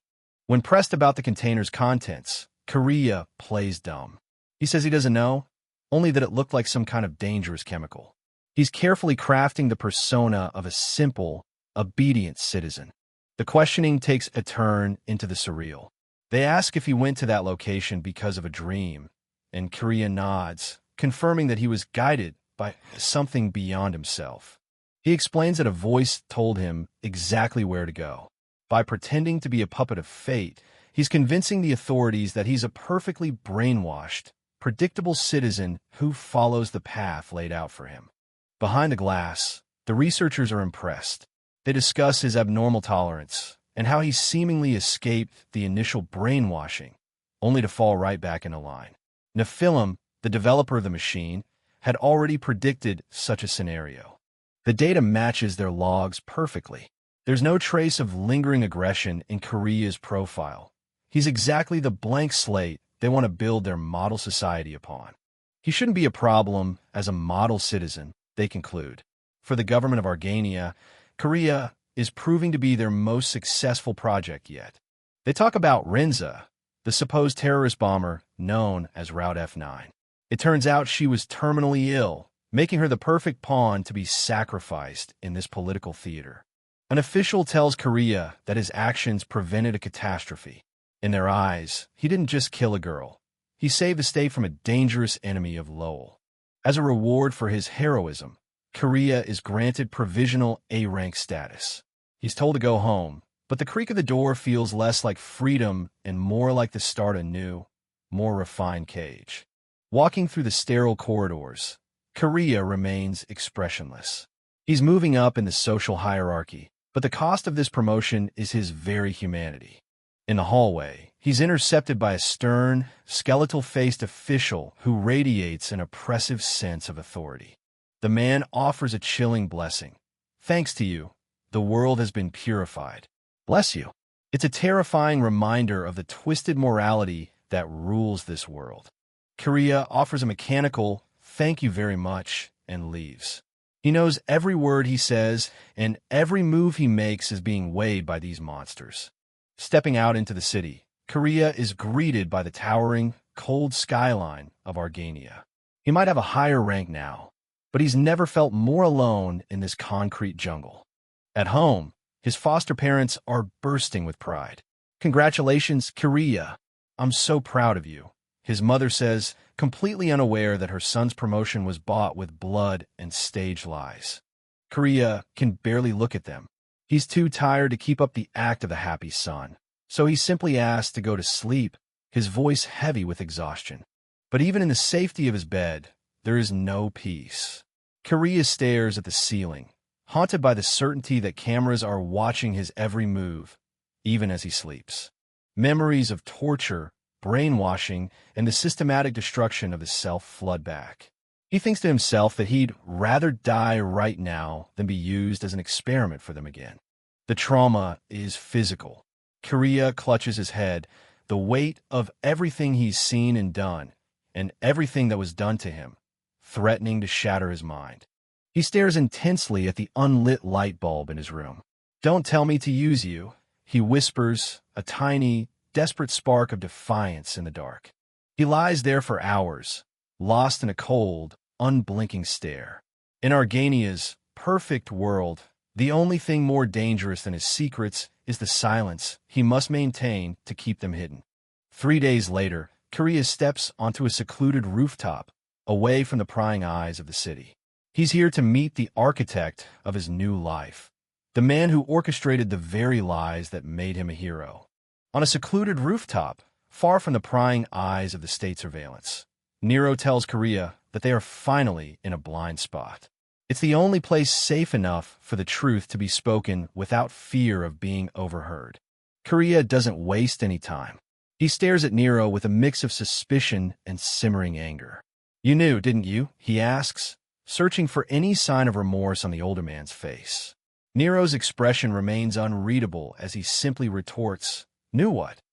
"Everything," Korea replies, his voice steady despite the turmoil inside. He knows Nero saw it all coming. Rinza's presence in the Knoll reflector, her mental collapse, and the inevitable bombing that followed. The weight of the manipulation starts to crush Korea as he connects the dots. He realizes Nero pushed him to catch the bomber just to secure his A-rank status, and he did it right in front of the dying Rinza. The coldness of the strategy is laid bare as Korea reflects on the events that led him here. Nero listens silently, his cold, calculating gaze fixed on the boy. Korea reveals the final betrayal. Rinza told him that Nero was the one who lured her to the facility in the first place by telling her that Korea was being held there. Nero's gaze doesn't waver, even as the truth comes out. "How much of this was orchestrated by you?" Korea demands, his frustration boiling over.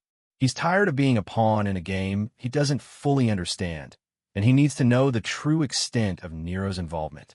Nero's answer is as detached as the city skyline. He tells Korea that the world isn't as simple as he thinks, refusing to give a straight answer. It's a chilling reminder that in Argania, nothing is as it seems. Nero explains that as the one who handles all sensitive information, camera footage, location data, and communication logs, he sees everything. Korea's voice drips with venom as he looks away, telling Nero he wants nothing more to do with him. But Nero isn't finished with his lesson. He mockingly asks if Korea thinks he can survive on his own after coming this far. He points out the bloody reality of the situation. All the deaths and destruction of the site are being blamed on Rinza, paving the way for Korea to become A-rank soon. The realization hits Korea hard. He's just being used.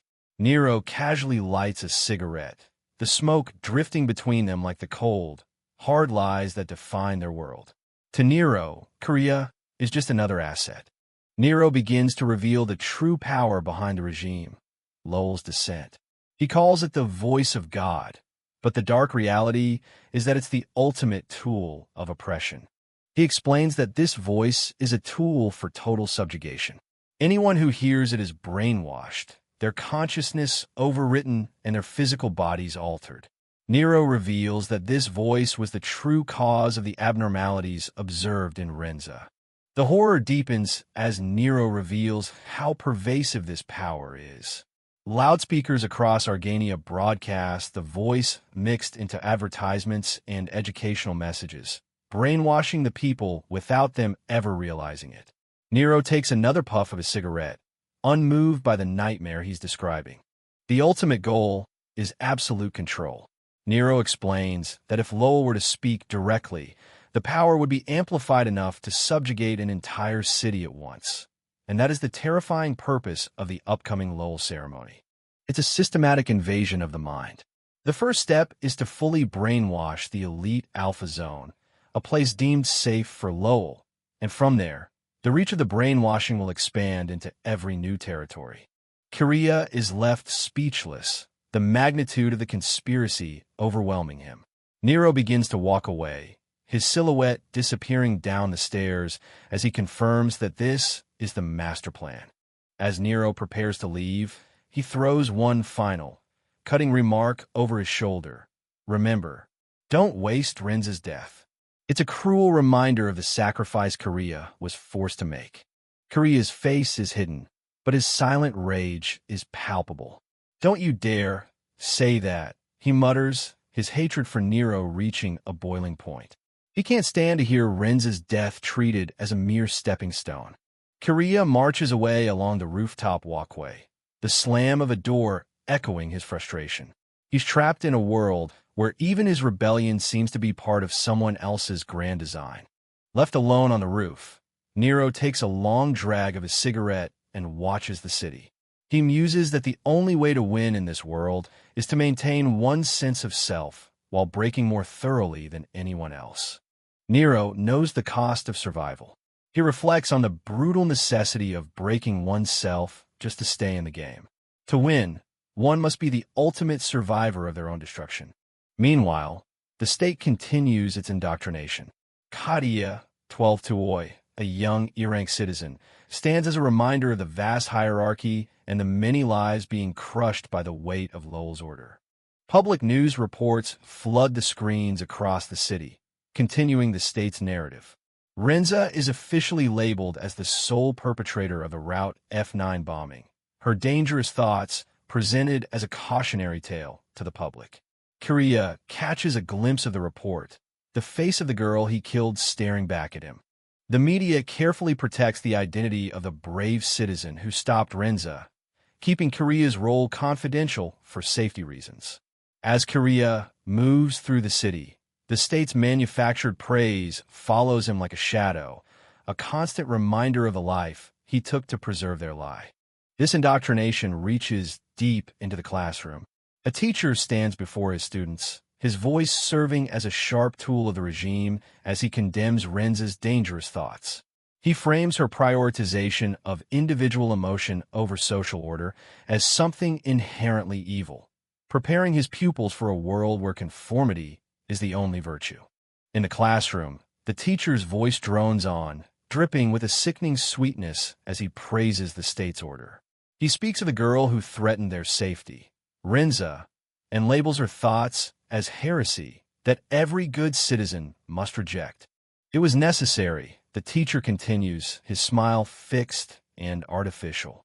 He calls the act of eliminating her a heroic deed by a brave citizen, completely unaware that the boy he's praising is sitting right there in his class. Korea sits silently among the other students, his expression a perfect mask of indifference. The teacher holds up this anonymous hero as the ideal model for everyone to follow, a hollow irony that Korea forced to endure without a single word of protest. But behind that mask, Korea is haunted. To the public, he is a righteous citizen, but to himself, he is a man trapped in a performance that demands he bury his own humanity. Images of the city and the people he saved flicker through his mind like distorted memories. Later, Korea meets Kadia, 12 Tuoi, in secret. She looks at him with genuine concern, sensing the immense burden he's carrying after the interrogation. "It must have been difficult," she whispers, but Korea just brushes it off with a quiet, hollow "not really." Korea explains his current status to her. Although he's still technically C rank, he expects the official notification of his promotion to A rank within a few days. For him, this isn't a victory. It's just a necessary step in a much more dangerous game. The conversation turns to the upcoming Lowell ceremony, just 6 weeks away. Korea is certain that the leader, Lowell, is bound to make an appearance. This ceremony is their focal point, the moment everything will either succeed or fail. Korea believes Lowell won't use a body double this time. To truly address the people and exert his total influence, he has to be there in person. The ceremony only has meaning because he'll be addressing the people in person. Korea reasons, his gaze fixed on the goal. Looking out at the sterile city, Korea knows the stakes. The ceremony is the greatest threat to the country's freedom, but for the resistance, it represents their one and only opportunity to strike at the heart of the system. Kadia, 12 Tuoi, is terrified of the brainwashing power of Lowell's voice. Korea admits it's a gamble, but he has a plan. He'll be wearing earplugs. He knows he almost succumbed to the dissent before, and he's determined to resist it when the real test comes. All that's left is to wait, Korea thinks. The plans are set, the pieces are moving, and now he must simply endure the silence before the storm breaks. For the next month and a half, Korea's goal is simple: survive and stay hidden. He has to avoid the government's scrutiny and be as cautious as possible, playing the role of the perfect, unquestioning citizen until the day of the ceremony. Back in the hallways, Korea observes the other students like Mac, who move and speak like program machines. He knows he has to imitate them perfectly and become like a robot to avoid suspicion. But Katia, 12 Tuoi, warns him that this mechanical existence might be his biggest weakness. A heavy silence falls between them as they sit in the dim hideout. Korea looks down, the reality of the empty life he has to lead weighing on him more than he cares to admit. Katia, 12 Tuoi, watches him, her heart breaking for the boy who has to lose himself to save everyone else. In a rare moment of desperation, Korea reaches out and takes Katia, 12 Tuoi's hand. It's a small, human gesture in a world that tries to erase every trace of real emotion, a silent plea for connection. Katia, 12 Tuoi, looks at him, sensing the deep fear and loneliness hidden behind his cold exterior. Korea can't even look her in the eye, his head bowed as the cracks in his stoic facade finally begin to show. He grips her hand tighter, the only thing keeping him from falling apart. "Don't leave me alone. Please," he pleads, his voice small and vulnerable. In this moment, he's not a resistance fighter or a model citizen, just a boy who's terrified of being alone. Katia, 12 Tuoi, comforts him with a vow of absolute loyalty. "No matter what happens, I will always be on your side," she promises. She even tells him he can kill her if she ever betrays him. In this cold world, she is his only anchor. 3 days later, Korea is back in his room at night when his phone beeps. He reaches for it, his heart racing as he sees the official message from the state. His life is about to take another drastic turn. The notification is final. Korea has been certified as A rank. His relocation to the Alpha Zone has been approved, and his new life is set to begin in 3 days. As he reads the congratulations, a cold look of determination settles in his eyes. That night, Korea falls into a deep sleep and has a strange, vivid dream. He sees himself as a baby, lying in a sterile crib, staring up at the ceiling with wide, unblinking eyes. He wonders if this memory was triggered by his entry into the Noel reflector. The dream shifts into a clinical nightmare. Rows upon rows of identical cribs fill a massive, dark room, each containing a silent, unmoving infant. It's a vast warehouse of human lives, all being raised without a single touch of warmth. Baby Korea lies in the darkness, unable to feel anything. He knows he isn't the only one there, yet the silence is absolute. No one laughs, no one cries. The babies are left like this, biological material being cultivated in an empty, cold space. Lost in the darkness, a tiny soul reaches out for a human connection that will never come. The absolute silence of the other infants is a haunting question that Korea can't escape. Why were they left like this, like biological shells in a cold, empty warehouse?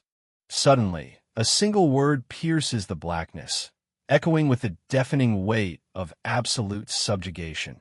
Everything. It's a final, crushing realization that the state hasn't just claimed his obedience. It has already consumed his past, his future, and every shred of his existence. Korea bolts upright in bed, eyes wide and breath shallow as he wakes from the lingering terror of his nightmare. "What the hell is this dream?" he mutters, the image of those silent, identical infants still etched into his mind like a dark premonition. 3 days later, the time for his relocation has come. A sleek black car waits to take him to the Alpha Zone, and Korea's foster parents wave him off with pleasant, state-approved smiles, completely unaware of the inner turmoil their son is experiencing. Inside the car, the chauffeur congratulates Korea on his new status. He points out a box on the seat containing a new A-rank choker, calling it a symbol of social trust that is reserved only for the elite citizens of Argania. Kiriya examines the new choker, its a badge glinting coldly. As he fastens it around his neck, the device emits a soft beep, signifying that his new, elevated status has been activated and is now being monitored by the system. The car glides through the city, leaving the lower-ranked districts behind. Kiriya stares out the window at the passing buildings, his face a neutral mask as he prepares to enter the heart of the regime's power. They arrive at the massive, fortress-like gates of the Alpha Zone. Guards stand watch over the entrance to the elite sanctuary, a place where the security is as absolute as the luxury it protects. The car enters a sterile tunnel, the first stage of the transition into the zone. As the car passes through the checkpoint, a surveillance system scans Kiriya. A screen displays his name, Kiriya TH-4891, and notes that his physiological response is normal and there are no incident reports. To the system, he is the perfect, loyal citizen. Kiriya touches the new A-rank choker, the driver's words echoing in his mind. Something special that only I can wear. He muses, a bitter irony given that it's just a more expensive brand of slavery. The car moves deeper into the Alpha Zone, passing through secondary gates that lead into the heart of the city. Kiriya watches the landscape shift from industrial to high-tech, his mind constantly assessing his new surroundings. The cityscape of the Alpha Zone is a forest of gleaming skyscrapers and futuristic infrastructure, far removed from the decay of the lower ranks. It's a vision of a technological paradise, built on the total control of its inhabitants. Kiriya watches the citizens of the Alpha Zone as they walk through the streets. They all seem to share the same pleasant, synchronized expressions. A billboard showcases a young girl named Remy, praised for her assisted attitude adjustment, a disturbing reminder of how the state molds even its youngest minds. The propaganda here is pervasive and direct. A glowing sign in the city center recommends the emotion of the day, gentle, another example of the state's total management of human experience. Kiriya watches as the car glides past the unsettling display. A secondary sign warns against criticism as a discouraged emotion, urging citizens to remain gentle and lovely. Kiriya looks at the screens with a hollow expression, the reality of the psychological cage he's entered becoming clearer with every block. He passes a grand statue where people are gathered, perhaps in a moment of collective prayer or indoctrination. The environment is designed to promote a single, unified consciousness, stripping away everything that makes an individual unique. The city's philosophy is written on the very walls. Messages remind the citizens that the answer is always outside of them, and that they must first let go of themselves to achieve true strength and unity. Kiriya absorbs the text, his resolve to remain himself hardening. Everywhere he looks, he sees the same look of blissed-out contentment on the faces of the people. They have been told that when they are one, they are at their strongest, and they seem to have accepted that lie as their ultimate truth. The indoctrination images are relentless, showing people of all ages living in what the state calls harmony. To Kiriya, it looks more like a mass burial of the human spirit. We'll be arriving at the student dormitories soon, the driver announces. Kiriya looks ahead, thinking about the month and a half he has to spend here, doing absolutely nothing to avoid detection by the government's watchful eyes. The car pulls up to a grand, modern building, the A-rank student dormitory. This will be Kiriya's home for the foreseeable future, a place of elite training and constant, subtle surveillance. A female official with a warm, professional smile greets him at the entrance. She offers to introduce him to a friend who is officially recognized by the state, her tone friendly but authoritative. She notices Kiriya's cautious demeanor and encourages him to relax. "See how everyone is smiling?" she asks, as if the forced expressions of the other students are proof that he has nothing to fear in his new home. Kiriya remains silent, his eyes scanning the hallway. She leads him down the hallway, explaining that only A-rankers like him are allowed to live in this exclusive facility. She mentions that his new roommate might be a little difficult, but tells him there's nothing to worry about as she opens the door to his new room. Inside the room, A silver-haired boy named Asajai is sitting in a chair, looking thoroughly bored with his surroundings.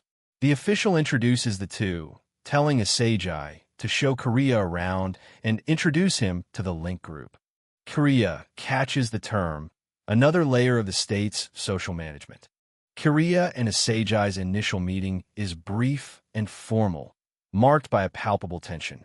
Though Asajai seems like he'd rather be anywhere else, he begins a mandatory tour, leaving Korea to carefully observe every move of his cynical new roommate. Asajai's tour starts in the cafeteria, where he lays out the brutal logic of life in the Alpha Zone. Every choice, even what they eat, is a metric for their social trust score. Remember the right amount, he warns, before moving on to reveal how the state's sorting process goes far deeper than just their diets. Asajai takes Korea through the classroom section, explaining the clinical reality of their future. He tells him that by the time they graduate middle school, the state has already decided which department they are suited for, whether it's the perfect police, information control, or administration. Korea watches Asajai closely as the silver-haired boy cynically describes their existence as being sorted like livestock for the future. Asajai's cold, detached perspective on their elite status is already clear. In short, A rankers are premium materials, Asajai adds with a disturbing, fixed smile. He advises Korea to just play along, saying life is easy as long as you don't do anything weird that might upset the status quo. Korea is taken aback by Asajai's blatant cynicism and the casual way he treats their humanity as a commodity. Asajai notices Korea's discomfort and mockingly asks if he thinks these truths are dangerous to speak aloud. Asajai leans in, his expression knowing and weary. He tells Korea that once you reach A rank, you could get away with a lot, even a bit of sarcasm, because you're far too valuable to the state to be thrown away for a minor slip of the tongue. Push it to the limit, the very limit, Asajai whispers, almost as if he's testing Korea's own resolve. Their tense conversation is interrupted by another student calling out Asajai's name from down the hall. They meet Shirayuri, another A-rank student who looks visibly annoyed. She immediately accuses Asajai of slacking off on his mandatory cleaning duty, her strict adherence to the rules clashing with his carefree, rebellious attitude. Asajai offers a mocking apology, promising to kiss her later to make up for his laziness. Shirayuri is outraged by his flippant remark and threatens to report him, warning that his social trust score will drop if he doesn't start cooperating. Korea watches the interaction, learning the social dynamics of this elite cage. Asajai isn't worried, knowing Shirayuri won't actually go through with her threat.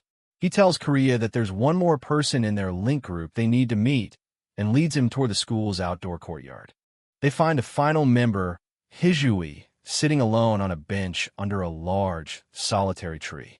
Asajai notes that she's always found here, lost in her reading and seemingly detached from the artificial cheerfulness of the other students. Hijui looks up from her book as they approach. Her expression is calm and observant, lacking the forced smiles Korea has seen on so many others in the Alpha Zone. She seems to be in a world of her own. Asajai introduces Korea to Hijui. She simply watches him, her silence creating a quiet but strangely intense atmosphere as she joins the rest of the group. Korea tries to read her expression, but she remains a mystery. Asajai formally introduces the full circle of their group, Shirayuri, Hijui, and now, Korea himself. This is the group of four that Korea is now legally and socially bound to by the decree of the state.